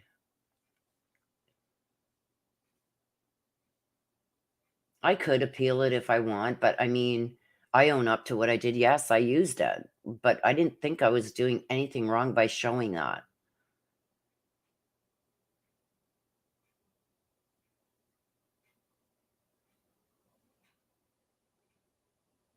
And I even put the link to it in chat. So it baffles me. Right. I didn't even know about that program. So a lot of people were saying, "Oh, what movie is that?" It's not a movie, it's a series that's coming out on Prime. So it's like, a lot of people in my chat didn't know about it until I put it out there. I'm bringing you people that are going to go and probably watch it. And I mean, it does sound like it's going to be hilarious. But wow, to strike me for that for 1 minute and 12 seconds. And I can't even take it out of the video because they said my video is too long, so I can't even edit that piece out. Like, I could probably take it down off my channel, download it, upload it to an editing program, edit that piece out, and then re-upload it to YouTube. But it would take probably 2 days to upload because it's a 7-hour video. It would probably take 2 days to upload. It's not worth it. So it's there, and I'm just not getting any monetization from it. So which means I made absolutely nothing on 7 hours of a video yesterday.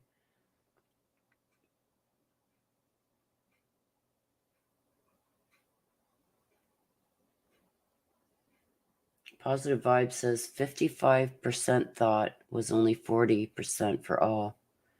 What are you talking about? Positive Vibes?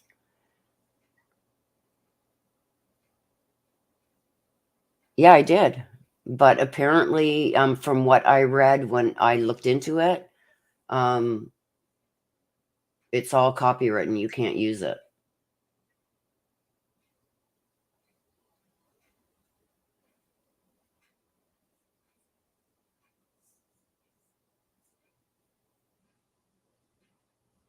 $55% and 40% is 95%.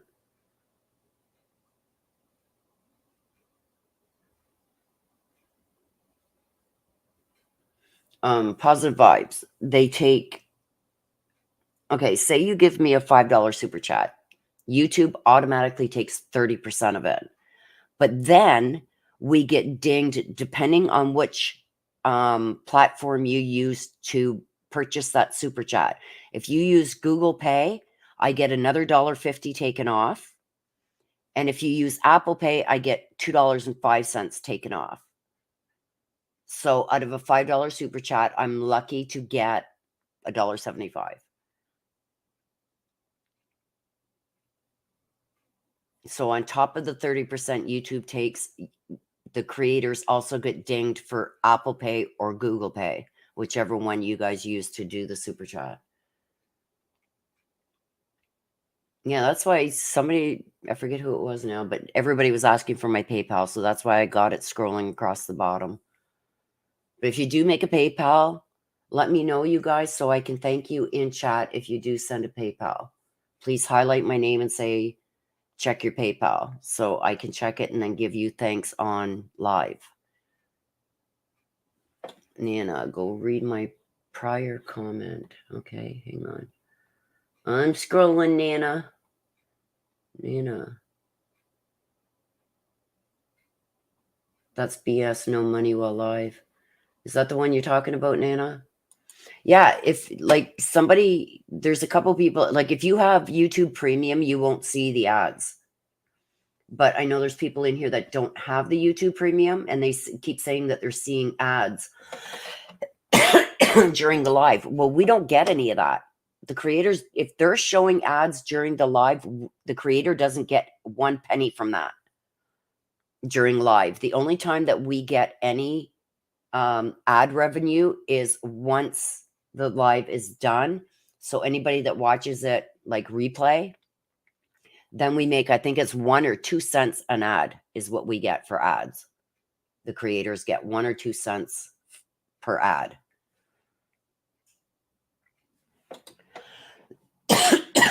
Chanel says, yes, I see ads. Yeah, that's YouTube.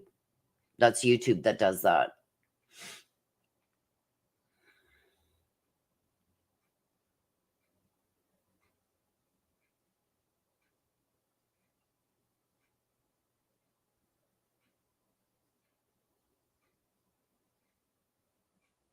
No, when you're live, when creators are live, if there's ads being shown, and I only know if you guys tell me, but if ads are being shown, which you guys have told me there's ads during it, if there's we don't get any revenue from that. We only get revenue from the replays because right now I'm streaming. It's not even like it's on my channel, but it's not uploaded fully to, excuse me, to my channel yet because I'm using StreamYards. It's just weird. Like, I hope there's another platform that comes out where it's better for creators than YouTube because it's getting ridiculous. Like, I put a lot of hours. Like, you think about it, I sit here every day. It takes me a bit to get it up and running and get everything set up in the morning. And then once it shuts down, I've got to go into my studio and make sure everything is uploading right and proper and add my tags. And so I'm sitting here for the trial 10 to 12 hours a day. And they're taking 42% of my revenue.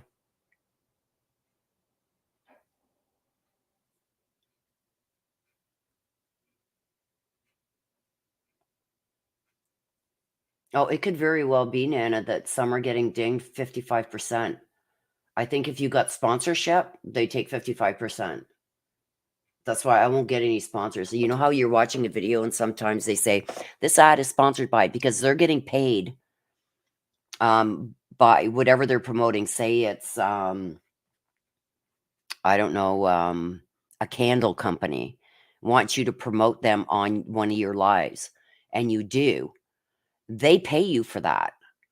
They'll say, okay, we need you to put in a 3-minute video inside your video promoting our candle, and we'll give you $1,000. You know what I mean? So that's how they're making good money. I refuse to do it. I'm not gonna start getting have to get sponsorships and everything else when I should be able to keep more than what YouTube keeps, because I'm the one putting in all the work.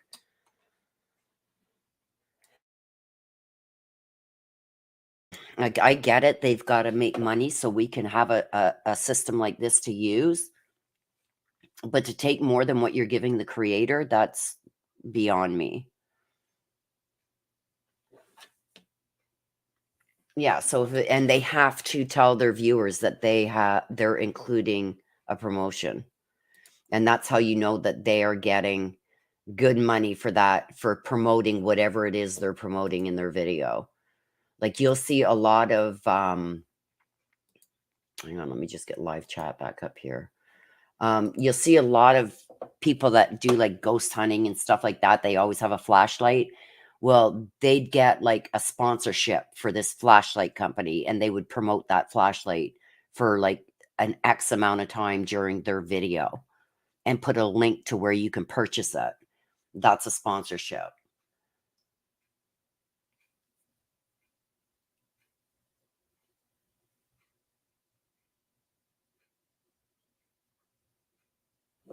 So it's like, if you're promoting something, you get, you can get some pretty good money depending on, which company asks you and how long the promotion video part is and all that.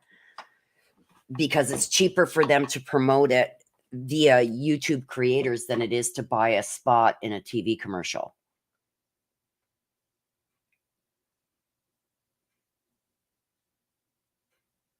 No. If any videos that you see that I do my reads, no. All I get is ad revenue from you guys watching it, which is 1 or 2 cents an ad.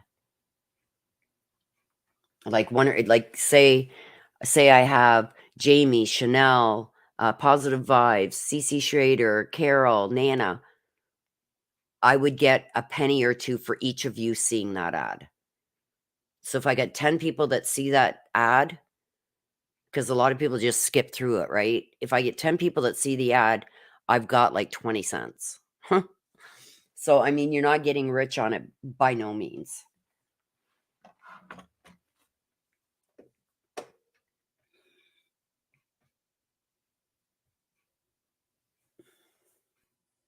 I do private readings. Yes, you have to email me for private readings. Right now, I haven't done any since the beginning of this. No, I didn't.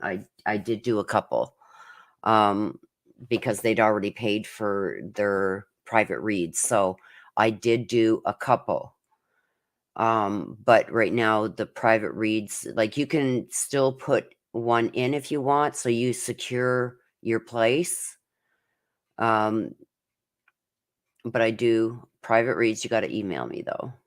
I will be catching up on them again once this trial ends.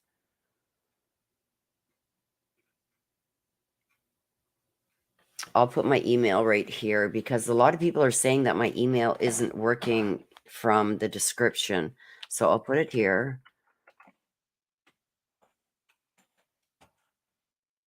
Just be careful when you are writing in my email, because it's not above and beyond Ancestor readings. It's just above and beyond Ancestor at outlook.com. So there's my email right there.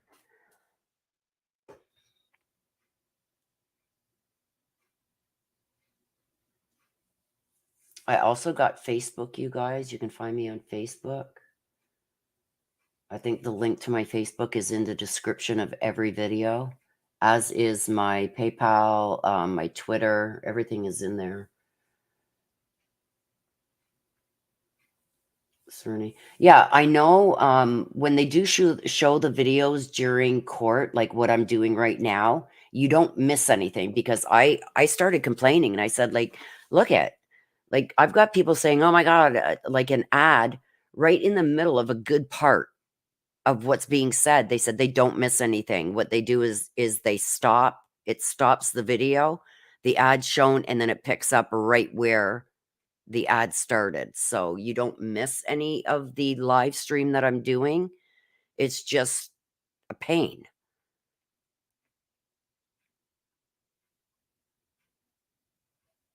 Chanel says, I missed some of it when ad plays. They said that you don't miss any of it.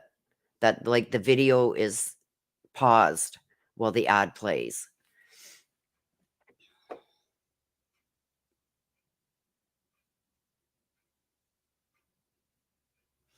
Willow, your email in description is an Outlook email and not a live link.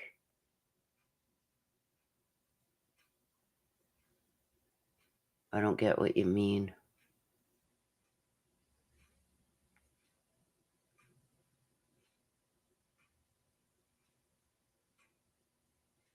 I can't check it right now because I'm in my studio, but it should be the exact same as what I just put, above and beyond Ancestor at outlook.com.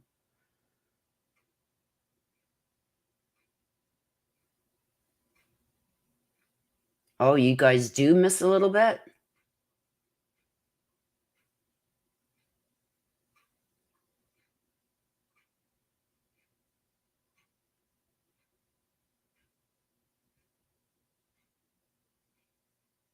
Thank you, J.E.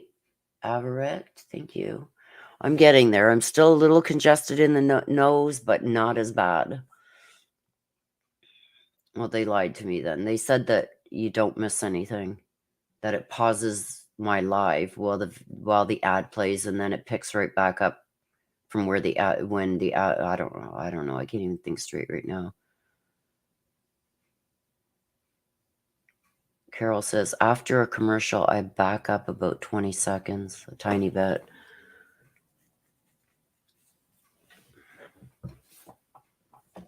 But yeah, I don't think it's fair to creators, because creators don't get any of that revenue during a live. The only time we start getting any revenue is once the live is ended and the replay crew. So whoever watches it, like, once the live is done, then if they see any ads, then we get 1 or 2 cents per ad. So that's, like, we're getting screwed every which way.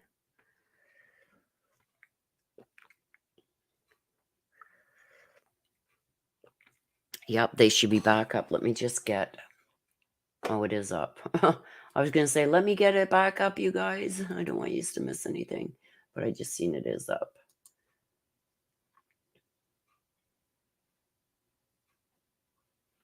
Okay, so Rhonda says, no, I checked it. I have you on my TV, my tablet, and phone, and it does pause. Okay. So some are saying they do miss maybe a couple seconds, but Rhonda is saying that the video does pause. And that's what they said, that when they show an ad during a live, that they pause my live to show the ad, and then it picks right back to where it left off. Okay, they're back, you guys. So I'm going to mute. And I will make it bigger again once they start. Roll call 20 CR 1358, People versus Letecia Stauch. Record should reflect the jury is not present in the courtroom. Is there anything we need to take up outside the presence of the jury at this point in time? Yeah, just briefly, and I don't know if it's me having a senior moment or not, but did the court actually qualify Dr. Moore as an expert, or did you just jump right into the instruction? Because No, I thought I said the witness will be so qualified, and then I read the instruction. Okay. As long as we're all on the same page, I just. If we didn't. I have a court reporter check if you would like, but I'm pretty sure that that's what I did.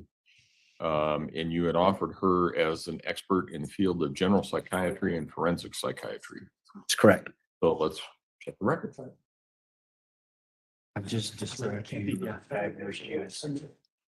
early on. And then I just seen it and it said test. Well, I accept that diagnosis. Please tell my wife.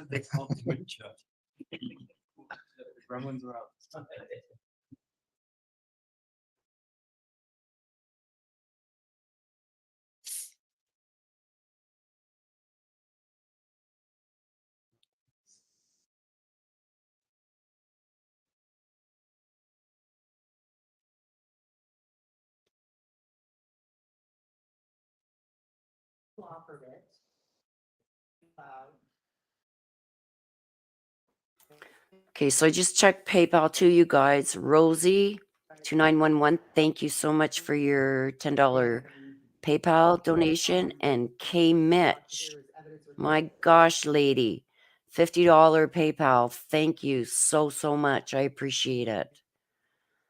So thank you for your PayPal donations. I appreciate it. And I appreciate you. Apparently, based on the record, I did not. Now that she read that, I remember that there was an objection, and it had to do primarily not with her qualifications, but with the scope of her testimony regarding giving an opinion on potentially an ultimate issue to be decided by the jury without going into the bench conference. And so I can just leave it as is. I can tell the jury that she is qualified as an expert in the fields of general psychiatry and general psychology and forensic psychology. I would prefer that you did that just so the jury hears it, and perhaps you can just say or remind you you've been qualified or I'll something. just tell them that it was that we had the bench conference, and I should have said that, and I didn't, and we'll go from there. Appreciate it, Judge. Thanks. Okay. I'll take. Go ahead and bring the jury back. I take your diet back.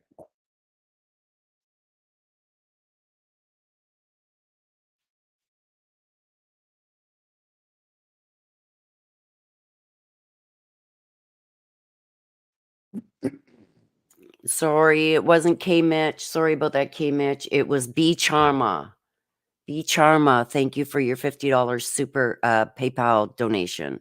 I just seen your screen name, but I seen a different name there, and I thought that was associated with K Mitch. So, but thank you, B Charma, for your $50 PayPal donation.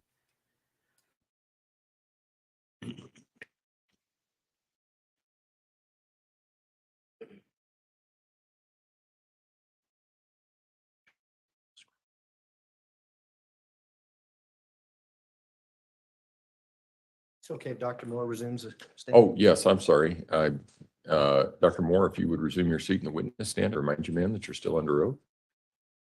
All rise for the jury, please.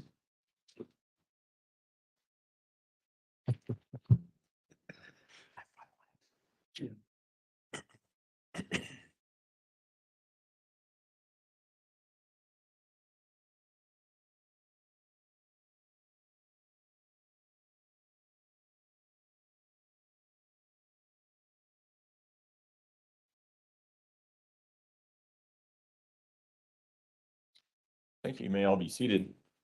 Court will recall 20 CR 1358, People versus Letecia Stauch. Record should reflect the jury has. Thank you, returned to the, Sarah Jane. courtroom. Thank you. Good afternoon, ladies and gentlemen. Before we get started this afternoon, I wanted to go back through something that I should have done this morning.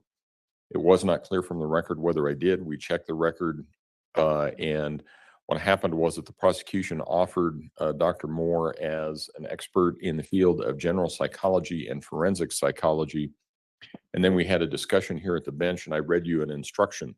I did not specifically state that she is qualified to render opinions in those expert fields. She is qualified to render those opinions in those expert fields. I should have said that explicitly before I gave the instruction. My error and my oversight. So with that, prosecution. Thanks, Your Honor. Appreciate it. Good afternoon, Dr. Moore. Before the lunch recess, we were talking about your meeting with Ms. Stauch on March 5th, 2020. Do you recall that? Yes. I want to go back to that meeting. Do you remember about how long you met with her that day? I do not recall exactly the time. Was it an hour, 2 hours? I don't know. Most likely it would have been about 30 or 45 minutes. Okay. During this conversation, did you talk to her about any concerns that she might have with her ability to cope with being incarcerated at the jail? Yes. How did she respond to that? I believe that she was a bit tearful, but generally okay.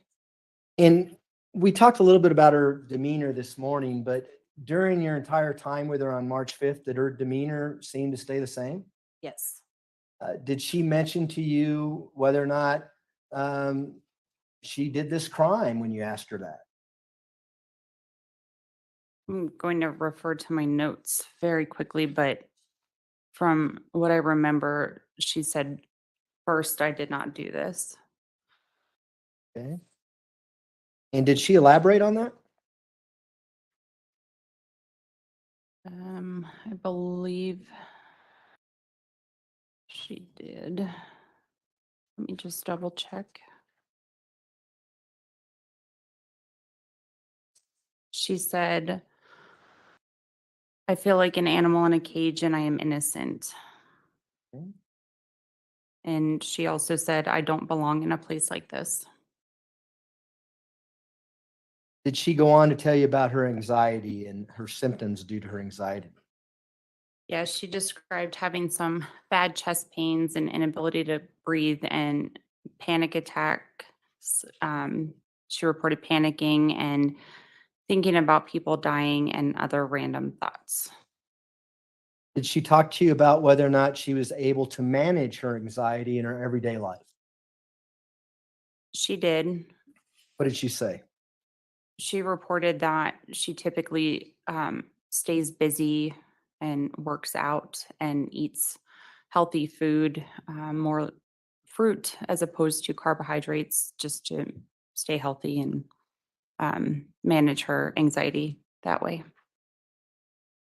Did you ask her about her educational background? Yes. What did she say about her educational background? She had a master's degree in education with a specialty in special education and had a PhD in education from Liberty University.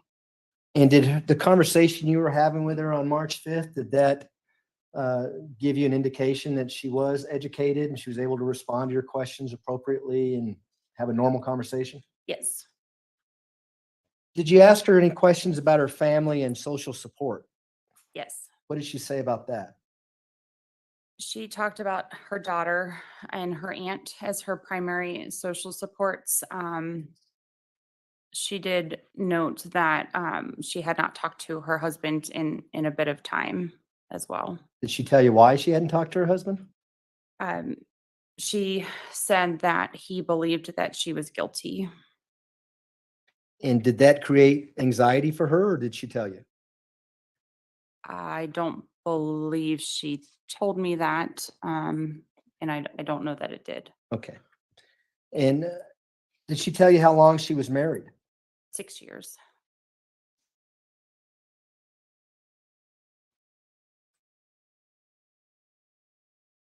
Did she tell you how her marriage was going prior to her incarceration?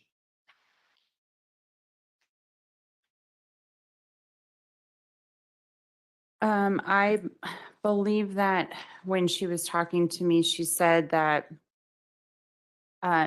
she did, they were having some issues. I believe she didn't want to just kind of be a stay-at-home mom and stepmom. I think she wanted to more so use her education and reported some emotional abuse in that relationship. Did she talk to you about an incident that occurred as she's being transported to Colorado Springs from South Carolina? Yes. What did she tell you about? She reported that while she was on her way here, she was sleep deprived due to being in the car for about 19 hours. And she said, I didn't know I was sleepwalking and hadn't been eating. I thought someone was coming for me, so I took the monster can and threw it. And did you have any independent information with regards to that incident? Yes. What independent information did you have? During her transport, the information that was shared with me was that she was trying to harm herself with her handcuffs. And who shared that information with you? Um, One of our inmate classification specialists, Deanna Bowman. And is that because you're trying to figure out if she might be a harm to herself or others? Are you getting information from as much people as you can? Yes. Did you talk to her about any history of victimization? Yes. How did she respond to that? She had reported some physical and emotional abuse within dating relationships. Again, the emotional abuse within her marriage. Did she tell you whether or not she was ever told if she was a good stepmom or not? She reported that she was told that she was never a good stepmom. And did she tell you who told her that? Her husband.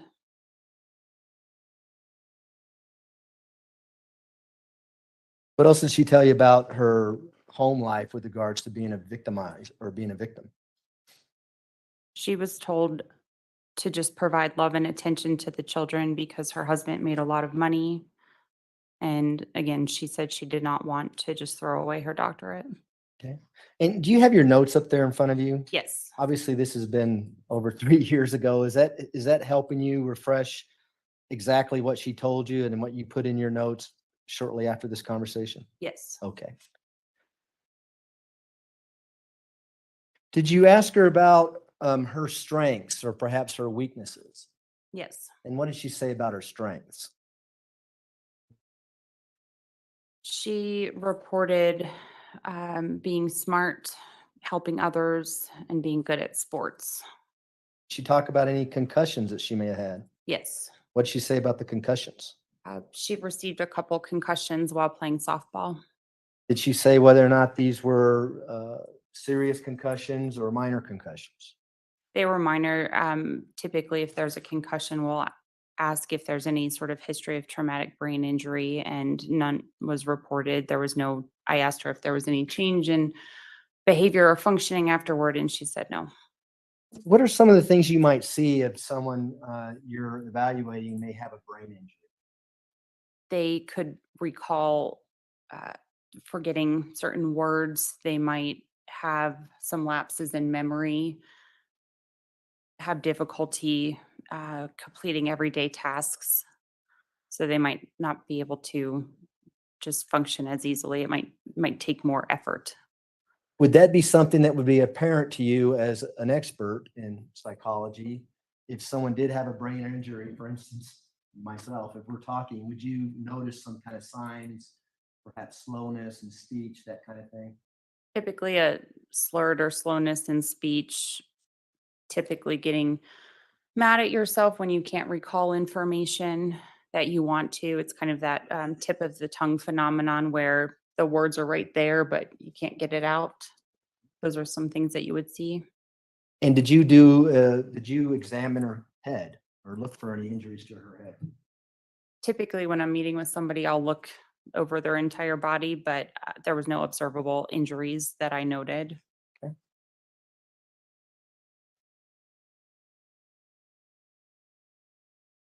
Did you ask her about any attempts to harm herself in the past? Yes. What did she say about that? I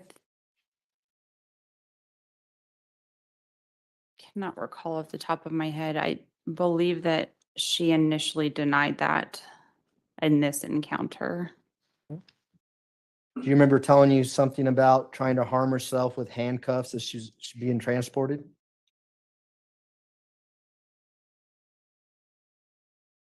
I don't believe she would have been the one that said that. I think that was reported that she was trying to do that, but she did not report that to me. Okay, and that's my fault. It says per inmate classification. Yes. So you're getting that from another deputy. Yes. All right, I apologize for that. Did you observe her wrist and see any injuries to her wrist? I do not recall. If your notes say that there were no observable markings, would that be accurate? Yes.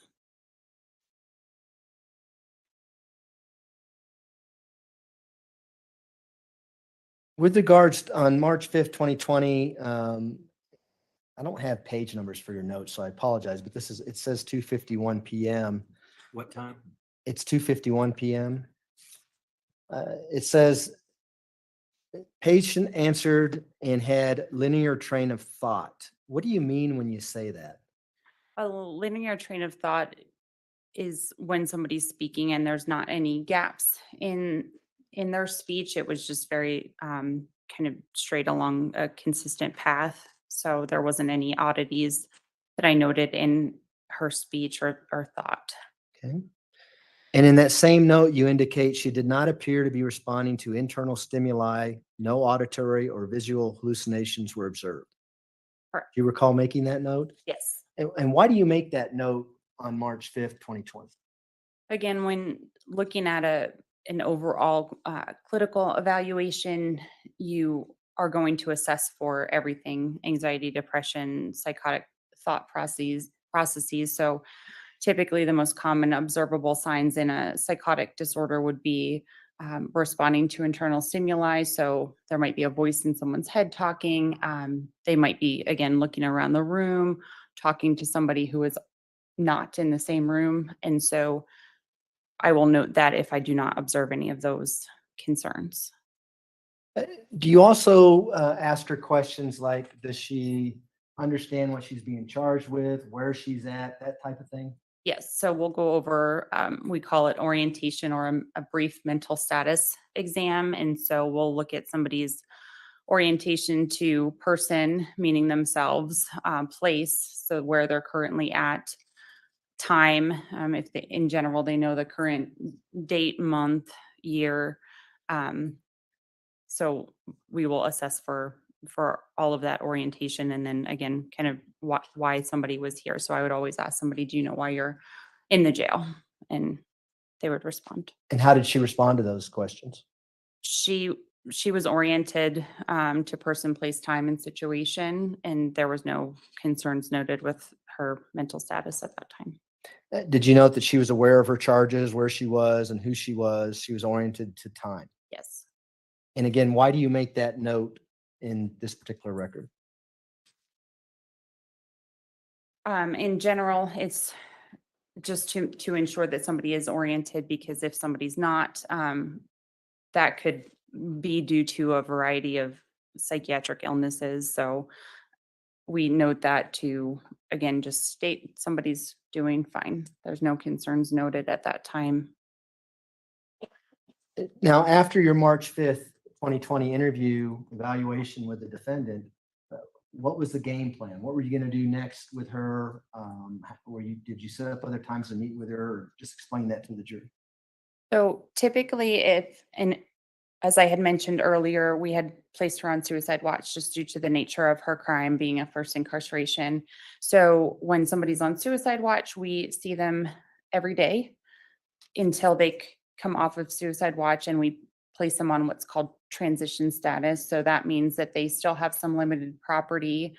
There's specialized housing for that. And then we'll do a 24-hour follow-up after somebody comes off suicide watch, a 5-day and a 7-day follow-up. So about kind of a 2-week time frame we'll follow up. So that was the initial plan, to maintain her on suicide watch at that moment, as well as refer her to the psychiatrist for medications. As she had mentioned, she had been taking medication prior to coming to the jail. And then I also placed her on special needs monitoring. And what that is a recurring 30-day follow-up with somebody while they're in custody. And again, I did that just due to the high profile nature. I wanted to make sure that we were providing her adequate follow-up on a relatively frequent basis.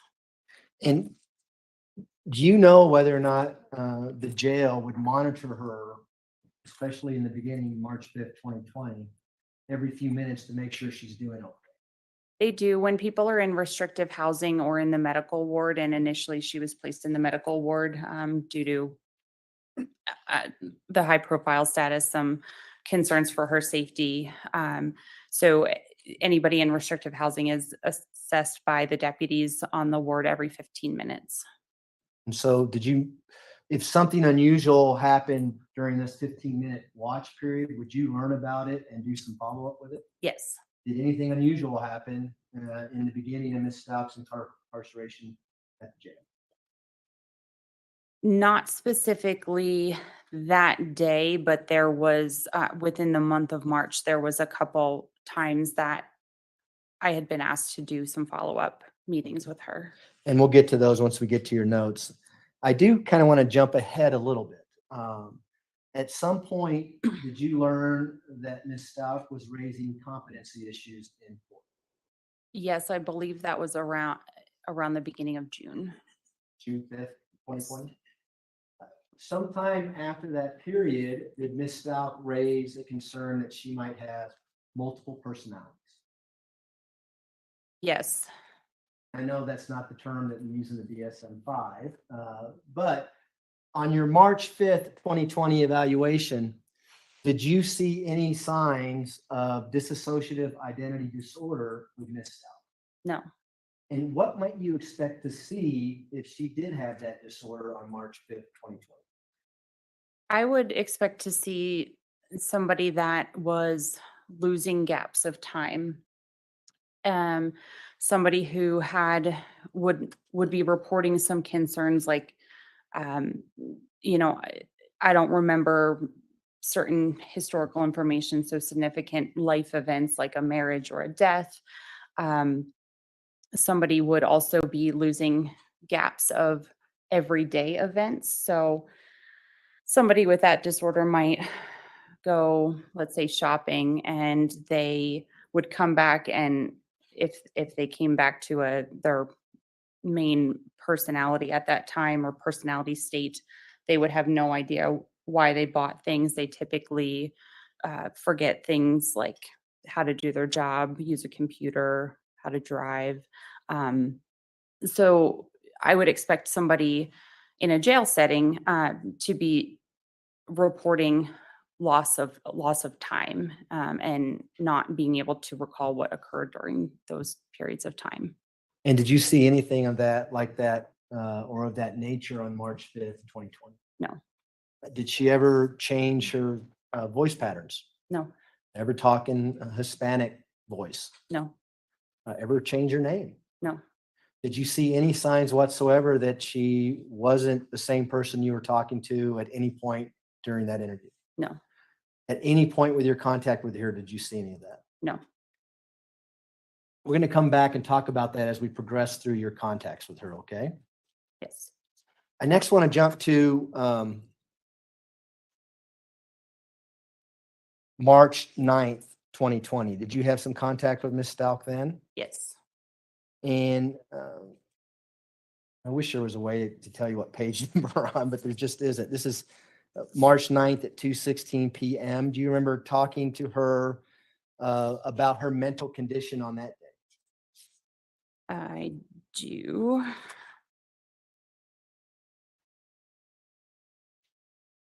Just give me a moment to get there.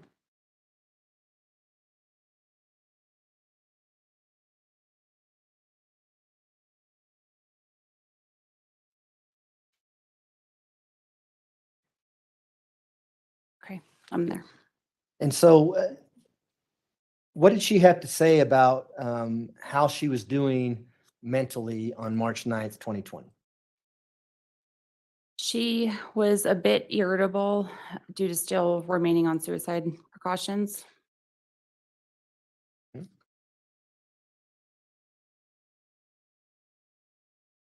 Did she, I get, during your entire contacts with Ms. Stauch, did she tend to ramble a little bit and talk? Yes, sometimes she would just say things that I didn't ask about. And again, in a jail setting, it's as therapists and psychologists want to provide a lot of care, but also want to limit what is asked about based on not trying to become involved in her charges. So sometimes we'll ask about things, but again, trying to limit what is specifically asked. But there were times that she would kind of blurt out information that was more case related. And did she do that on March 9th, 2020? It might be easier if I just show you the Yes. note I'm looking at, if I can Nope. approach. It's fine.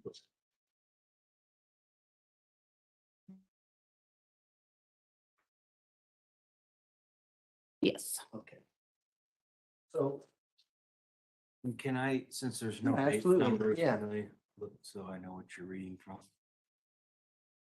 got it? I don't.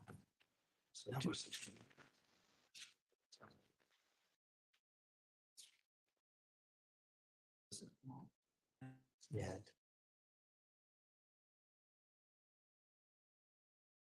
So on March 9th, what did she tell you about whether or not she had control of her brain? Do you see that in your notes anywhere? Yes, she said I have control of my brain and she wanted to be an advocate for herself. And where did that come from? Did you ask that question or is she just volunteering that to you? Just volunteered it. And do you see in your notes a little lower there where it says, she said, mentally, I'm fine? Yes, she said, mentally, I'm fine. I'm not guilty. The truth will come out. And so where did that come from? Were you asking about the case or is she just volunteering information? Just volunteering information. Did you actually tell her about her charges and whether or not she should talk about them?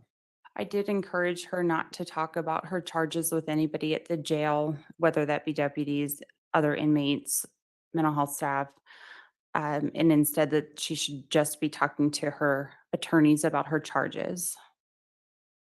And just for the jury's benefit, normally these notes would never become part of the case unless mental illness becomes an issue in the case and mainly an insanity plea or something like that. Is that your understanding? Yes, So normally your notes would not come to the prosecution.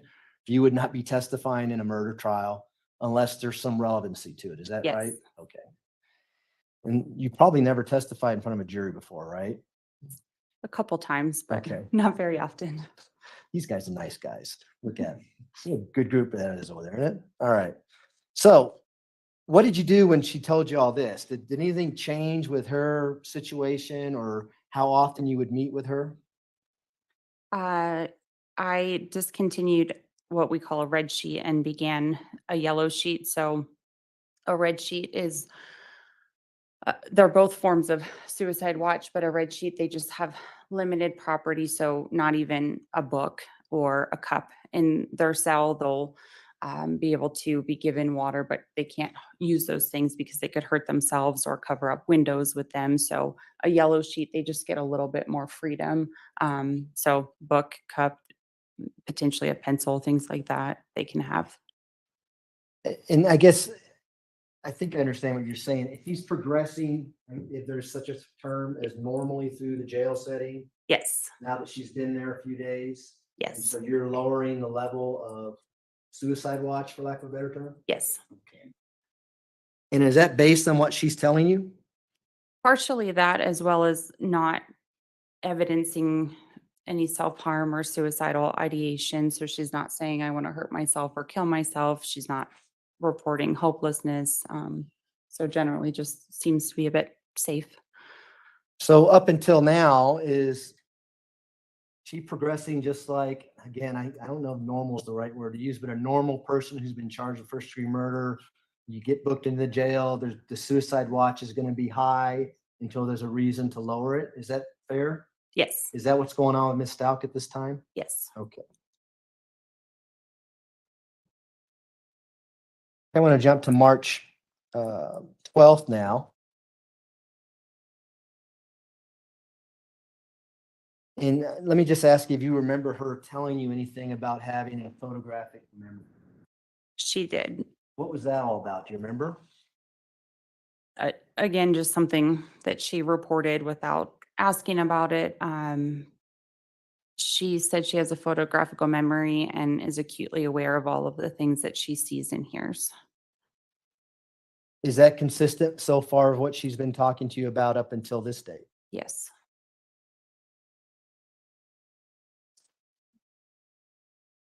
March 13th, you had another visit with her. Do you recall that one? Yes. And do you recall having a note about thought content with regards to Ms. Stauch on that date? You see that one? Thought content was appropriate, no significant mental health symptoms noted. She did not appear anxious at this time. She denied suicidal and homicidal ideation, and no psychotic functioning was noted. So up until this point, we have no psychotic or psychosis visible to you. Really no mental illness other than her general anxiety that she's talked to you about, Correct. and certainly no dissociated identity disorder up to this point. Interject to leading. Sustained, you can rephrase. Did you see any signs of mental illness up until this point? No. If you would have, would you have noted that? Yes. And would you begin treatment for that mental illness? Yes.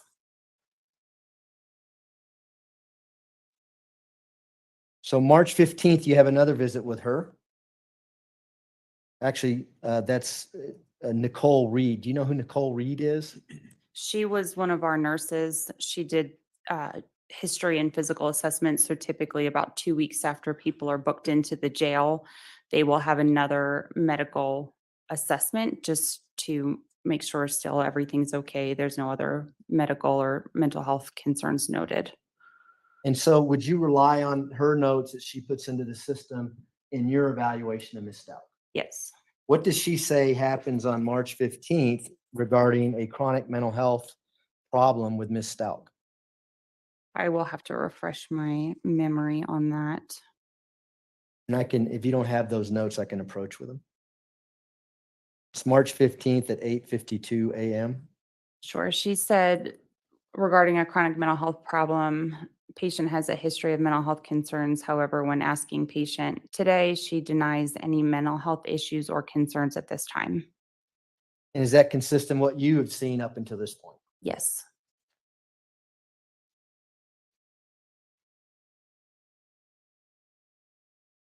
Now I want to jump to March 16th, where you actually meet with Ms. Stauch again. Do you remember that? Yes. Tell us about what you found with regards to what her mental condition was on that day. I noted that everything was appropriate. So her mood was appropriate. Her thought was coherent. She had no suicidal, homicidal ideations, no auditory or visual hallucinations. She was oriented to person, place, time, and situation, had an intact memory, fair judgment, good insight. Any evidence of mental illness up until this point? No.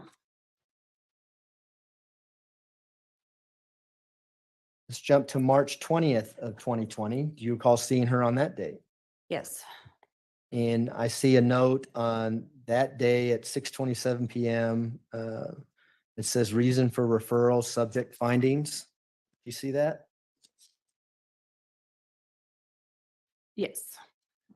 Tell us about that. Why did you put that note in there, and what is that note about?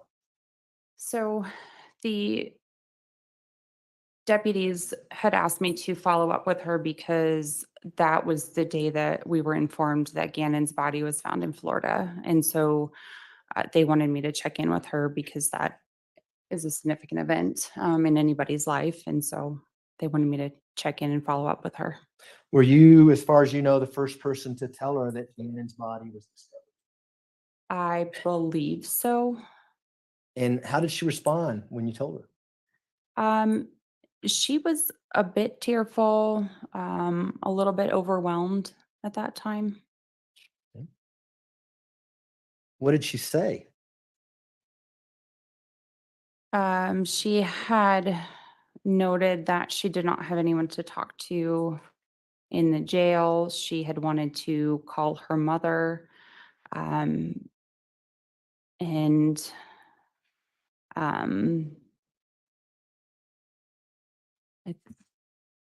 she was talking also about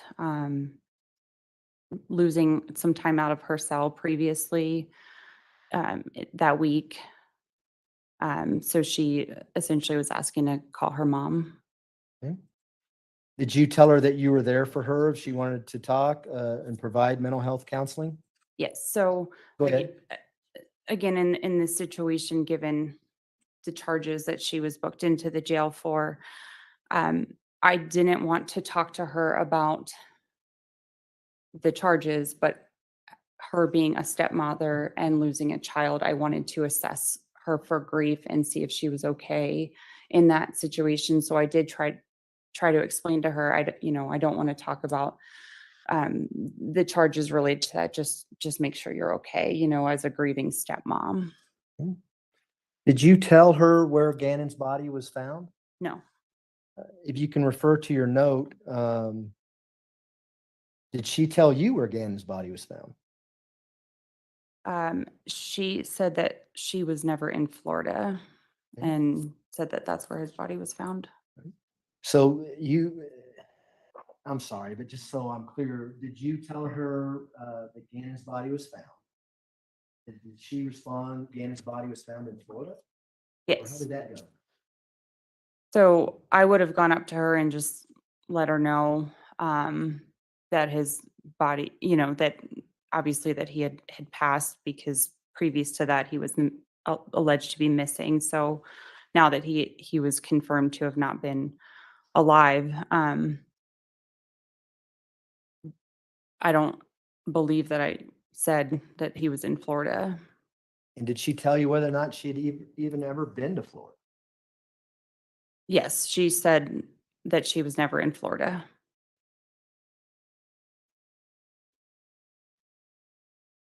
Did her demeanor change during this conversation? She was speaking a bit softer than my prior contacts with her. Would this be evidence of a mental illness, or would this be evidence of a normal reaction of what you just told? It would be more evident of a normal but kind of limited reaction to hearing that information.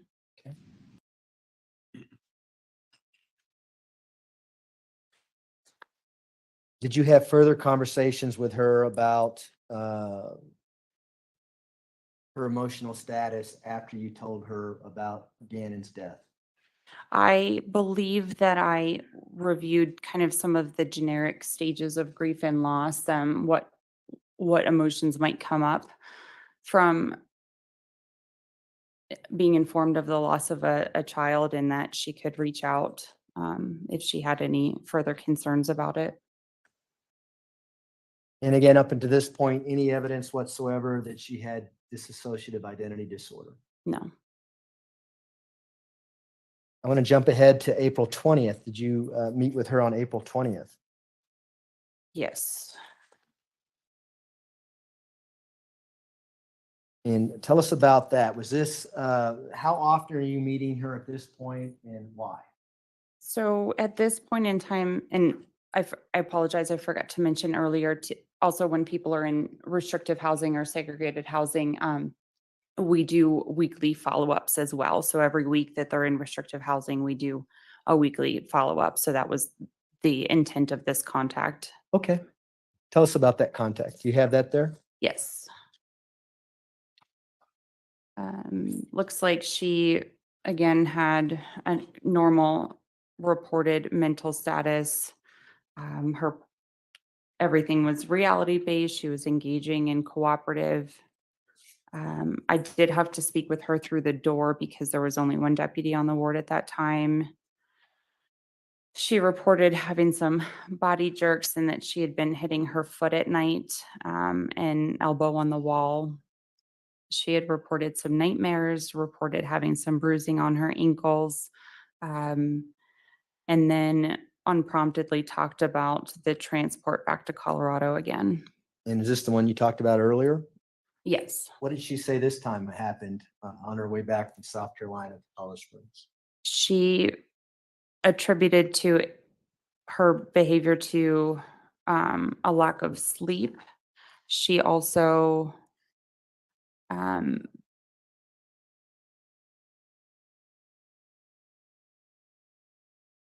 She said that being in the medical ward was not healthy for her due to poor sleep. She then said she talked about the female deputy was holding her gun in the wrong place. She told the deputy that a few times, and she threw the monster can at her as she believed she was being attacked.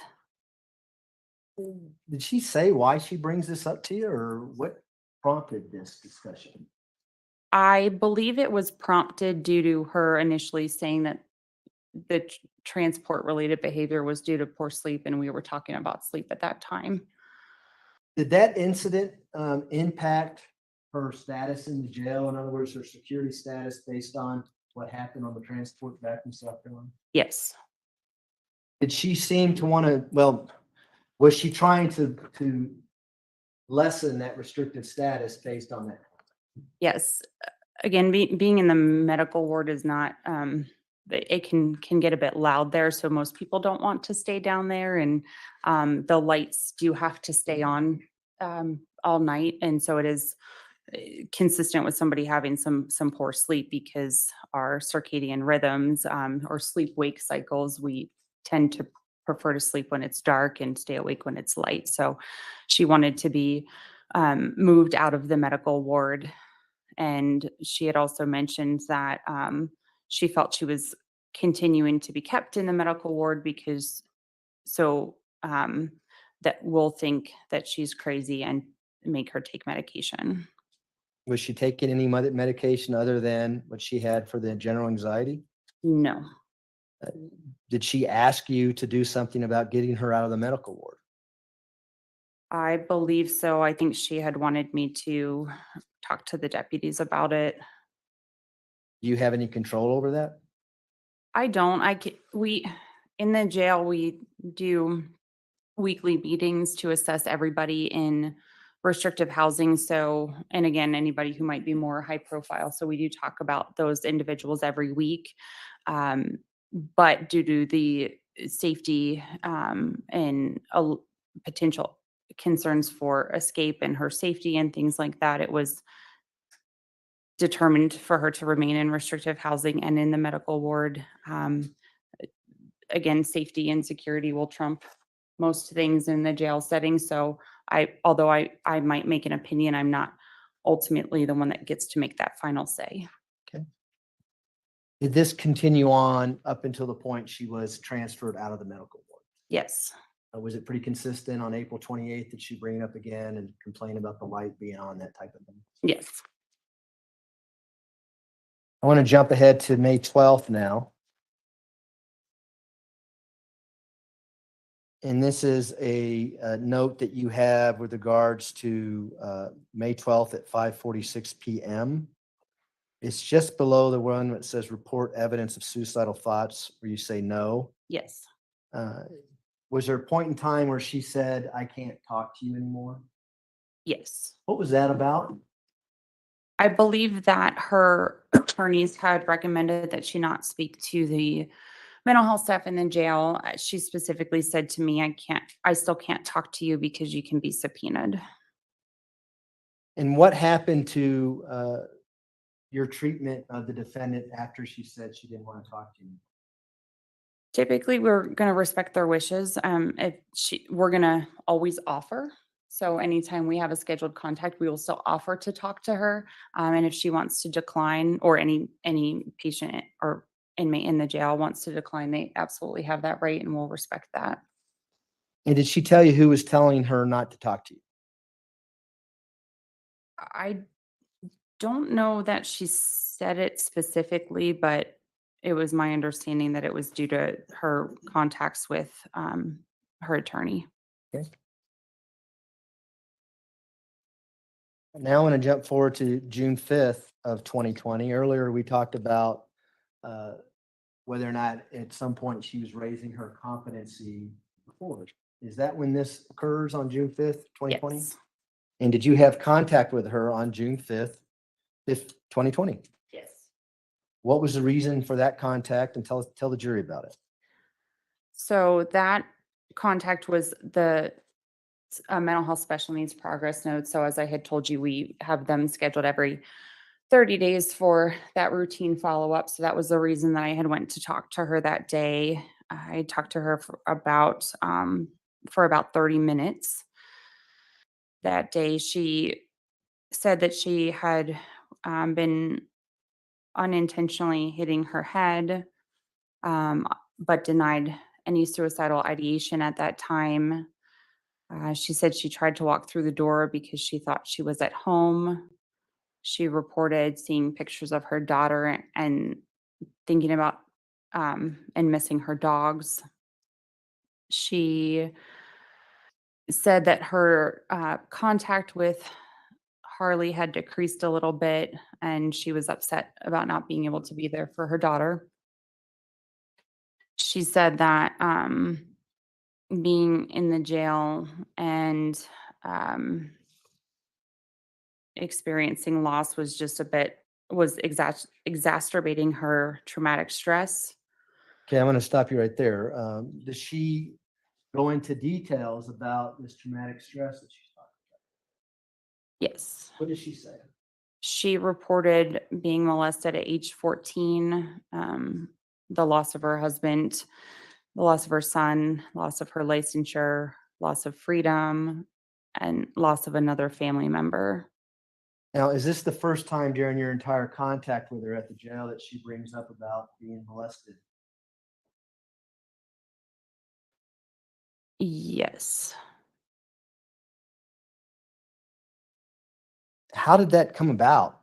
When she talks about traumatic stress, is this a question that you're asking her, or is this something that she, again, is just rambling about and telling you things? That's what she had reported to me. Yes. So that wasn't in response to any questions from you. That was just something she felt you needed to know. Yes. I typically, when I go up to talk to somebody, I say, "Hi, Mr. or Miss So-and-so, how are you today?" And then sometimes they just report a lot. And then I'll go into the other questions related to my notes after that. And so at this point, June 5th, 2020, was she still in the medical ward? I believe so. If your notes indicate that she requested to go back to the medical ward. Oh, sorry. Yes. Would that refresh your recollection as to where she's at now? She would have been in Alpha 2, which is our female restrictive housing ward. Okay, is that like a general population or what is that? No, it's segregated housing. So typically, we'll have people that have severe and persistent mental illness that are that are self-harming in that ward, people that are trying to hurt other people in that ward, and then other people who are in there for disciplinary segregation reasons. So they're individuals who really can't come out with other people, and they typically come out individually 1 hour at a time. And so back in the earlier dates, April, May, she wanted to get out of the medical ward. Yes. She's out now. And then on June 5th, the same day she raises competency, she wants to go back to the medical ward. Yes. And what happened as a result of her request? I don't recall off the top of my head. I don't know if we moved her back or not. Do you remember her talking to you about her going to the state hospital or Colorado Mental Health Institute of Pueblo for the competency evaluation? Not, well, during this contact, we talked about her going for a competency evaluation, but she had not yet gone, to my knowledge. Did she have any anxiety with regards to going to the Colorado Mental Health Institute? I think she had general anxieties. I don't know if it was specific about going there for the evaluation, but she wasn't, I know she did say she was asking if she should start taking medications now or wait till she goes to the state hospital to get prescribed medication there. Do you recall ever, do you recall her talking to you about Gannon during this meeting? She had reported that it was I believe she had said something to the effect of it being kind of too hard to handle all the stressors at one time. And did she get into the events surrounding Gannon's death during this June 5th, 2020 meeting? Yes, Did she talk about a hiking trip? yes. What'd she say about a hiking trip? She said she always used to take a handgun with her hiking, but did not that day. She said, I can't cope with it. It's one trauma situation too many, and it was the wrong place at the wrong time. She said she replays that week of her life over and over. She also noted she replays why she did not ask for more help or provide more information to the police. And she's now trying to begin really processing it, meaning the law, meaning Gannon. Okay. She said, I need to be able to talk to someone more than a social worker. She said, I was creating stories that aren't true and don't remember conversations. She then said, I need more help. She also said, I can't leave January. And then she brought up Andrew Womack and his son dying in Colorado and coming back to life 8 hours later. She said, regarding Gannon, I know that's not physically possible, but I want to fix things. I pray his same prayers and wrote him a letter. Then she said she regretted taking the back road off 25. That's Highway 25. She then said, I can't relive every situation, every day, and every hour. Okay. Now, how did this come about? I mean, what did you say to spark her to talk about Gannon's death? We probably were talking just about the stress because, again, when I talk to somebody and ask them how they're doing, they just kind of report this. And earlier in her verbalization, she was talking about traumatic stress. So I don't typically ask questions that would have prompted that answer. So that would have just been her volunteering that information. Now, is this the first time in your contacts with her that she brings up things like traumatic stress and I guess stressors in her life? Yes. Anything about that conversation lead to you believe that she had a serious mental illness based on what she's telling you on June 5th? No, instead I noted that she had reported trying to keep kind of a poker face. She was trying to deal with her problems, but also help some of the other females out. So she was giving them scriptures. I do believe at that time she was had either scriptures or a Bible or something that she was using to help cope with her stressors while in the jail as well. And did she eventually get transported to the Colorado Mental Health Institute in Pueblo for that competency evaluation? I believe that was in sometime in July, early August. She came back to the jail.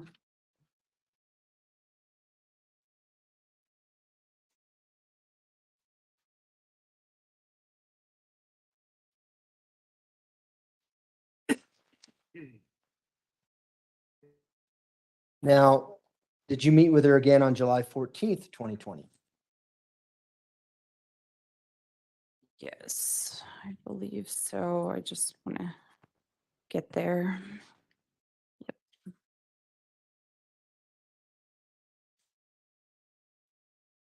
Yes. Do you recall her talking to you about her diet needs and whether or not the jail was providing appropriate diet for her? Yes. Prior to this interaction, she had reported, I think pretty soon after she came into the jail, she had been reporting losing weight, had reported some things like having a celiac diet, which I believe in the notes, we did some testing and she did not have a confirmatory lab results that supported that, but I do believe that we were trying to accommodate some diet preferences that she had. She reported specifically on July 14th that she was going to be So she said, I'm going to be so rich after this. And she had referred to a civil suit for not having her medical needs taken care of. Now, is the jail food not too good there? I don't believe it is. I have not eaten it myself, but Just things like that? yeah. Is that common for inmates to want to get on a different diet, such as a kosher diet, things like that? All of the time. Is that what's going on here? She's demanding better food, basically? Objection, speculation. Same. Well, what exactly did she tell you with regards to why she's going to get rich? For having a civil suit, for not having her medical needs taken care of.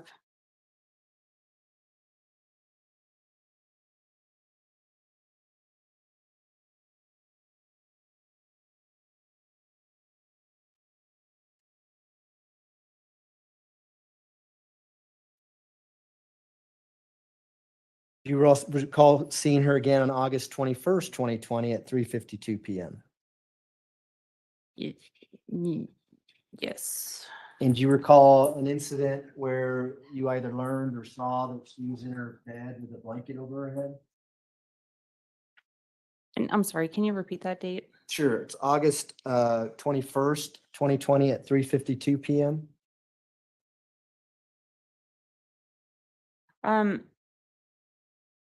Yes.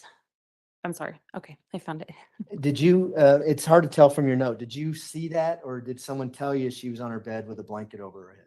So what I wrote is that MHD, meaning mental health director, so that's how I referred to myself, attempted to see a patient for weekly RH rounds, which is restrictive housing rounds, at approximately 14-20 hours. Patient had a blanket on her head and was sitting on her bunk. She looked up and said, "I don't want to talk."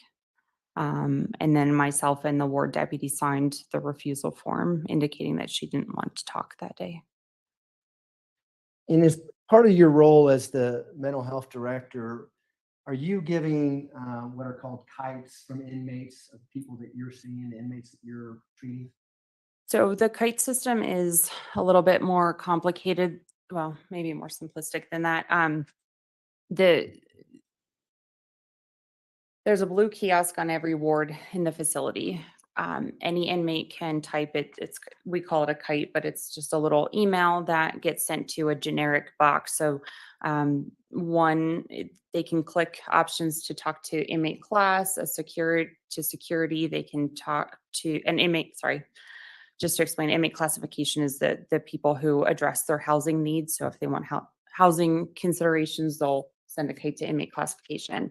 They could send one to medical, they could send one to mental health, programs, religion. So there's a variety of kites that can be sent. And so she did have access to the kite system at any time that she was out of her cell and could use that.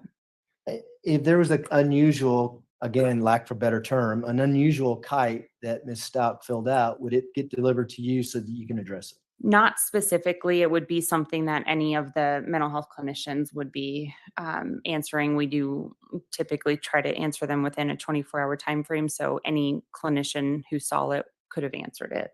Did you see a kite that was written by Ms. Stauch on, looks like August 20th? It's just below the note that we just addressed. Yes. What was that kite about? It I don't know really how to describe what it was about. Would you mind if I read it? Yeah, let's just, Okay. what does it say? What did she write? It says, "You let them duct tape me and cover the alarm sensors because they came for me in West Palm Beach, then came back and covered alarm with socks. I saw the car on Carriage Meadows, so we both left, gun jammed, got shot. They thought I was crazy because I watched Good Girls, but he really had tattoos. You didn't help." And then she sent another kite that said, "Being held hostage with camera, people everywhere, and no one helps. And they took my water from my dog." And what was the response to those kites? Do you recall? They were answered simply with the words kite received. That is what was sent back to her, because there wasn't a specific request in there. And then Caitlin, who was the one who answered that kite, also noted, so this wouldn't have been sent back to her, but would have been in the note, is these kites from patient are not consistent with prior presentation or language. And was it consistent with your prior contacts with Ms. Stauch up until this point? That was not consistent. And has she already returned now from the Colorado Mental Health Institute in Pueblo for her competency evaluation back in the jail? Yes.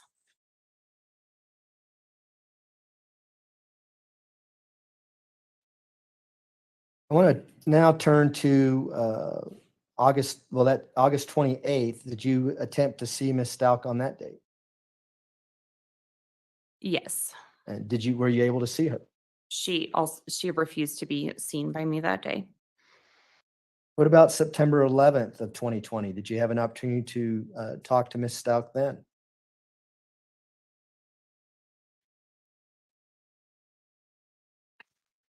You said the 11th? Yeah, and I apologize. That was who is Holly Werstein? She was our psychiatric nurse practitioner, psychiatric mental health nurse practitioner. So she prescribed psychotropic medication to the inmates in the jail, in addition to our psychiatrist. Based on her note in here, did you review that note back in September 2020? Yes. And is that a note in reference to her mental condition as she got back from the state hospital in Pueblo? Yes. What was that note about and what did you do? So when people come back from the Colorado Mental Health Institute after a competency evaluation, we do get some records, which would include different medications they might have been placed on there, as well as diagnoses that might have differed from the ones that we initially had. So when individuals come back, we're going to look at those diagnoses, typically prescribe them the medication, because that medication is related to them now being alleged to have been competent, although they haven't had their court proceeding to confirm whether they're competent or not yet. And so I would have reviewed the records, as would have Holly, for the diagnosis as well as the medications. And Holly determined that the diagnosis that was given to Ms. Stauch, which was a bipolar disorder, was actually not consistent with her presentation. So specific to that, a bipolar disorder, in order to meet criteria for that diagnosis, you have to have previously had at least one depressive episode, which is a 2-week period of time where they meet criteria for a major depressive episode. So lots of depression. They might sleep too much or too little. They might eat too much or too little.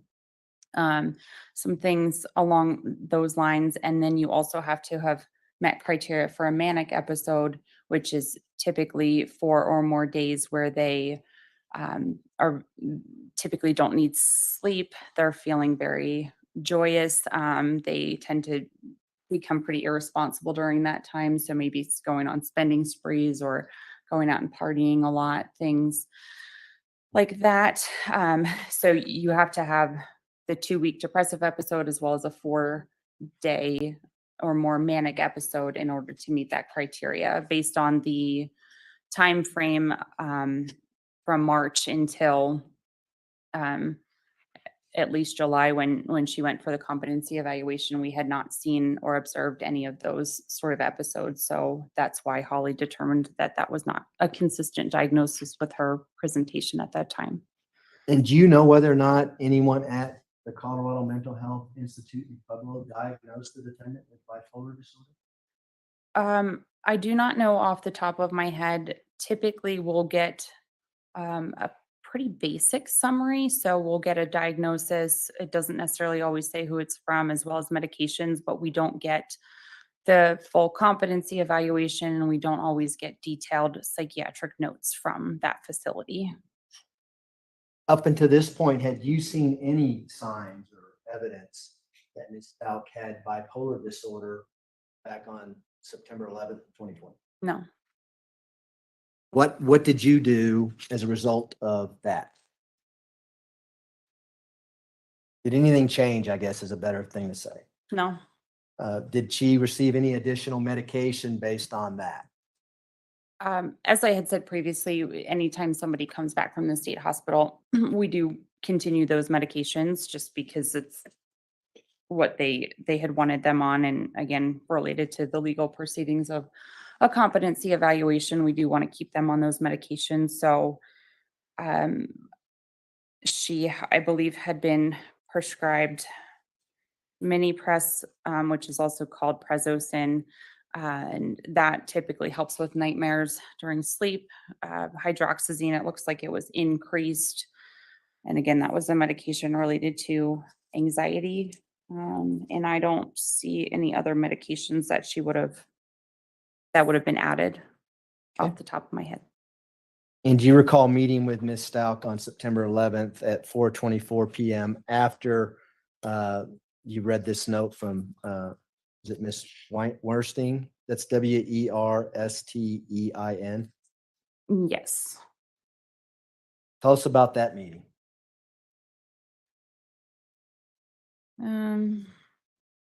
Looks like I was assessing her for weekly rounds. So again, the weekly segregation housing rounds. I noted that she had about 40% medication compliance, so was not taking her meds.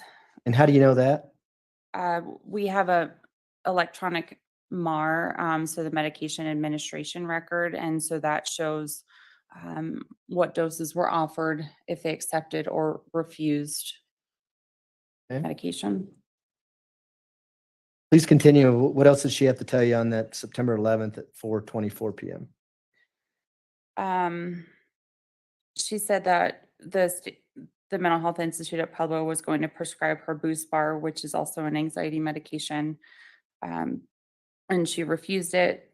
And she said her anxiety was getting bad and worse day by day. And then she stated that she's going to start becoming impulsive, have a different personality, and act way out of character, manic, and pull her hair out. What was that all about? Did you ask her that question or did she just volunteer that information? That again was volunteered information. And is that the first time that she's ever mentioned anything to you with regards to having a different personality? To my knowledge, yes. Did that trigger anything on your behalf to evaluate her for dissociative identity disorder?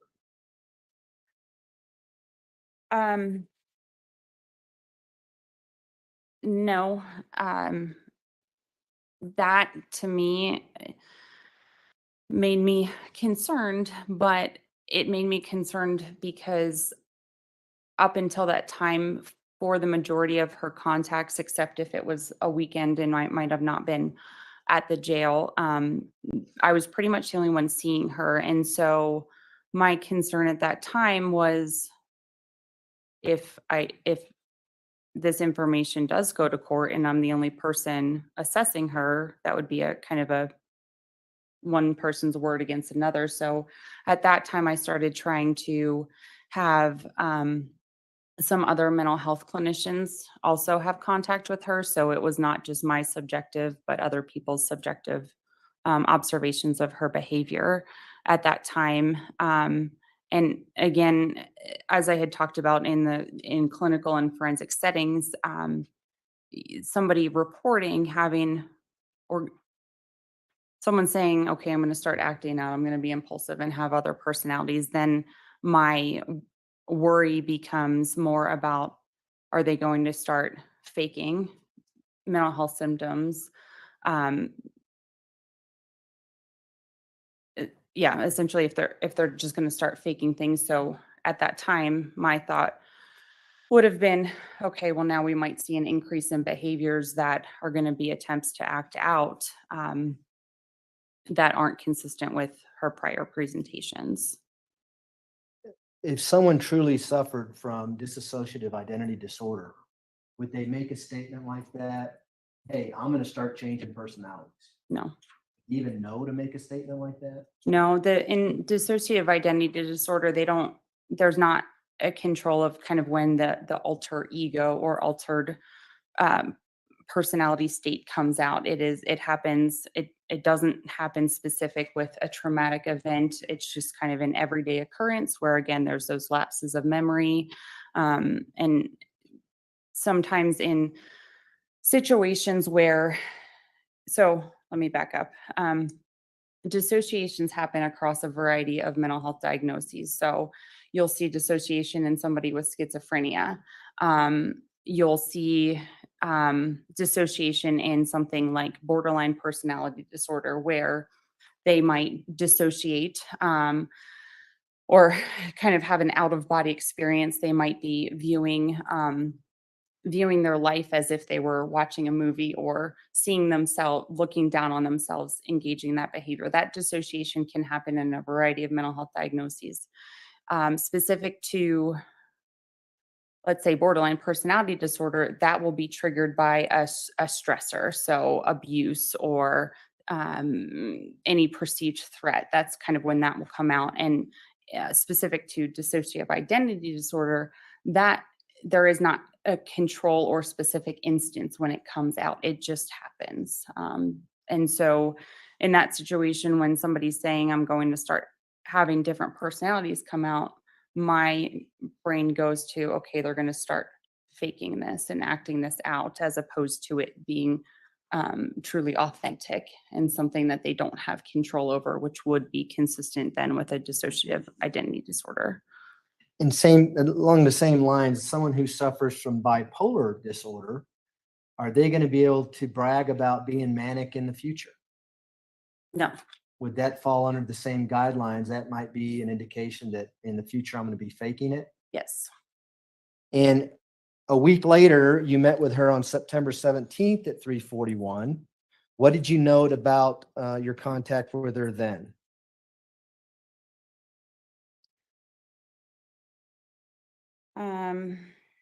She reported that she sometimes feels okay and sometimes doesn't know how she's feeling. She defined the word okay as normal, functioning, and talking. She said sometimes not, because I talk to stuff. She said she has a hard time with reality in the morning, but then she's okay in the afternoon. She reported having a hard time focusing, so she wasn't reading her Bible anymore. And then she began talking about seeing demons in court on September 8th, and when she was on a hike and jumped off a cliff. Okay. She also reported sedatives were being aired through the vents and was not sleeping well at night. Did you also meet with her again at 3:41 p.m.? Yes. And what did she tell you about her thought form at that point? She wouldn't have specifically told me anything about that, but the thought form would have been my observations. And what were your observations? I apologize. It's okay. I noted she was coherent, goal-directed in her comments, was easily redirectable, and appeared to be attempting to feign or fake makeup, having visual hallucinations. And why do you say that? What was she doing? That would have been related to the allegation that she had reported about seeing demons in court. So I know she reported that, and I noted that I did not see any of those observations. And did you reflect back to the week prior where she said she's going to start faking these things? Yes.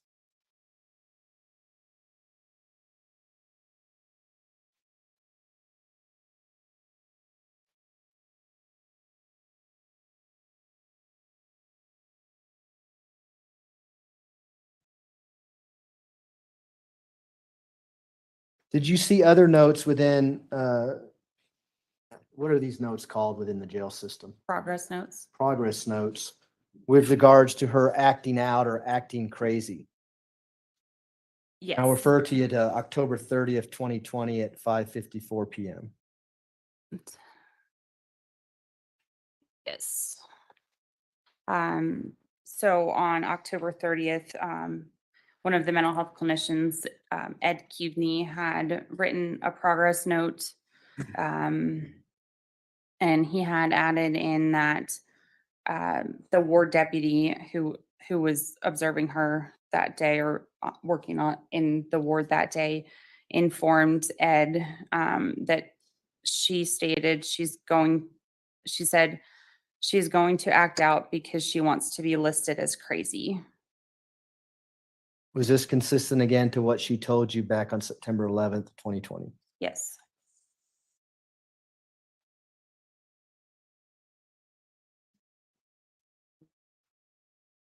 Now I want to jump forward to November 17th, 2020 at 2:18 PM. Did you have contact with Ms. Stauch then? Yes. And did she tell you about how she felt or what mental diseases or defect that she had on that? She reported that she's bipolar, has multiple personality disorder, and PTSD, which is post-traumatic stress disorder. And is this the first time she's ever come out and said, that's my diagnosis, this is my mental illness? Yes. And back on March 5th, 2020, with your first contact, did you say, wait a minute, I asked you that question on March 5th and you said nothing about it? I don't believe I said that to her specifically, but that would have been a thought I would have had, that it was inconsistent with the prior contacts, and especially at the beginning of her stay with us. And what did you note in your notes with regards to her self-diagnosis of multi-personality disorder, PTSD, and bipolar disorder? I said she appeared to be at baseline psychiatrically, meaning I did not see any of that. I said there's no overt symptoms of bipolar disorder or PTSD present. And I said she has not presented with symptoms of DID or dissociative identity disorder during any contacts with this writer. And did she tell you back on November 17th, 2020, how she came up with these mental illnesses? She reported having her competency exam was going to be conducted on November 30th. And she indicated that she is aware and she is smart. And were you, did you learn that she actually had a second competency evaluation as well? Yes.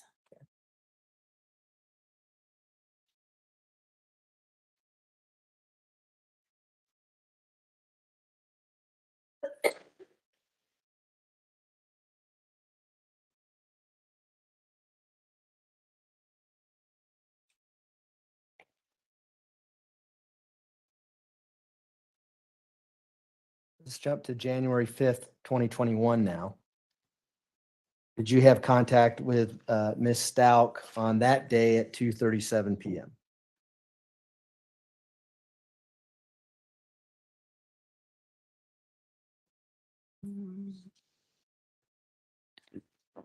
Believes, yes, I did. And with regards to questions that you're asking her, did you ask her about her, what is entitled thought form in your notes? Yes. What did she have to tell you with regards to that? Or what did you ask her and what was her response?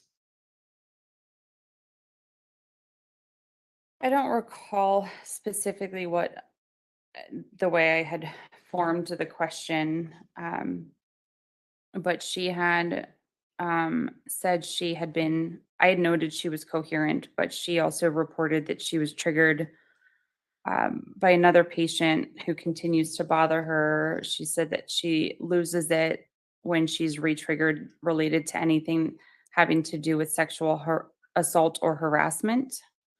It sounds like the inmates or another inmate was saying some inappropriate things, such as requesting that she show her breasts in order to stop being bothered.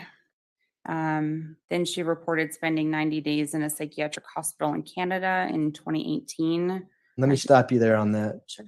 Did you do any follow-up to see if there's any records with regards to that hospitalization in 2018 that she's claiming? I do not recall if we did. I know we had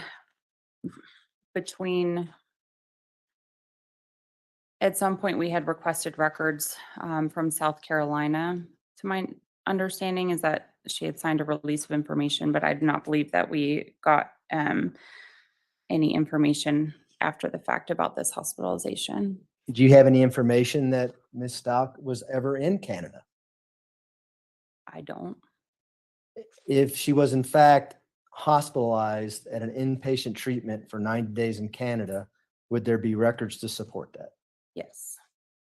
Did you make any attempts to get any records from this so-called hospitalization? I don't believe so. And this is almost a year, well, 10 months, 11 months after she's been placed in custody. Yes. Did she also talk to you about her stepfather and what her stepfather may have done to her?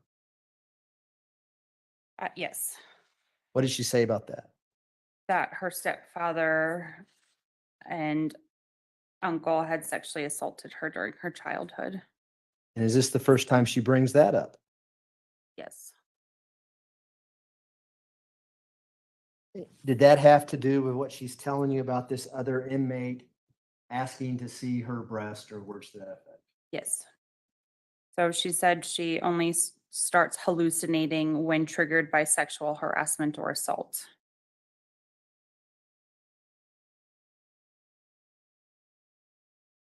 What did she tell you about her intelligence level on that same day in the note just below the one we just read? She opined that she was brilliant. Did you ask her what she meant by that?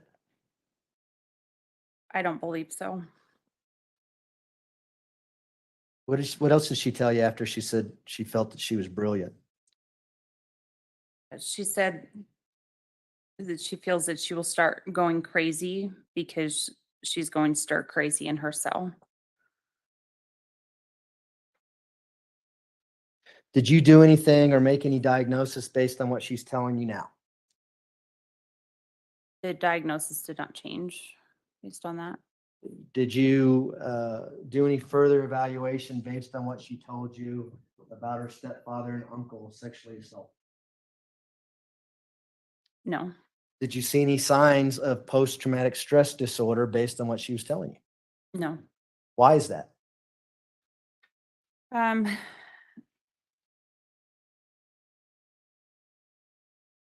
you repeat the question? Sure.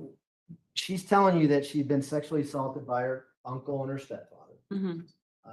And she hadn't said anything about this up until this point, January 21. Did you think that might have contributed to her having post-traumatic stress disorder? I mean, any trauma could, any person who experiences a trauma could develop those symptoms. But again, when providing any sort of diagnosis, one of the final criteria you have to match or to make and confirm a diagnosis is a significant impairment in social, occupational, or other areas of functioning, because in the jail setting, there wasn't any significant impact related to that. It's not necessary to follow through with that. Also, specific to sexual assault or significant trauma, we don't always want to start treatment related to that because we don't know when people are leaving the jail. And so sometimes opening up and having somebody relive these traumas is the jail setting is not the most appropriate place for that, because we do want that to be a very personal driven avenue in treatment. And so typically we won't start a full therapy mode related to trauma. Okay. Now, did you have an opinion as to whether or not her claiming that she had these various mental disorders coincided with her court case. In other words, when she raised competency, it eventually pled not guilty by reason of insanity. Yes, again, looking at diagnoses, looking at not just the criteria in the DSM, and based on my history and training and conducting forensic evaluations, typically people will, when competency is raised or other things in court, or just in general, depending on how court goes, people do tend to then over-report or exaggerate or make up symptoms that are consistent with a diagnosis that might help maybe absolve them of the charges or have a different sentence or go to a different location for treatment instead of in lieu of incarceration. So what was observed was consistent with somebody who was acting out symptoms as opposed to it being a true diagnosis and symptoms. And your role in your position at the jail was not to perform a sanity evaluation, I take it, Correct. or a competency evaluation? Correct. In order to do that, you'd want to look at everything, I would take it? Yes. And when I say everything, all the police reports, everything involved in the criminal case, before you can make any judgment as to that? Correct. Those are my questions, Your Honor. Thank you. Cross-examination. Thank you. Mr. Cook. Doctor, good afternoon. My name is Will Cook. I represent Ms. Stauch. I'm going to be asking you, I would say a few questions, but I'm going to ask you a lot of questions. I'm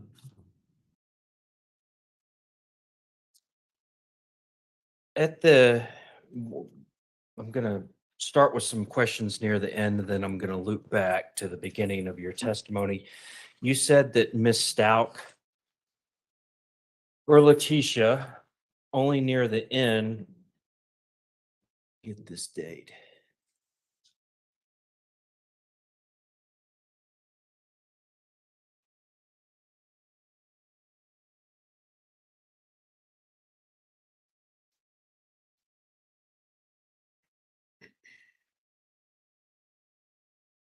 You said she only reported being molested one time to you?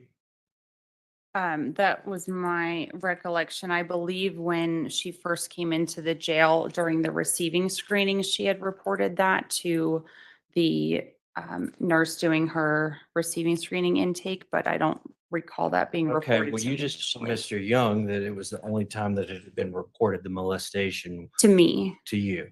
You know, I'm going to object us to that. That's not the question was. The question was with regards to her stepfather and uncle. Overruled. Do you know when the other time that she reported molestation or sex assault? Without looking at the specific date in my notes, I think she had reported that in 2019. When did she report it at the El Paso County Jail? I don't know the specific Okay. date.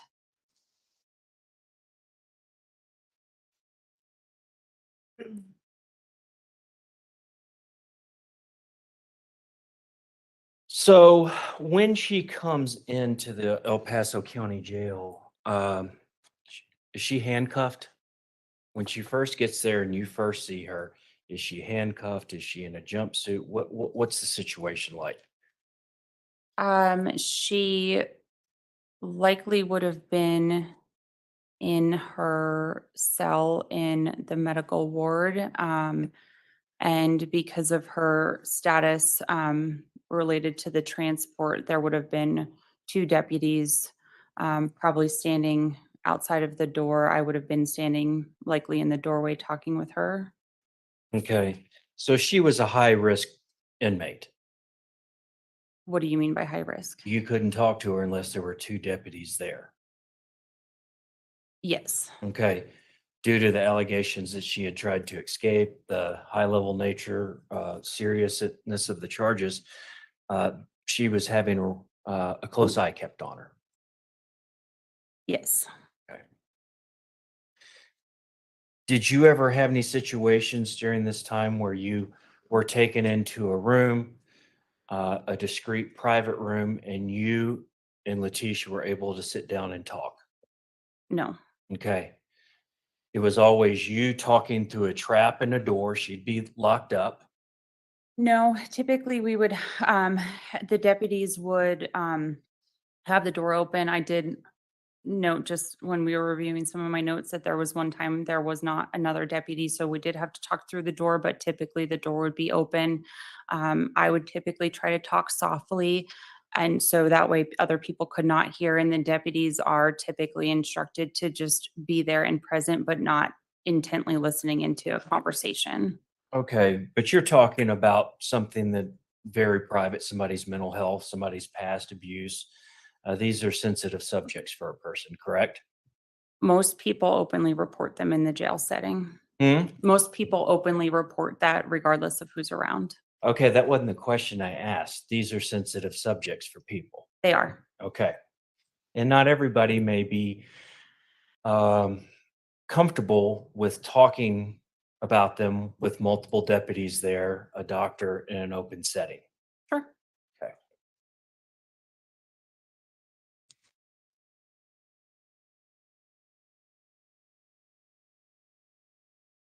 And you just stated, in fact, you had to cancel one meeting because there was only one deputy available to talk with her, and that wasn't allowed. Is that what happened? No, I said we had to talk through the door, so they could not open. They the couldn't door. even open the door unless there were two deputies with her. Yes. Okay. And that's not the ideal clinical setting to do mental health work, is it? No, It's a terrible setting to do the type of work that you were charged with doing, correct? I wouldn't say it was terrible. I think people in a jail setting still need services, and I'm not saying they don't need services. I'm saying this is not an ideal clinical setting. And in fact, it's a bad setting to do this kind of work. People are confined, it's stressful, it's loud. There's deputies. I mean, there's a lot of threats. People are on high alert. They don't act in jail like they would out in the street, do they?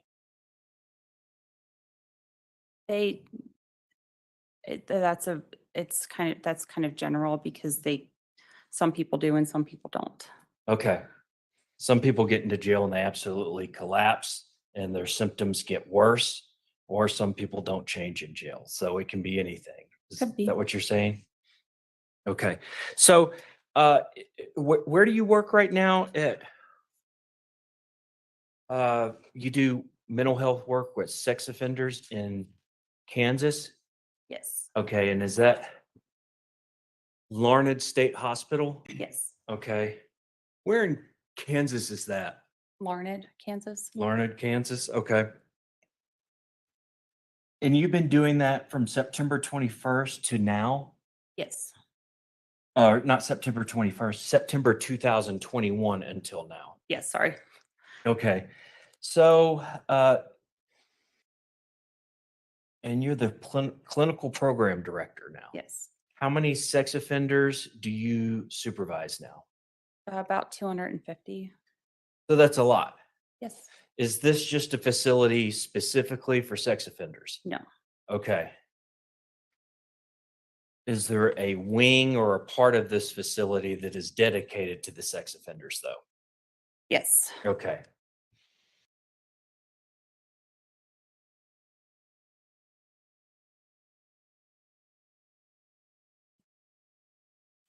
Are you treating people right now, or I presumably with sex offenders, you're treating quite a few people or have a lot of treatment experience with people that suffer from pedophilia? Yes. Okay.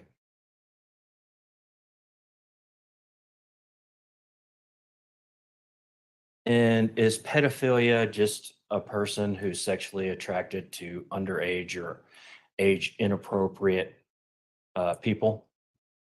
It's not just that. There's a pedophilic sexual interest. You could qualify it as to what you described, but a pedophilic disorder is when they then engage in those sexually abusive behaviors towards non-consenting minors. Okay. Uh, so you have sex offenders that or pedophiles, whatever you want to have it. Generally, they prey on underage children. Some do, and some are that prey on adults as well. But generally speaking, a pedophile preys on minors. Yes. Okay. And one of the ways that minors, or one of the means of access that a pedophile or a sex offender that is preying on underage children may go through is sometimes they ply the victims, the children, with alcohol or drugs to lower the inhibitions of the children, correct? That's a common theme. I wouldn't necessarily say it was very common, but they could. Some have, but the majority of the ones that I've worked with have not been lowering minors with alcohol or drugs. Okay. But there's grooming behaviors that go on with the adult towards the children.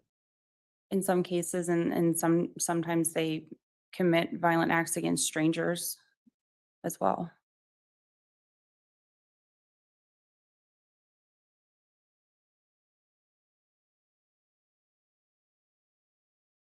But a child predator, based on your experience, they could use alcohol to lower the inhibitions of their victim in order to gain access to them and, assault them. Objection, Your Honor, asked and answered.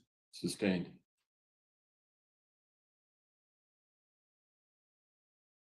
So, at the time, September 2021, that you were employed at Larned State Hospital, you were also employed in El Paso County at the jail, correct? Yes. How did you do both jobs? I lowered my hours as in the clinical program director role to part-time and took on the full-time health services administrator position. So I oversaw all of the medical and mental health care at the jail for about Okay. 11 months. And you weren't actually an employee of the El Paso County Sheriff's Office. You were employed by WellPath, Yes. correct? Yes. This is a private for-profit company, the largest medical services for prisons and jails in the whole world, correct? I believe so. Okay.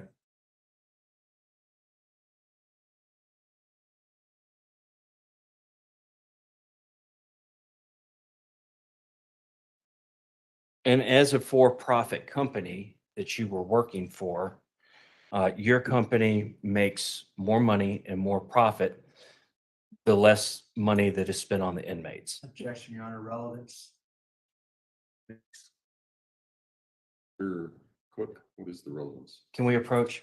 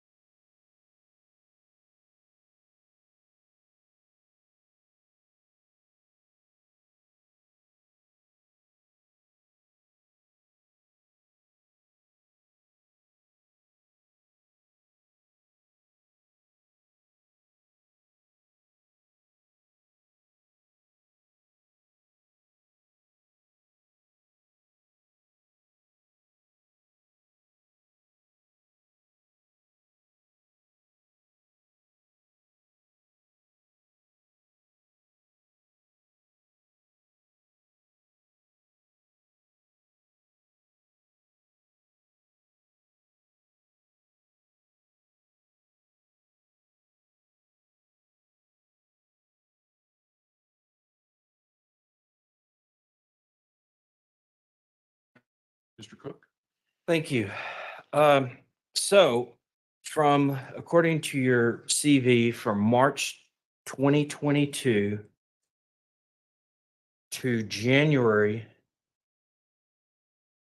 or from March 2022 to January 23, so just a few months ago, you were the Health Services Administrator for WellPath, which it had the contract to provide all the health and mental health care services for the El Paso County Jail. Yes, Okay.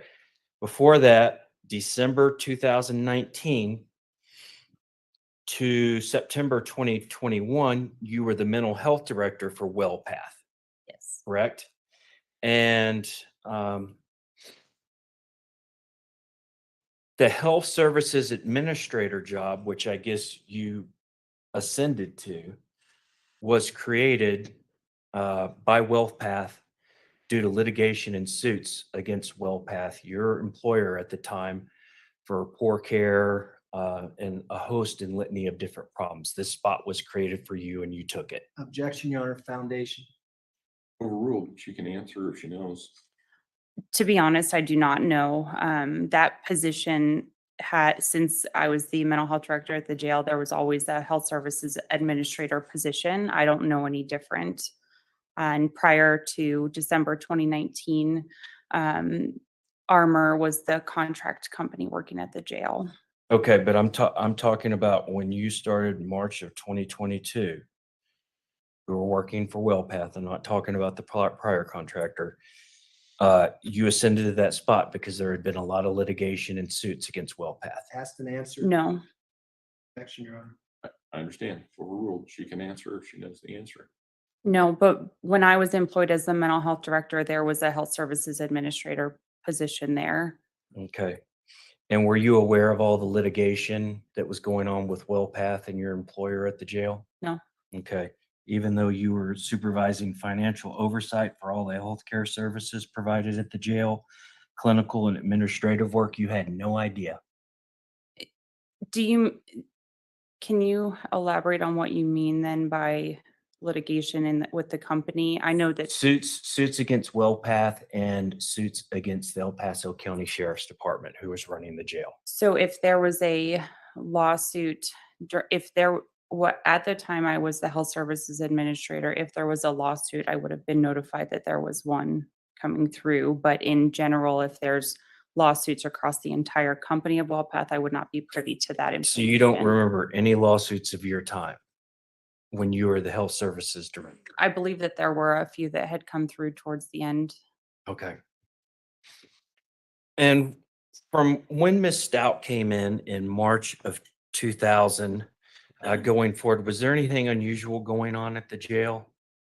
Or was it business as normal the whole time? She came in 2020, not 2000. I'm sorry, 2020. Thank you. Was there anything unusual Yeah. at the jail? Yeah. COVID? COVID. Did you say COVID? Yes. Yeah. And it completely changed how everything functioned at the jail, correct? I wouldn't say completely changed. I think we had to be more mindful of health precautions and wear masks and extra cleaning, things like that, but not. No, you wore mask, the employees, but the inmates weren't given mask. And that's part of the reason there was a lawsuit that WellPath and the sheriff's office settled. Again, Your Honor, objection, relevance, and foundation. Sustained. A jury will disregard the question. You can rephrase it. But again, nothing that the attorneys say at any point in time is evidence. Rephrase your question. Were you taking precautions for COVID during your interviews with Ms. Stauch? I believe that I would have probably had to have worn a mask as required by the jail. Okay. And when did this begin, the mask wearing? I don't know. March 2020, was the mask mandate always already in effect March 5th when you first contacted her, or was it later in the summer? When did all this happen? I don't know. Okay.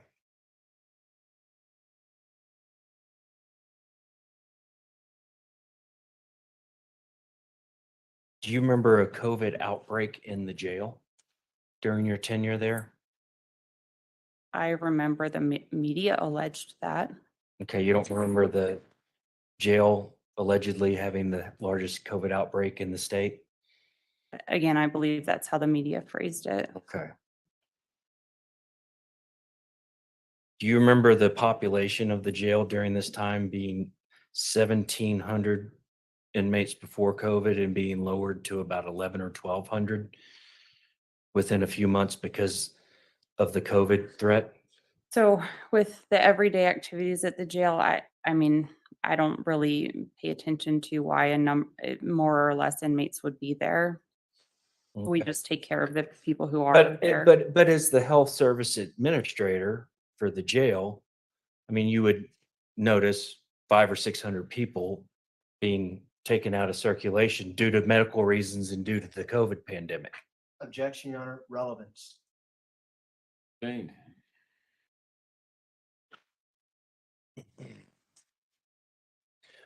Now, I see a report that you compiled that Mr. Young from the DA's office provided to us in this case. Do you know what document I'm talking about? I do. Okay, when did you prepare this document? So that wasn't, I wouldn't recall that a report, or I'm sorry, I would not term that a report. In preparation for my testimony today, I was taking some notes that I perceived as relevant based on my interactions with Ms. Stauch. And so those were just my personal notes in preparing to testify today. And you provided these personal notes to the prosecution.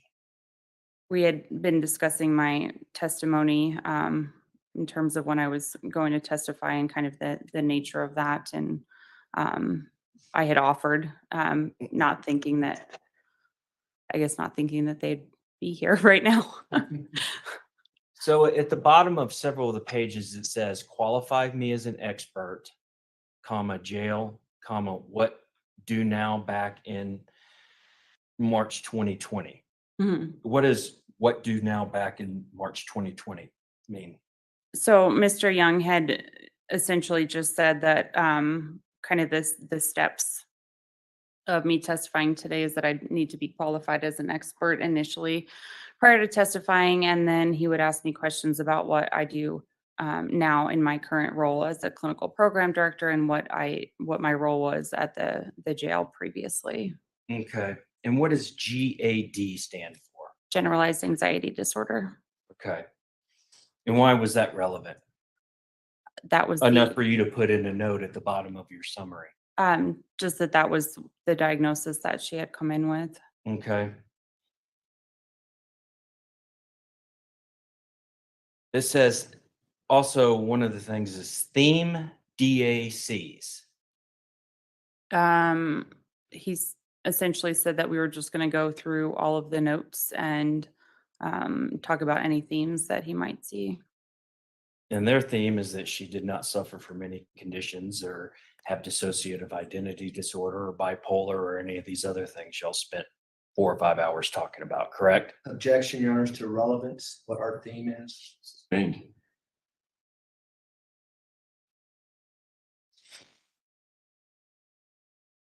Well, the theme of what the DA said was important to you enough to put down at the bottom as a footnote. I guess so you remembered this during your testimony? I typically just write what's being said. It wasn't important or not important. It's just information shared. Well, so if it's important, not important, you just write it. Then are some of the things you wrote at the bottom as notes, are some of them unimportant? I mean, in the sense we just talked about that I would be testifying and that was it.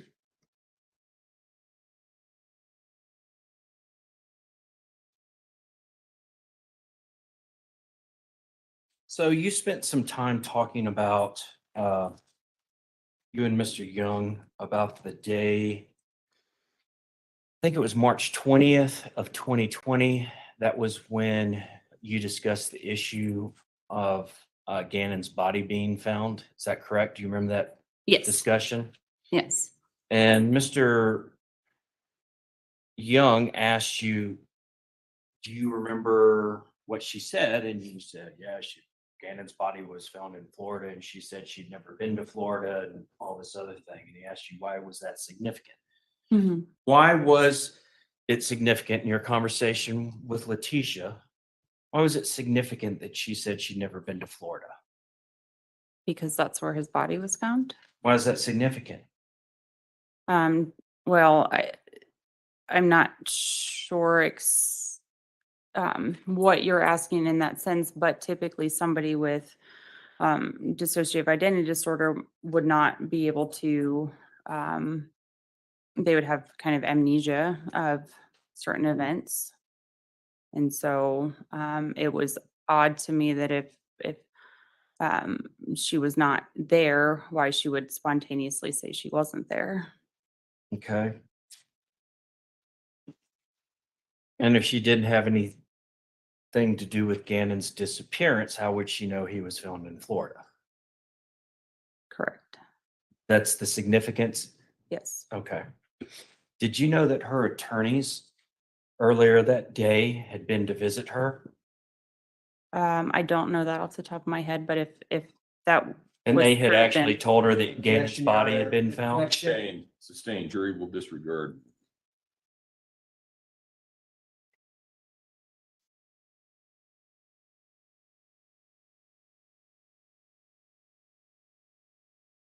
So if you were to be told that her attorneys that came and talked to her that day, Your Honor, I'm going to object to this. May we approach? No, because I see where this one is going, and I think that you can ask it in a hypothetical, because what this witness is talking about is she's testifying about dissociative identity disorder and whether somebody would or wouldn't have recollection of an event based on whether or not they had a particular personality that was manifesting at the time that the person was in a geographical location. So if somebody had some information from some other source, you can ask the witness whether or not this would or would not be consistent with the dissociative identity disorder. So I will allow that. well, I just say answer what you just said. But I'll try to put it to you as artfully as the judge did. If, with respect to dissociative identity disorder, if hypothetically Ms. Stauch had heard from her attorneys a couple hours before, said, hey, they found Gannon's body in Florida, would that change how you feel with DID and this portion of what was going on March the 20th of 2020? No, No? Why not? because with dissociative identity disorder, there's in the DSM, it talks about kind of a possession form or non-possession form, and possession form being, again, that amnesia, inability to recall those certain everyday events versus a non-possession form where, again, they could kind of be depersonalized or still consciously aware that things are going on and they're kind of watching themselves engage in behaviors that they might not, that they still know it's happening, but they might not perceive that they're the one doing it. But I'm just talking about her parroting to you what her attorney told her an hour or 2 hours before you're talking with her. Well, again, as I had previously suggested to her not to share, or actually, I'm sorry, it was that day. I think I told her not to share things. No, I'm sorry, it was before that. But I don't know why that would be relevant to share with me. Because she's, how often, or what was her schedule for being incarcerated? As far as lockdowns, you've talked about different security levels to Mr. Young at the jail. Certain freedoms you have with different levels. When you first met her, say the first week, what was her security level, or how was she being held? She was on suicide watch. she was on suicide watch. Okay. Cook, if you could find a reasonable breaking point in the next 5 minutes or so. We can do it now. I don't want to interrupt, but if you want to do it now, it's okay. No, Your Honor, we can do it now. Okay, all right. All right, ladies and gentlemen, we will take our afternoon recess. If I can have everyone back in the jury room at say 3:40, we should be able to start on time at that point. Again, don't discuss the case among yourselves. Don't discuss the case with anyone else. With that, all rise for the jury, please.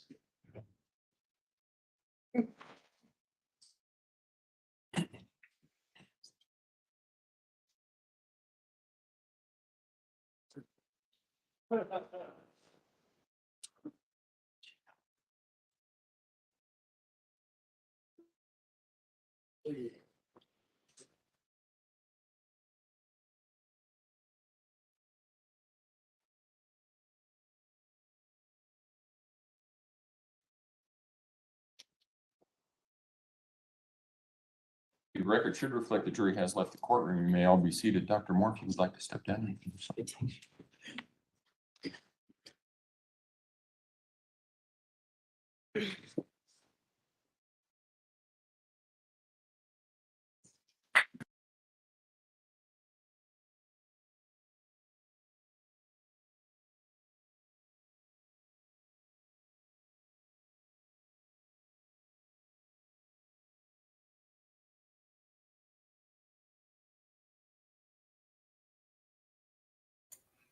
Oh my God, you guys, I'm about to lose my poop.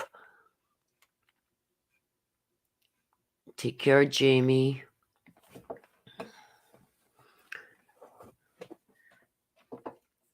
Yeah, like what I was trying to say, it wasn't coming across right in my posts, but it's like he knows the judge is going to shut him down, but he is getting stuff out for the jury to hear that he knows he can't bring out any other way except for to try and bring it out like that really quick so they hear it, just for the DA to object and it be sustained.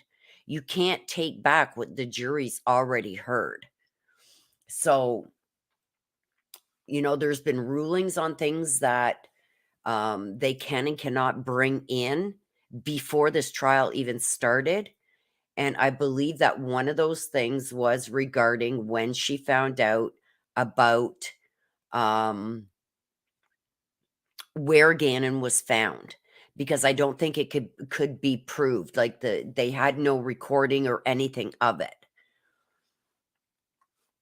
Oh, she's done. But the point that this lawyer is sitting there laughing and joking and carrying on with Letecia, so disrespectful, so unprofessional.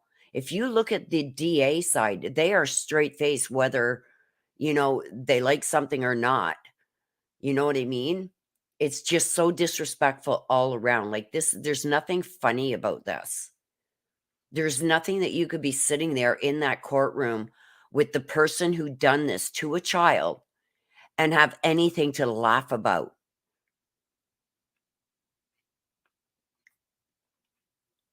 But it does make a difference. This lawyer is going against court standards, rules of the court. He knows exactly what he's doing because this is the only way that he can try and get in evidence that was already ruled on, which was not supposed to come in.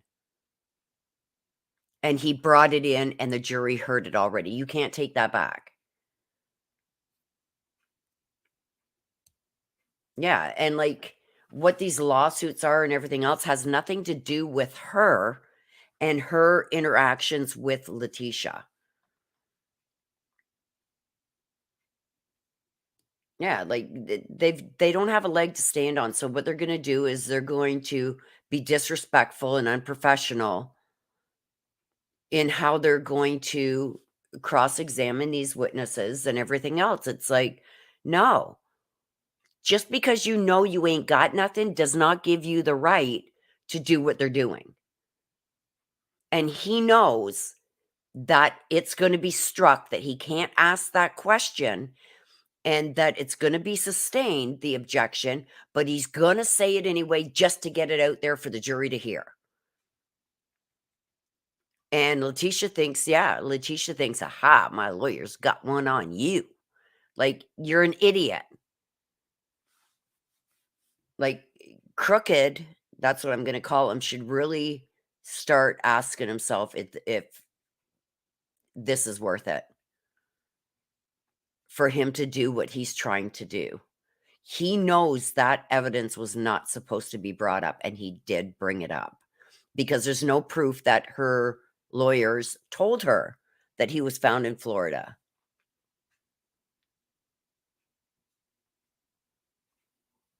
Exactly, Ashley. I'm so sorry for the loss of your son. It's just so disrespectful, so unprofessional. It's unreal. He knew it was going to be struck, but he didn't care. He was going to get that to the jury.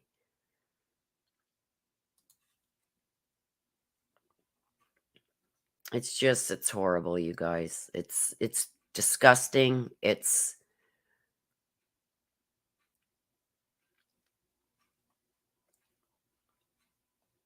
They can be, Sammy, but that's up to the judge to do. And the judge did step in and correct him. And it's pretty bad when the judge has got to tell you what you should be asking.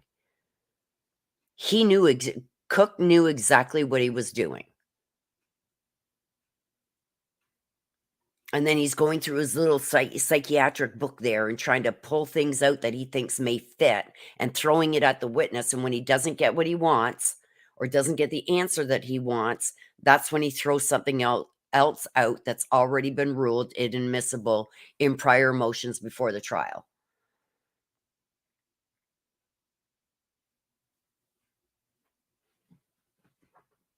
It's hard to tell because we're not looking at the judge, but I mean,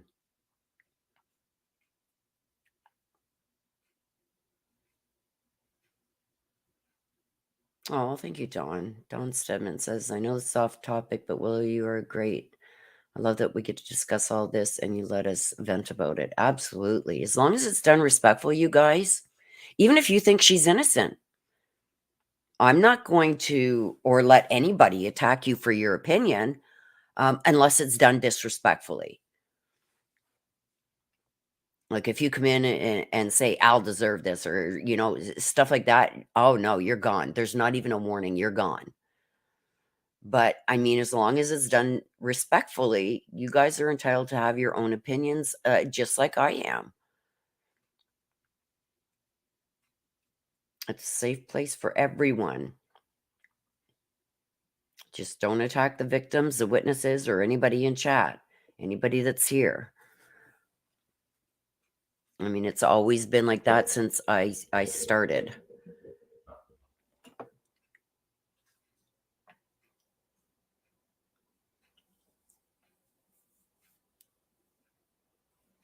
Oh, the jury's watching this. The jury is seeing what's going on. Especially when he tries to bring something out and the DA stands up and says objection, and he keeps talking over the DA when the DA is objecting and talking over the judge. They're seeing, oh, he just wants to get this out regardless of the objection and regardless of the judge now speaking. It is very disrespectful. Yeah, she can laugh at the walls and dance with her imaginary friends and type on her imaginary keyboard on her arm. This evil, evil, evil person is going to spend the rest of her life in jail. Yeah, as the victims haven't suffered enough. It's like, come on.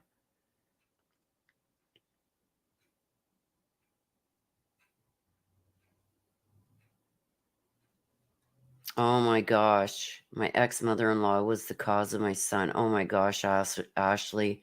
I'm so sorry.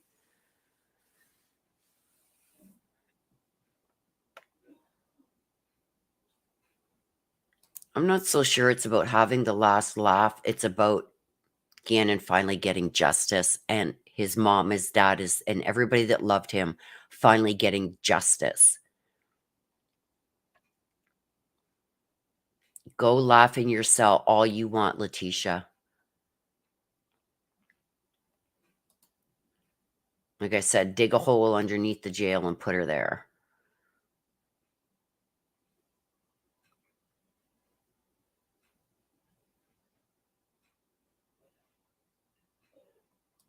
It's because she didn't really want the kids. She wanted Al all to herself.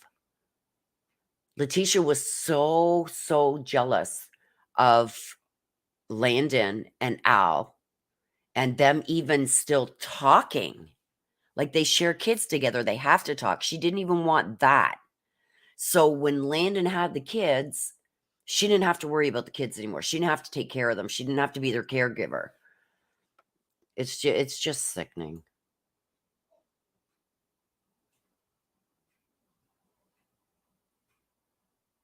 But all their hard work is going to pay off, Christine. Believe me. Yeah, what goes around comes around.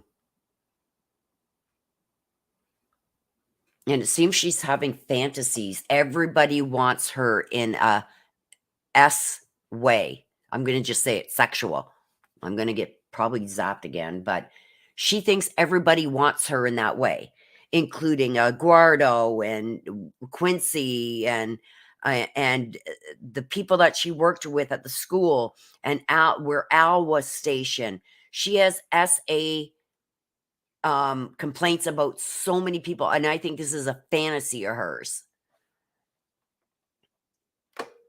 I think the SA is a fantasy.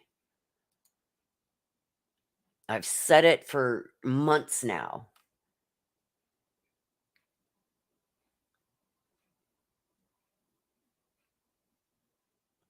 Yeah, she needed to keep Gannon to keep Al, because if Al didn't need her as a babysitter, then he would get rid of her. That's what she thought.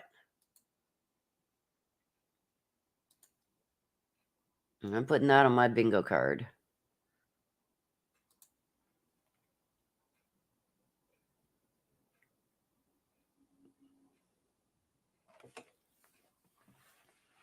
Yeah, showing her tatas to the guards.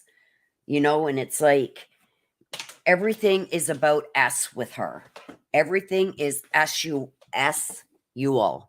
with her. And I think that's how she got a lot of men in her life, was flaunting herself and giving them certain favors and stuff like that. That's how I think she got people. That's how the flirtiness and everything else. She thinks that she can use her body to get exactly what she wants.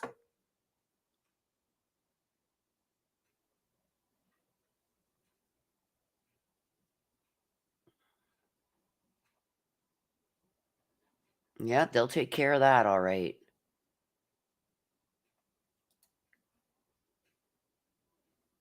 Yep. Yep, because that was asked of her brother. And he said that there was never any such stuff, no SA in their childhood. So the only one that's saying this is Letecia. And right, she's the one that should be believed. Not.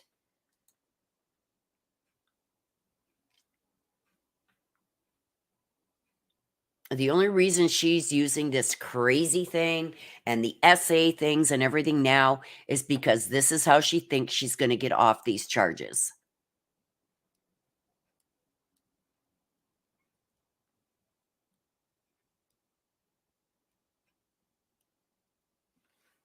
Okay, Ashley, you can't say that.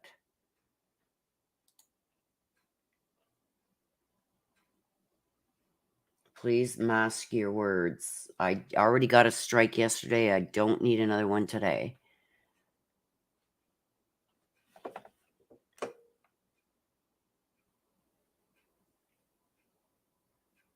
Oh, she does. She deserves every single thing that's coming her way.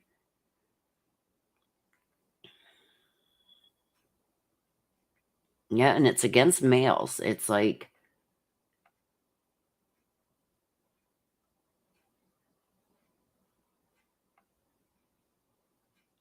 yeah, and Letecia used to backhand Harley across the face.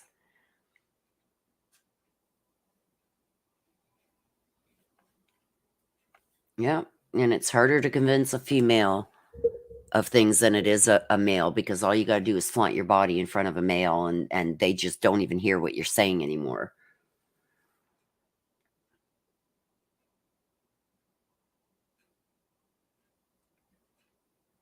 Exactly. I'm sticking to it still. And this is going to get worse, you guys. Wait until the defense brings this Dr. Lewis in. I hope the district attorney rips her apart.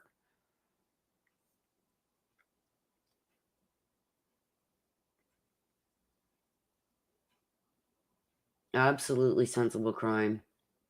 The you know what, in this crime is very significant.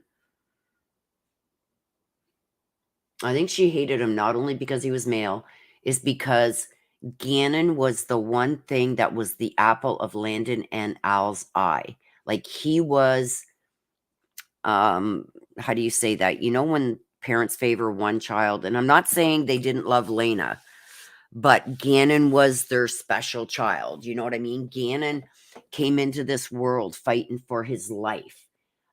He wasn't expected to even make it. He was a preemie. He had health problems. He overcame everything. He was the apple of their eye.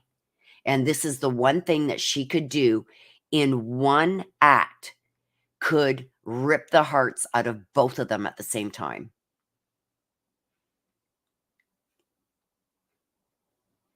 Yeah, they almost lost him. No, Gannon was not her son. It was Alan Landon's son, but so was Lena, and she didn't treat Lena like this.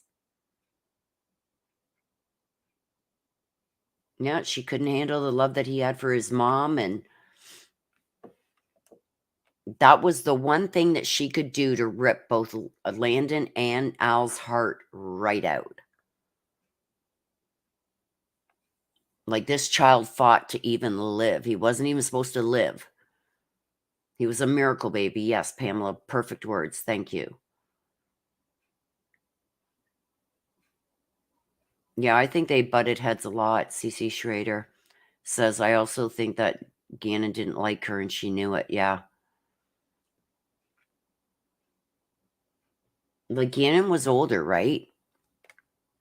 He had a little mind of his own. You start getting your own little attitude there around that age, and, you know, your own personality and stuff. And I don't think she liked it at all. She couldn't control him anymore. Lena was still young and she could control Lena. She could probably control Lena with the dirtiest look. Just looking at her evil would scare the bejesus out of Lena. So she knew, uh-oh, I better behave. Whereas with Gannon, it didn't work anymore. She couldn't control Gannon as she could Lena. Yes, if you guys do send a PayPal, please highlight my name in chat so I can thank you personally.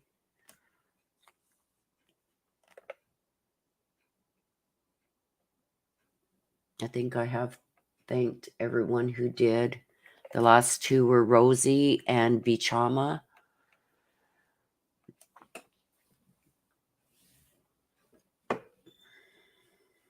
Yeah, I think good call there, CC Schrader. CC Schrader says, yep, and maybe Gannon saw who she really was. Yeah. I believe that could very well be true. And I still think, you guys, that she threw that candle at him and split open his lip. He might have been talking back or whatever.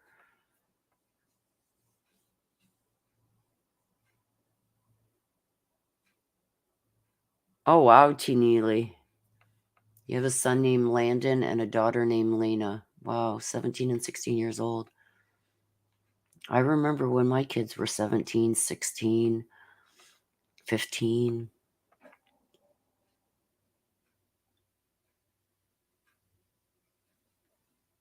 Is SJ still in here? Because I'm thinking court may even be canceled tomorrow. I just seen, here, let me pull it up really quick for you guys. Okay, let me get rid of that. Hang on a minute.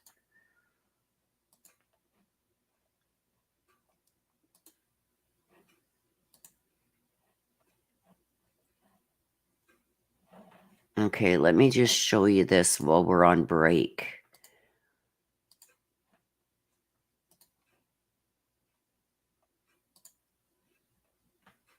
Okay.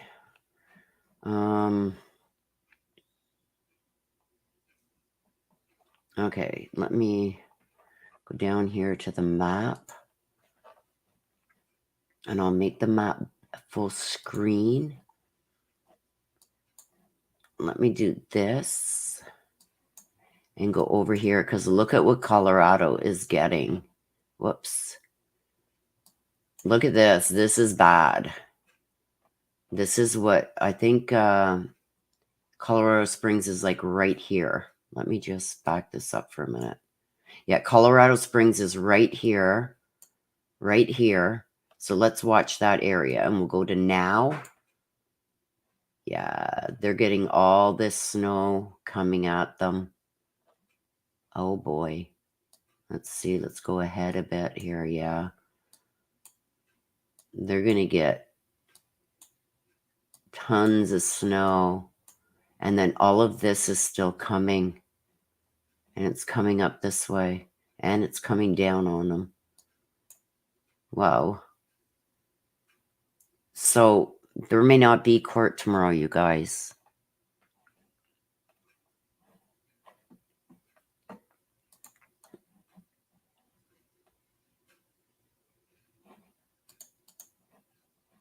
There may not be court tomorrow. Okay, let me get the court thing back up.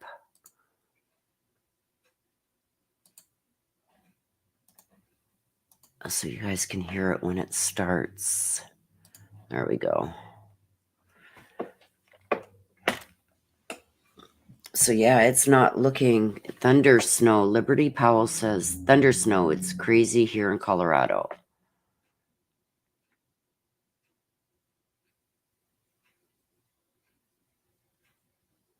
Yeah, I guess Colorado, like when we're getting a Colorado low coming at us, you guys, it's always bad. We know we're in for one heck of a snowstorm when we're getting a Colorado low coming up here into Canada.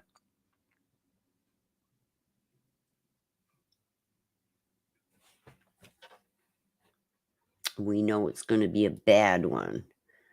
But I know Colorado is used to getting the snow too, so we'll see what the judge says at the end of the day.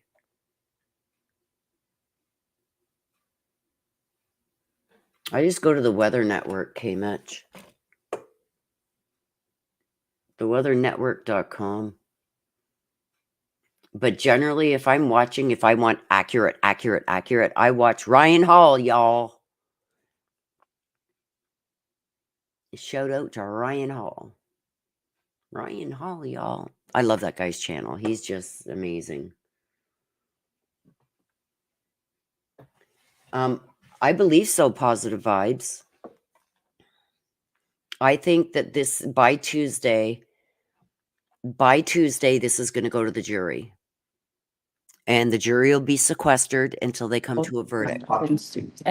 And it was. And I think we're going to have Correct. that on You Tuesday. were your Sunday best. Because I think they're only I going to don't be Call deliberating for like an hour. 20 CR 1358, People versus Letecia Stauch. Records could reflect the jury is not Okay, present I'm in the muting. courtroom. Is there anything we need to take up outside the presence of the jury at this point in time? Prosecution? Oh, Your Honor, thanks. Defense? Okay, let's go ahead and bring the jury back.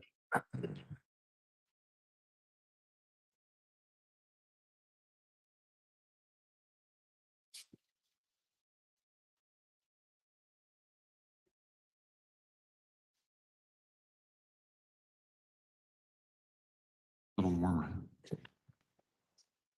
68.4. Better than 64 this morning. That's today 66, so we've moved up 2 degrees. Correct. Well, Robson took the park off. Must have been. She took her coat off.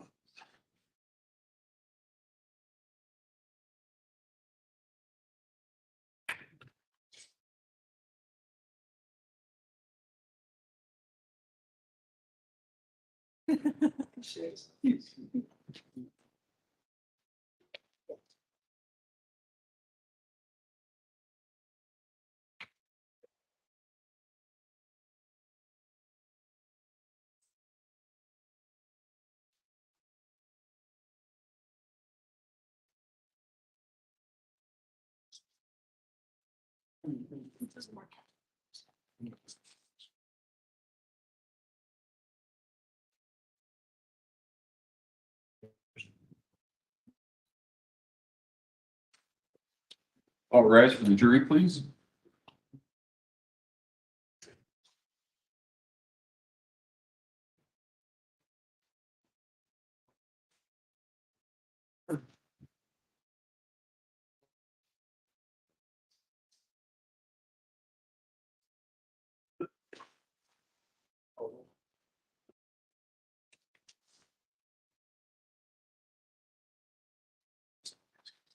Thank you. May all be seated. We'll recall 20 CR 1358 versus the jury has returned to the courtroom.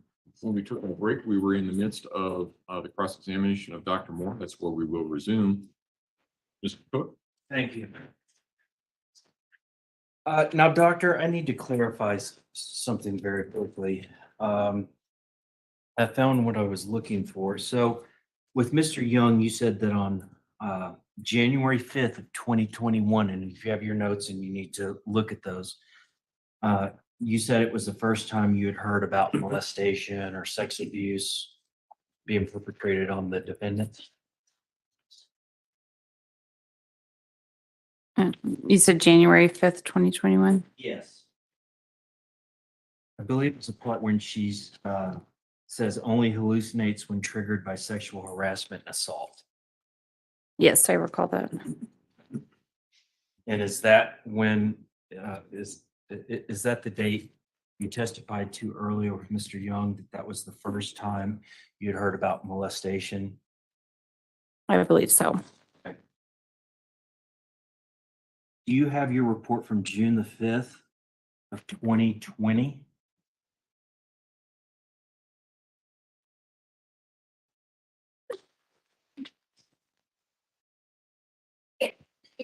It's probably 6 or 7 months before the date we were just talking about.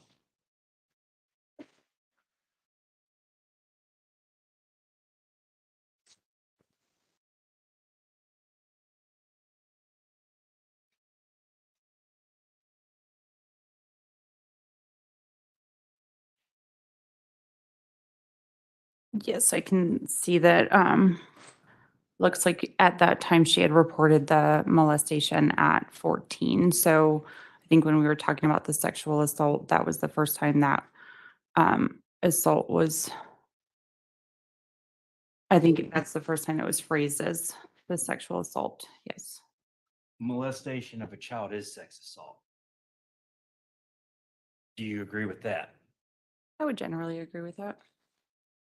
So I Well, was when incorrect. when would you not generally agree that molestation of a child is a sexual assault? So molestation to me would mean more maybe fondling and touching, where a sexual assault would be more defined as some sort of penetration.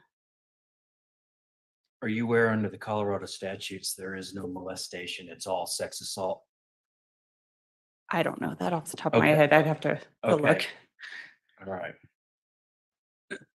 So you can, in your opinion, you can molest a child and alternatively, you can sexually assault a child. Objection, your relevance. No, overruled. I would consider them separate. You consider them separate. Okay. And that's why you answered the question the way you did for Mr. Young. Yes. Is your belief that sexually assaulting a child is different than a child being simply molested? Yes. So, with respect to the dissociative identity disorder, when Ms. Stauch came in on March the 5th, 2020, were you doing an evaluation for dissociative identity disorder, anxiety, depression, bipolar disorder, borderline personality disorder? Were you looking for all these things at that time? Yes. So as I had previously explained, I generally want to cast a wide net and see if there's any sort of symptoms going on. Okay. And were you able to rule out dissociative identity disorder fairly quickly? at that time? Yes. In a sense, yes. Okay. And that would be June the 5th, 2020? I thought we were talking about March the 5th. I'm sorry. It's It's okay. late in the day. It is late in the day. March the 5th, 2020. Yes. The first day she came to Correct. CJC, the jail, and you saw her. Yes. Okay. And you testified that you had met with her for about 45 minutes on this March the 5th, 2020 date? I said it probably about 30 to 45 minutes. 30 to 45 minutes? Yes. Okay. And in that time, you were able to rule out dissociative identity disorder, more or less? Yes. Okay.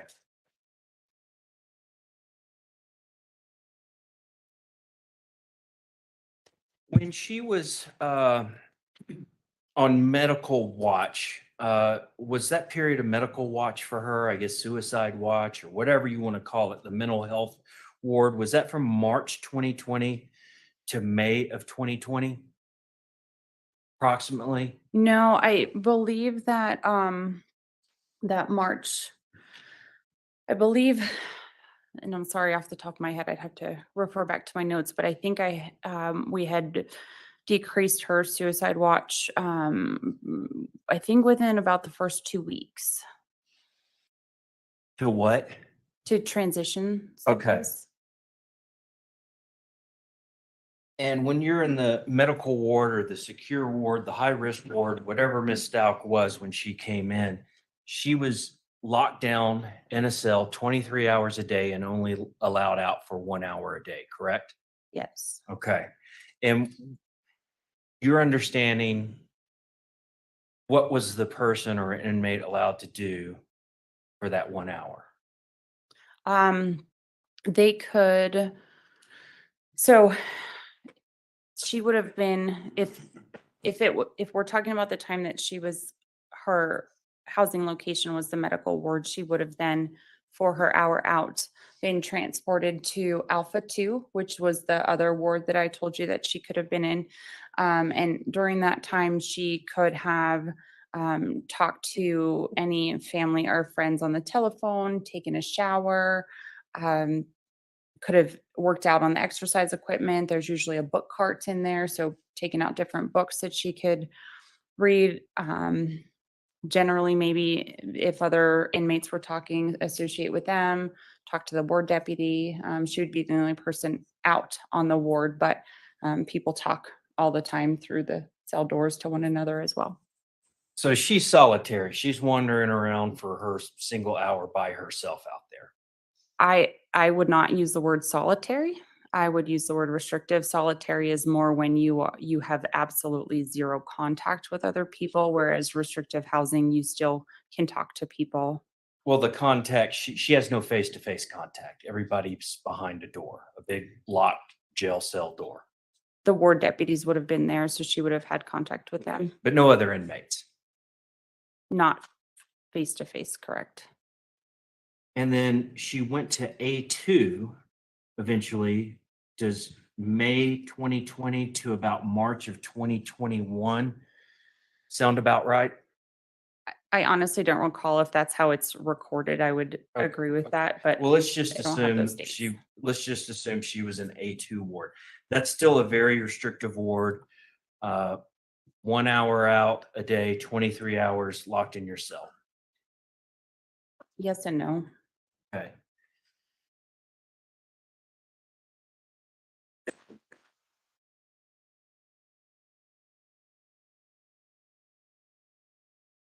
And around this time in your summary, you said that you visited or met with Miss Stauch 34 times. That was across from March 5th to, I think it was January of 2021. Okay. And were these primarily her cell door being opened and you and two deputies kind of standing at the doorway or sitting down at the doorway and you talking with her? For the most part, if she happened to be out on the ward, I would talk to her there, but I think the majority would, how you described it would be accurate. Okay. How long would those visits last? They could last anywhere probably from about 5 to maybe 30 minutes, depending on what we were talking about. Okay.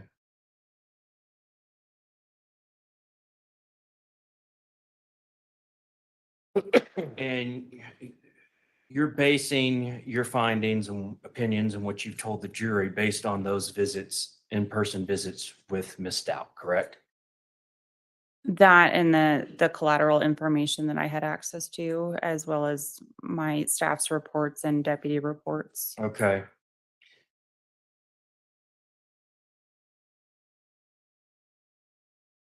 Now, other than the 1 hour, Ms. Stauch's more or less locked in a cell by herself for 23 hours, correct? I'm sorry, can you repeat that? Except for the hour out during this time, or majority of the time, Ms. Stauch is locked in a jail cell for 23 hours. Yes.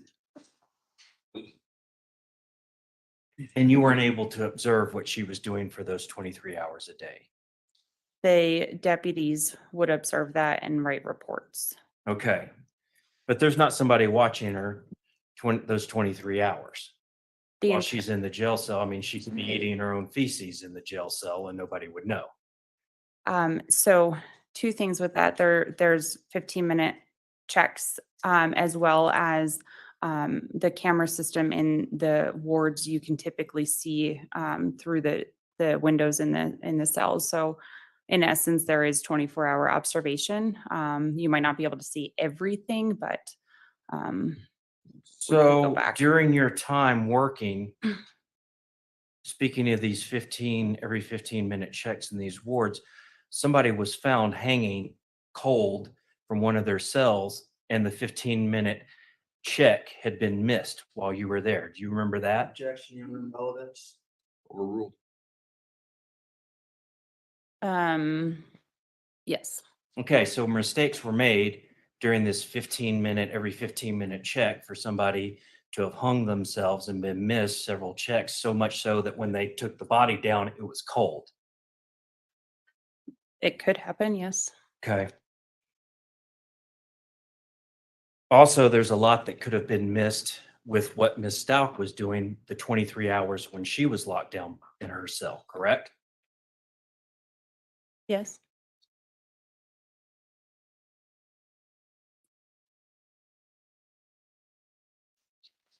Now, with respect to dissociative identity disorder, you were able to tell me that just within pretty much on March 5th, 2020, the first day in 30 or 40-minute meeting with her, rule out dissociative identity disorder, correct? Mm-hmm. Okay. So I have a copy of the DSM-5, Sure. and that's more or less the Bible of psychology and psychiatry, correct? Sure. Okay. And we were talking earlier about possession forms of dissociative identity disorder and non-possession forms. And it says most individuals with non-possession form dissociative identity disorder do not overtly display their discontinuity of identity for long periods of time. Yes. What does that mean? So those are kind of shorter periods of time where people could dissociate and I mean, sorry, it's kind of just how it's written. I think what you're getting to is, could there be times that it happened allegedly and it not be seen? Sure.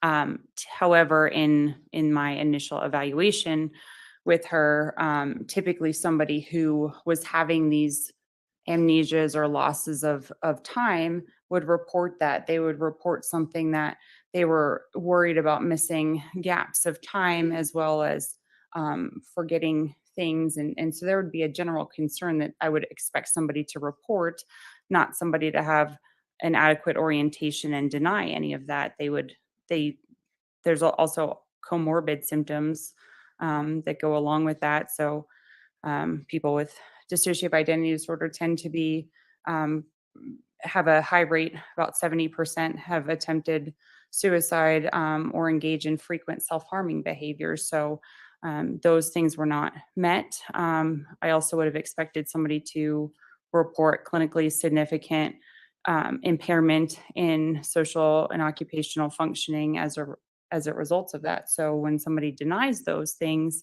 then I can absolutely rule it out because it's not a concern to them. So it's not impairing their functioning. So you can rule out a disease that symptoms may not manifest themselves for long periods of time. You can rule it out in just 20, 30, 40 minutes. Is that what you're saying?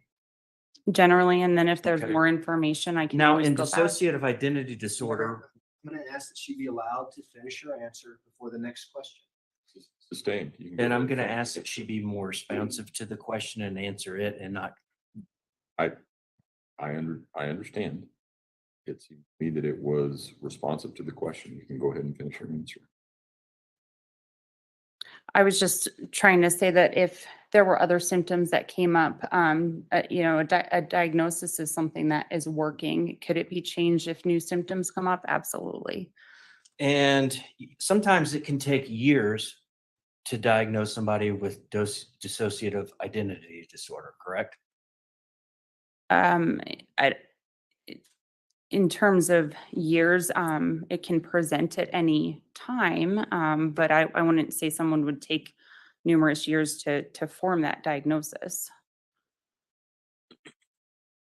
It also says only a small minority of individuals with dissociative identity disorder present to clinical attention with observable alternation of identities. It's Hold on, let me ask the question. okay. Okay. That means that at any given time, a person with dissociative identity disorder is only going to present exhibiting those symptoms a small percentage of the time, correct? Yes. Okay. Obsessive compulsive disorder and anxiety are some of the symptoms of dissociative identity disorder, correct? No, they're not some of the symptoms of it, but they could be associated with that or what we call a comorbidity. So, a diagnosis that could occur alongside of that diagnosis. And some people who actually suffer from dissociative identity disorder are actually initially diagnosed with obsessive compulsive disorder, anxiety, or bipolar, correct? Including that, it could also be depression, personality disorders, that they could be really diagnosed with anything. When you see diagnoses in a psychological sense, it'll say diagnosed with this and then rule out this. Yes. Did you do any of the rule out stuff for dissociative identity disorder, bipolar disorder, generalized anxiety disorder, obsessive compulsive disorder? Again, yes, I mean, it was related to, again, as I explained, casting a wide net. You see what symptoms they're reporting and what things are concerning to them, because when you're diagnosing, again, if it's not clinically or significantly impairing their day-to-day functioning, you don't qualify that as a diagnosis. That is usually, I think, in dissociative identity disorder, maybe criterion E, but it could be a different criterion letter in any of the diagnoses. It has to clinically significantly impair their functioning in order to be diagnosed.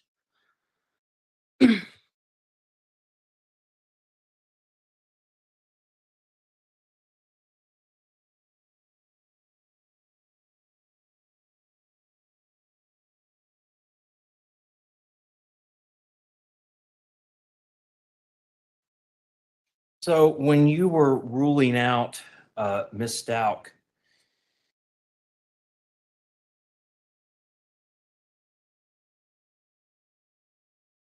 having bipolar disorder, which is the manic depressive stage, you said that what you look for and you didn't notice was any excessive spending or partying or, showing up and with a bunch of clothes and not, or clothes or whatever purchases from a store and not realizing where you got them.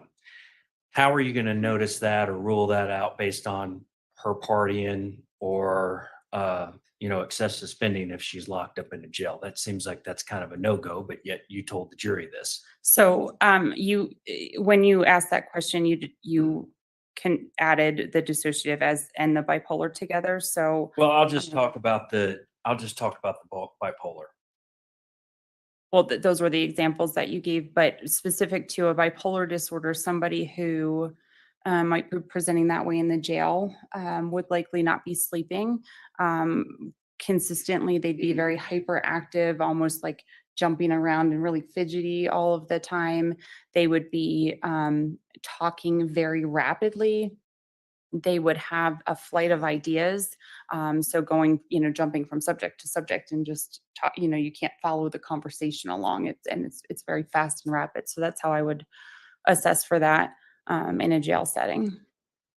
So again, she was locked down 23 hours a day. So a lot of that could be going on. She could be talking to God in Latin in her jail cell, and you or nobody else would even know that, would you? So we were talking about the March 5th date, and she reported none of those symptoms. So that's how I can rule it out at that time. Okay. And is that a common sign when somebody's asked, do you suffer from this mental illness? And if they deny it, well, that's it. Unless there's contradictory evidence to it. Okay.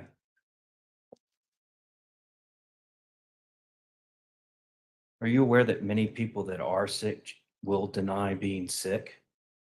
I am. Okay. Like they don't want to take their medicines. There's nothing wrong with them.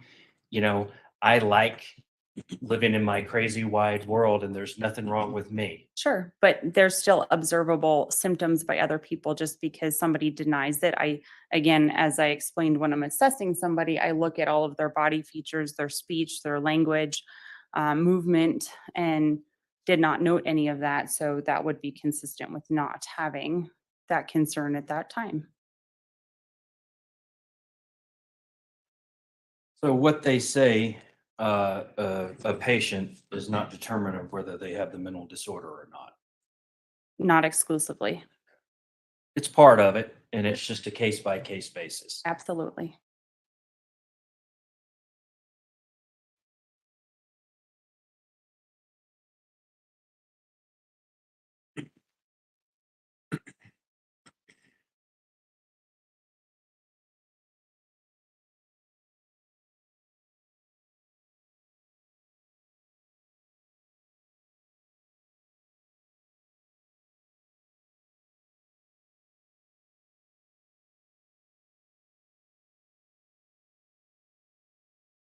So I'm looking in the DSM-5 under the dissociative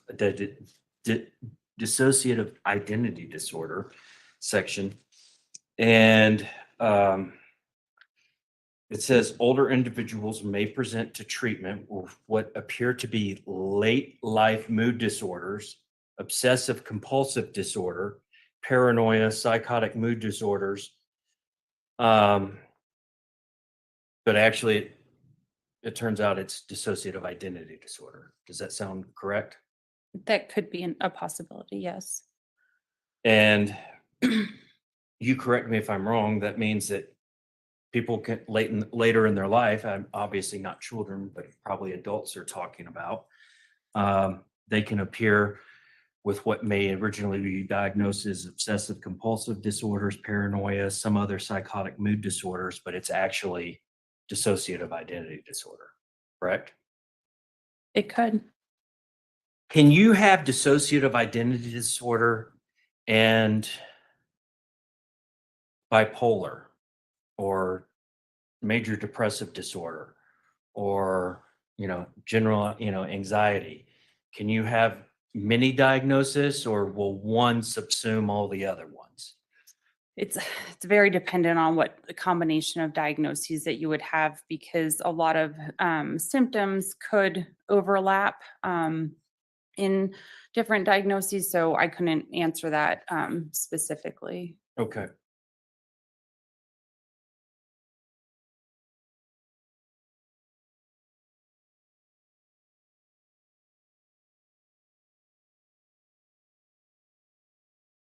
Did you ever review any reports from her psychiatrist, psychologist that she consulted with several times in late 2019, December of 2019? So just a few months before you met with her. Did you ever review those records? She had denied seeing anybody but her primary care provider for the information. And then the only treatment records we requested to obtain was from, I believe, South Carolina. Okay. So if somebody did see a psychiatrist or a psychologist in December of 2019, was charged with committing a murder of a young child, as in this case, within a month or so of that, and they were diagnosed with a mental health disorder, would that have been relevant or helped you in determining what was going on with Ms. Stauch when you had her at the jail? I believe that all information is relevant. But she didn't. So if somebody doesn't tell you what they've seen or what they've done or what treatment they had, are you not able to get those records? If I don't know where to request records from, I can't just throw out an Okay. ROI to every place. So Okay. no, I wouldn't. And that's fair enough. I didn't know if there was some kind of like, general data bank where you could go and get all the records from a certain person, or what. You still have to go around piecemeal and track them down. Is that correct? Yes. Okay. And you talked about, Mr. Young talked about a 2018 mental health stay in a Canadian mental health hospital. Do you remember discussing that with Mr. Young? Yes, Okay. And you have no records of that, do you? I do not. Okay. And you didn't even put in for those records. I did not. Okay. So she could have actually done that, and there could be records of a stay in Canada in 2018, or there may not be. It could be something she made up, correct? Absolutely. But you don't know which is which. I do not.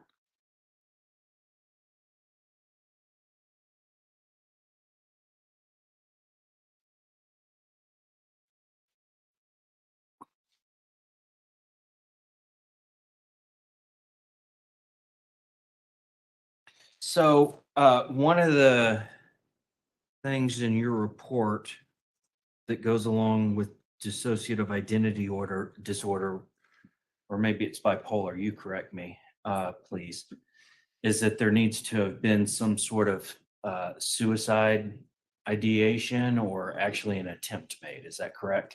So Is that for DID or bipolar?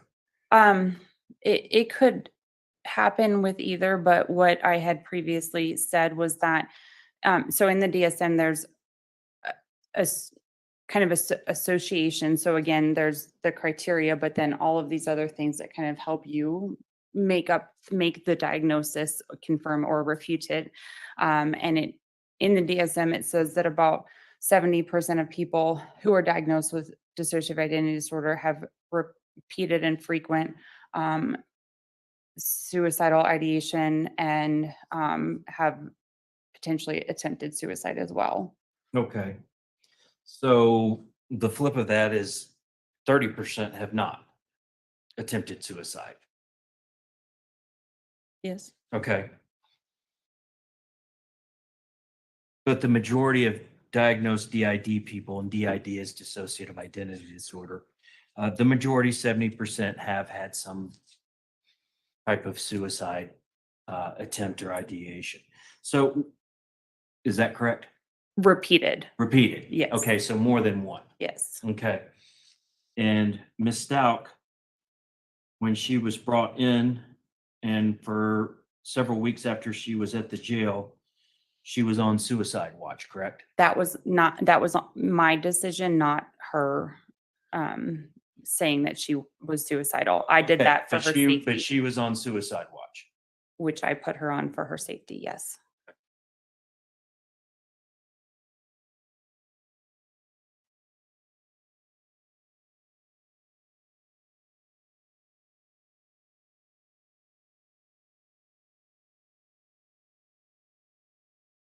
One of the things you talked to Mr. Young about is, he asked you this, so, and I actually had to have a little chuckle, but he asked you about a normal person charged with first-degree murder.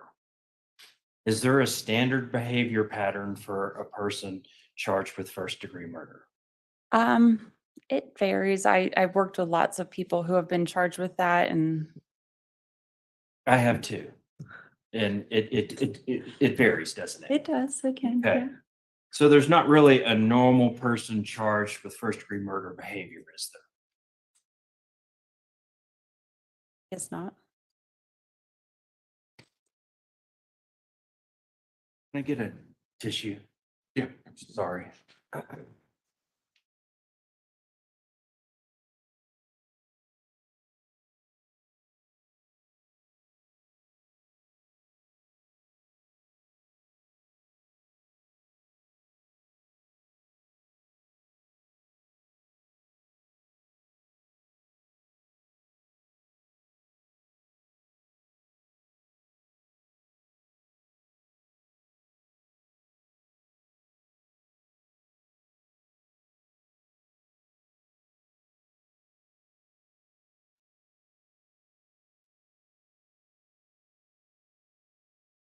I'm sorry, Your Honor.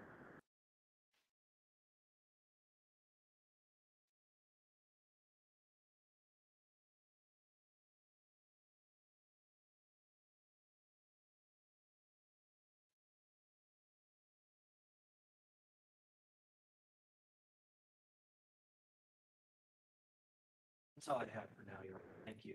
Redirect? Yes, sir. Thanks.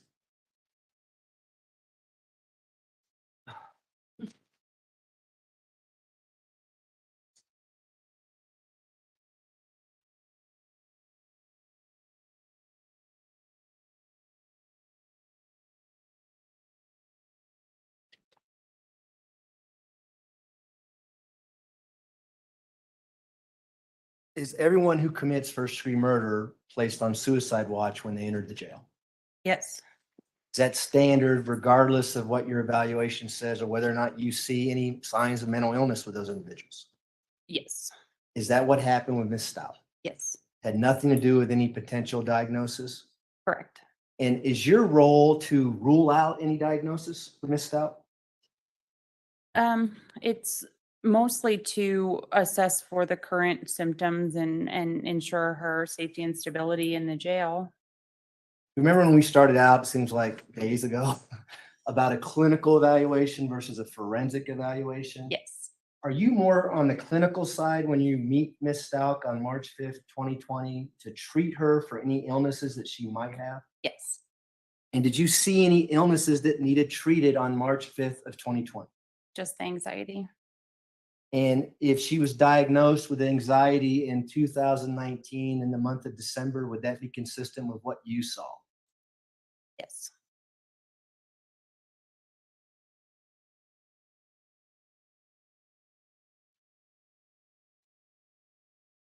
There was a lot of discussion about her bringing up the fact that she may have been a victim of sexual assault on cross-examination. Do you remember that? yes. There in your notes, the first time that you make a note about it is in what time is that? Do you recall? I think that was the June, yeah, the June 5th. Well, is that your notes or is that Or- someone else's notes? Sorry, I'm getting confused. I think we established that it was the molestation, was June she talked about, and then I don't remember the other date about the assault, whatever date that was, the sexual assault. On June 5th, and we talked about this on direct examination as well. She mentions that one of her traumatic stresses was molestation at age 14. Initially, she told Tara Sabo. Who's Tara Sabo? She is a nurse that worked in our intake area. And that's TERRASABO. Yes, That she was sexually assaulted in 2019. yes, A few months or a year before you met her on March 5th of 2020. Yes, And that's when that note is dated, right? March 5th of 2020. yes, The first time she mentions anything about her stepfather and her uncle is in that later note towards the end of your contact with her. Is that correct? yes. Council just asked you some questions about people may not want to be upfront with their mental illnesses, and you said that may be common, correct? Yes, In your setting at the jail, is it common for people to fake their mental illnesses? yes, And is it common, as it mentioned in the DSM-5 about the cautionary statement, is that why you need to be careful when you're diagnosing someone in a jail setting who may have something to gain based on your diagnosis? absolutely. And did that come into play during your entire contact and why you were able to say she does not have dissociative identity disorder? Objection leading, Your Honor. Well, it was compound all, you need to rephrase. Did that have an impact on your opinion that she rendered that she does not have dissociative identity disorder? Yes. Why? Because the presentation that she had was in, especially in the beginning, there was no overt symptoms of anything. And then once competency was raised, there was all of these symptoms that just popped up out of nowhere seemingly. And so that was inconsistent with somebody who would have had reported these symptoms and had concerns with these symptoms ahead of time prior to competency being raised.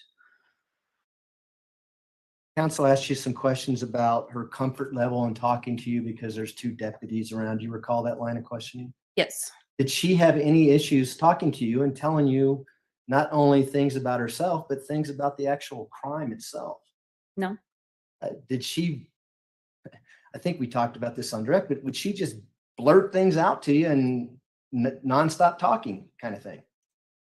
Yes. Did you have to ask a lot of questions or did you just sit and listen? A lot of it was listening. The conversation you had with her on March 20th of 2020 about Gannon's body being found. Do you remember counsel asking you questions about that? Yes. He asked you a hypothetical about if the attorneys came in and told her about it, then she would have known about it before you talked to her. Do you remember that line of questioning? Yes. Does the jail keep track when attorneys visit the jail? Yes. And do you have a log of every time the attorneys make a professional visit? The jail would, I do not. Have you seen those logs before? I don't think so. May I approach her? You're the witness. The witness. Okay, go ahead. I'd like to see what he's. Oh, yep, that's true.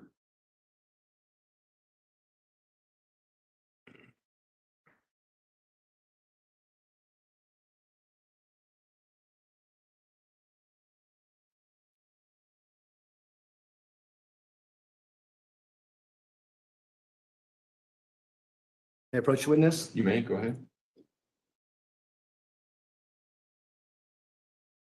Recognize that document? Yes, it's the visitation log report. And is it the visitation log reports for Ms. Stauch Yes. at the El Paso County Jail? Is hearsay. Can't testify to what that is. If they want to get somebody that can lay a proper foundation for this document, that's fine. This is not the person to do that. Well, she may be, she may not be. I don't know that. You need to ask her whether or not it's a business record and whether she can lay the foundation for a business record. You recognize this document as a business record? Yes. Surprise question, right? Is this something that's routinely kept at the jail and is actually an open record for the public? Yes. And is this a business record with regards to professional visits of Ms. Stauch? Yes. And would this reflect any professional visits by her attorneys in the time frame we're talking about, March 20? Your Honor, I'm objecting Yes. under Crawford. This is hearsay. I can't cross-examine this document or the person. Your Honor, he brought this up. Stop, both of you. Okay. I have an objection. If I want a response, I'll ask for one. The objection's overruled. Right now, we're working on laying a business record exception to the hearsay rule. So let's deal with that first. It hasn't been asked to be offered to be admitted yet. but I understand what we're dealing with. It's been identified for the record. Go ahead and. And Your Honor, could you advise Mr. Young to not taunt me in open court? It's actually the person who brought this up originally, so yelling across the courtroom, I don't appreciate, and I don't think it's professional. Let's make sure we're all on the same page. I make the rulings. Everybody directs their comments to me. If there's an objection, I'll ask for grounds. I'll rule on the objection. We'll move on. So everybody, both sides, direct your comments to me. And we'll leave it at that. Mr. Young, you were in the midst of making your, or establishing a foundation for a business record. Go ahead. So this is what you purported it to be, the jail logs for professional visits at that time frame when Ms. Stauch told you that Gannon was found in Florida. You remember that? Yes. And would this indicate to you whether or not her attorneys had access to her prior to Gannon's body being found and prior to you talking to her about Gannon's body being found? They did not. Does it tell you when the last professional visit was prior to that contact? March 13th of 2020. And when was the next visit after your conversation with her in March 2020? April 9th, 2020.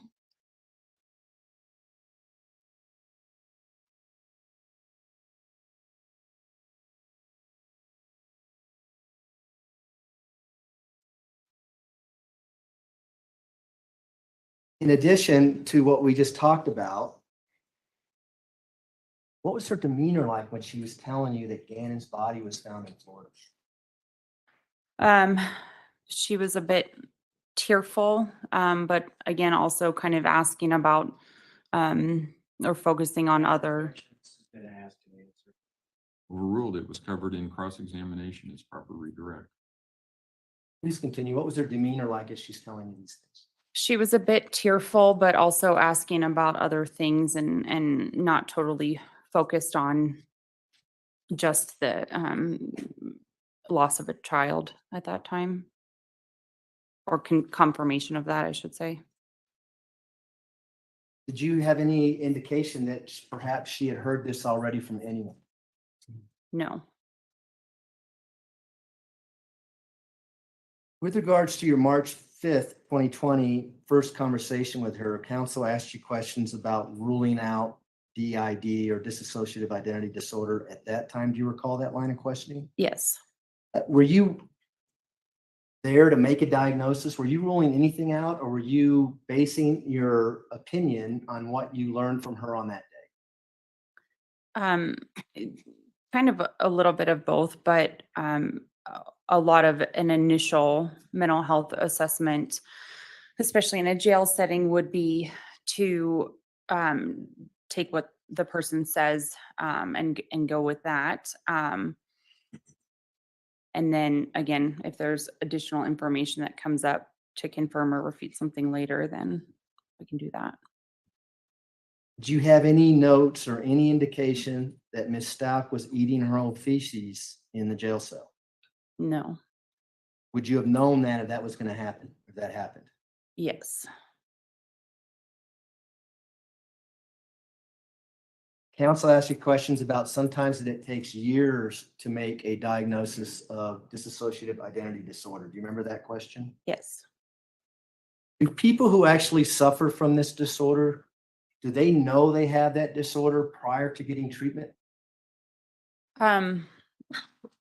Most often not. They could, but it's pretty rare. And again, that they would be reporting other symptoms, other things that they were concerned of, such as gaps of time missing and unexplained things showing up and forgetting how to work or forgetting how to drive. So they would be reporting, they might not say, hey, I have another personality, but they would be reporting all of these other concerns that would then support a diagnosis.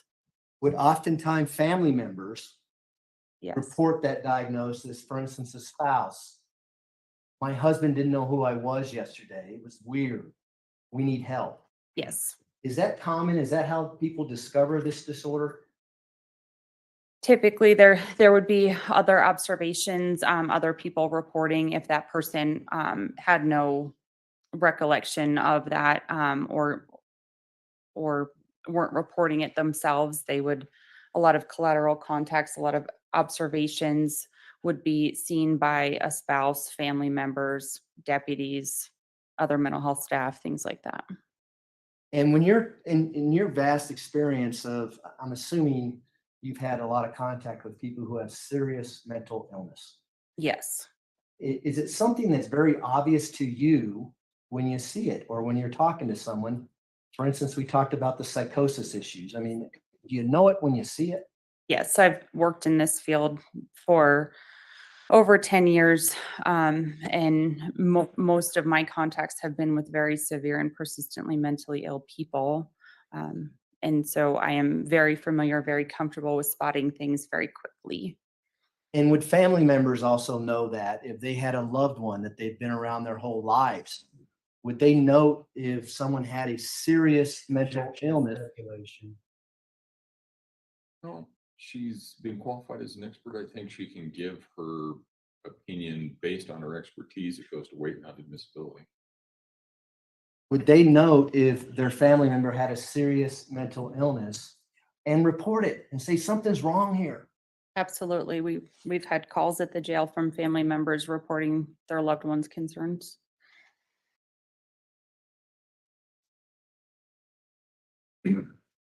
Those are my questions, Your Honor. Thanks. Do any of the jurors have any questions for Dr. Moore? Looks like we have one. Your Honor, very quickly, I'd like to, based on a new document that was introduced. Correct. Counsel approach.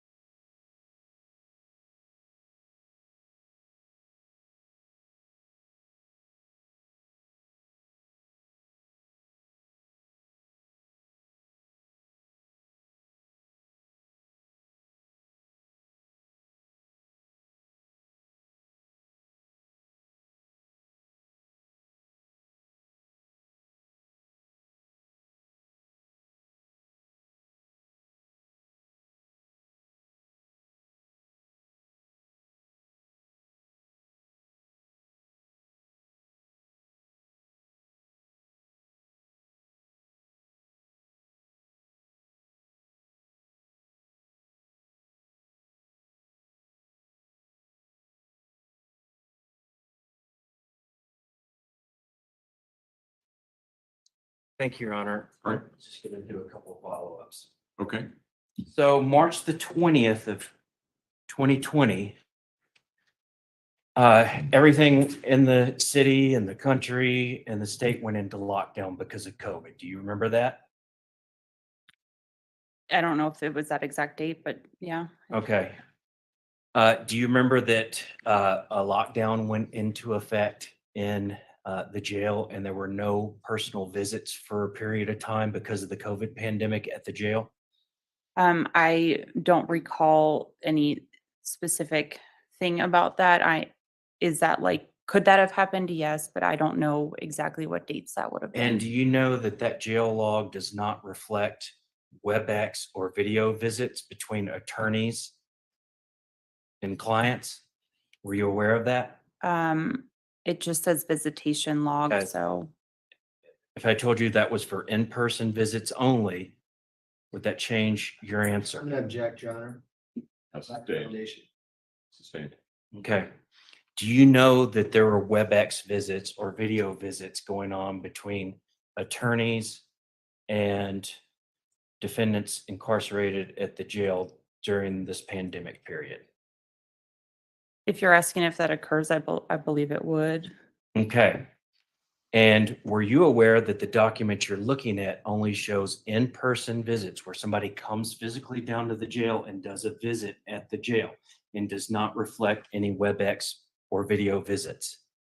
I couldn't say one way or the other. Okay. So you can't say one way or the other whether there was a video visit done on March the 20th between Ms. Stauch and her attorneys. Asked and answered, Your Honor. Sustained.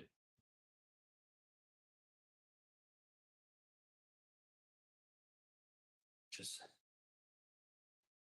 Right. Dr. Moore, if the defendant's claims were true, that she was sexually, physically, and emotionally abused on an ongoing basis from a young age, is it your professional opinion that such a person can still grow up to be sane, even if untreated? Yes. All right. I will allow reasonable follow-up as to that question only. Prosecution? No, thank you. I don't have Defense? anything. Thank you. All right. Thank you, Dr. Moore. You can step down. Watch your step as you step down, please. Your Honor, may I retrieve the document from Dr. Moore? Oh, yes, right. Thanks.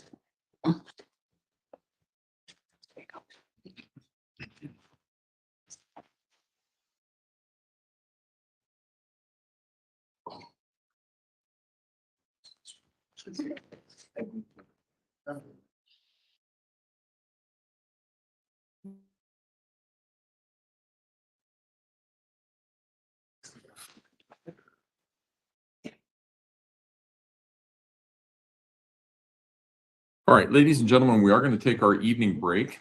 Again, I have a message that we are anticipating a weather event and in Colorado. That could mean that we might have a wet street tomorrow. It could also mean that we have 3 feet of snow somewhere in between. Don't know.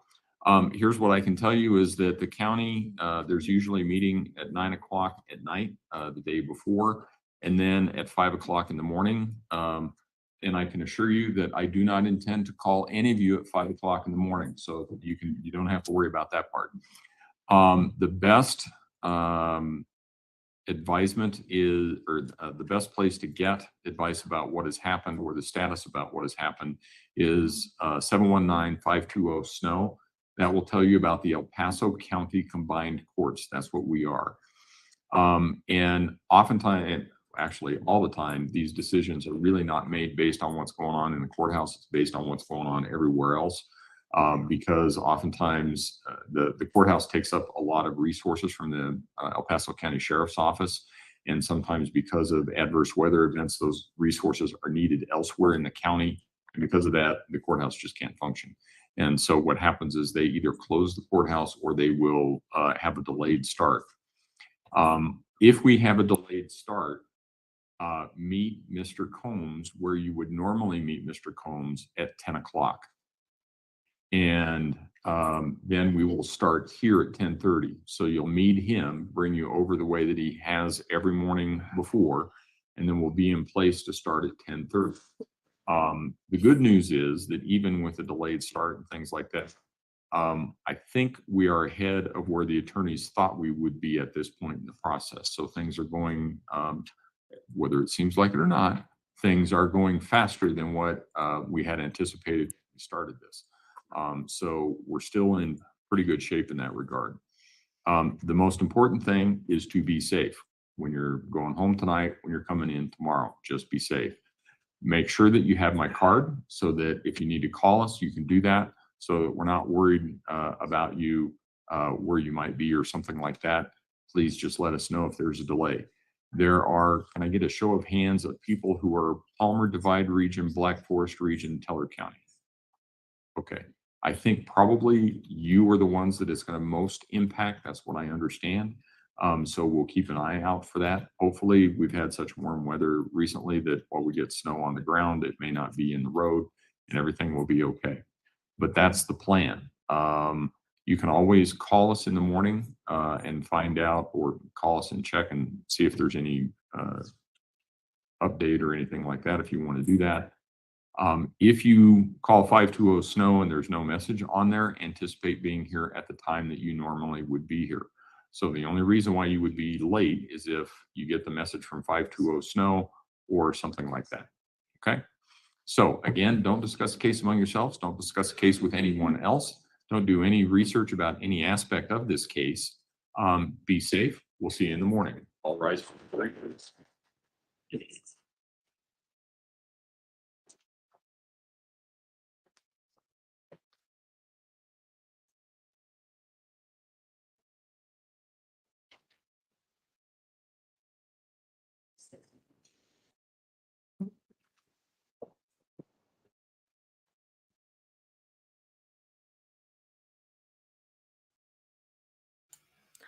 She's over there laughing away and carrying on and whatnot. Thank you. Record should reflect the jury has left the courtroom. You may all be seated. I guess we'll just have to play it by ear and see what's going on. I assume that Dr. Grimmett must be staying somewhere close. Yeah, she's staying somewhere close in town. There is a phone call tomorrow morning at 4:30. I'm on it. The sheriff's on it. Chief Judge Bain is on it.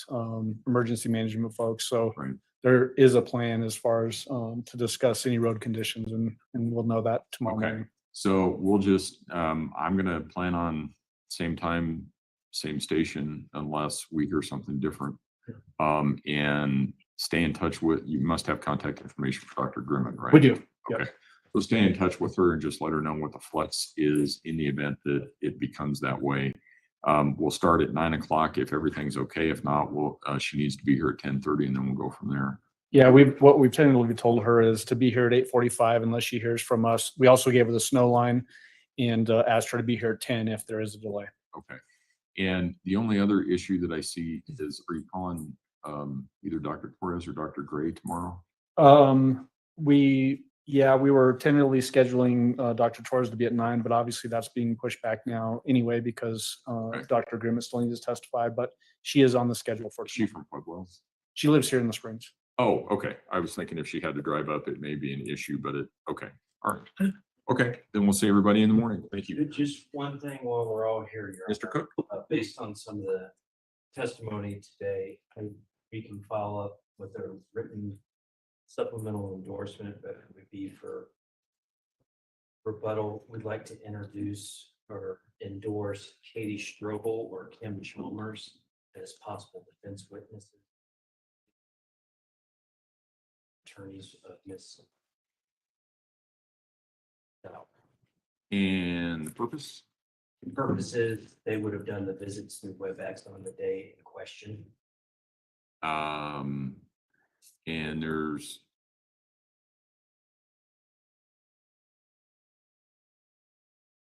and so they're going to testify about a conversation they had with Ms. Stauch and what it was that they told her.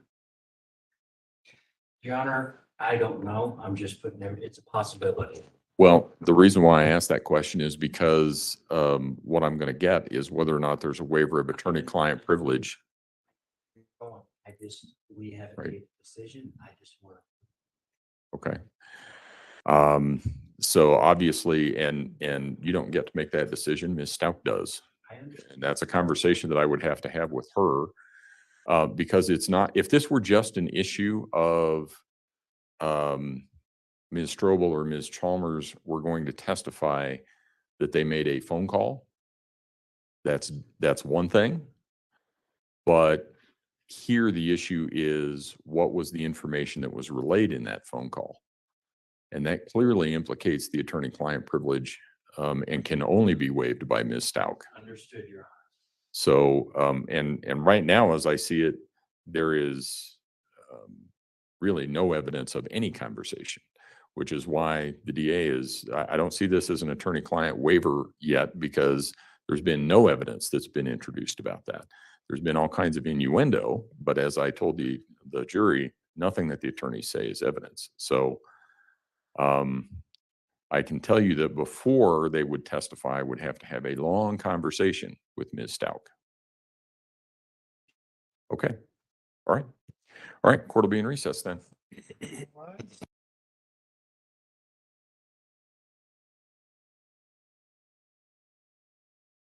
Okay, so what that was about, I was going to type up, but it's going to take too long. What that was about is because, let me just get rid of this. Because the defense brought in this meeting, and that's how Letecia knew where the body was found, because they had told her earlier, before this doctor told her that Gannon had been found. Now, the doctor testified that she didn't let on that she even knew yet that Gannon was found when she told her, but she came out with information saying, oh yeah, he was found in Florida or whatever. I wasn't even in Florida. So it's like the doctor's going, well, how do you know he was found in Florida? Because nobody told you. So the defense came back and said, well, we did see her before you told her about Gannon being found. And they're saying the only records they have of the defense seeing Letecia is on on March 13th, which was well before Gannon was found. And the next date was in April. So they said that there's no way that the defense had a chance to tell her that he was found in Florida, because she told Letecia on the 17th when Gannon, or the 20th, when Gannon was found. So now the defense is trying to say, no, we told her before you did, the same day that you told her. And they're saying that they had a WebEx meeting or something with her. So now what's going to happen is, if the judge allows them to bring in the WebEx meeting, it's going to go against client attorney privilege, because they're going to have to play that whole WebEx to prove that they had told her before the doctor that Gannon was found in Florida. So that breaches her attorney-client privilege if they play a WebEx that they had with Letecia. So the judge is going to talk to Letecia and say, look, if you allow this in, anything you said to your attorneys that day is going to be played in open court. So there could be things on that video where she says certain things that are protected by client attorney privilege. And can she waive that right? I don't think she can, but if she does, it'd be pretty stupid on her part, because that whole WebEx conversation with her attorneys that they are claiming that they told her before the doctor talked to her that Gannon had been found in Florida, that's all going to be played, the whole thing. So it's a breach of attorney-client privilege, and I don't think that that is going to be done. I don't know. Who knows? Who knows at this point? So that's what the judge was just talking about. Now, the prosecution could bring in what they brought in because the defense attorney threw it out there. So even though it wasn't in evidence or anything else yet, they could bring that in because the defense brought it up. If they knew that the defense was going to bring that up, then they would have already had that put into evidence. But the defense didn't disclose that they were going to bring that up. So it's a whole carfuncle, you guys, to say it in the best terms, but it's a cluster F. The defense can't bring something up like that and not have the DA respond. The defense is only allowed to cross-examine a witness as to which things that that the DA brought in. They went outside of that, so it's fair game.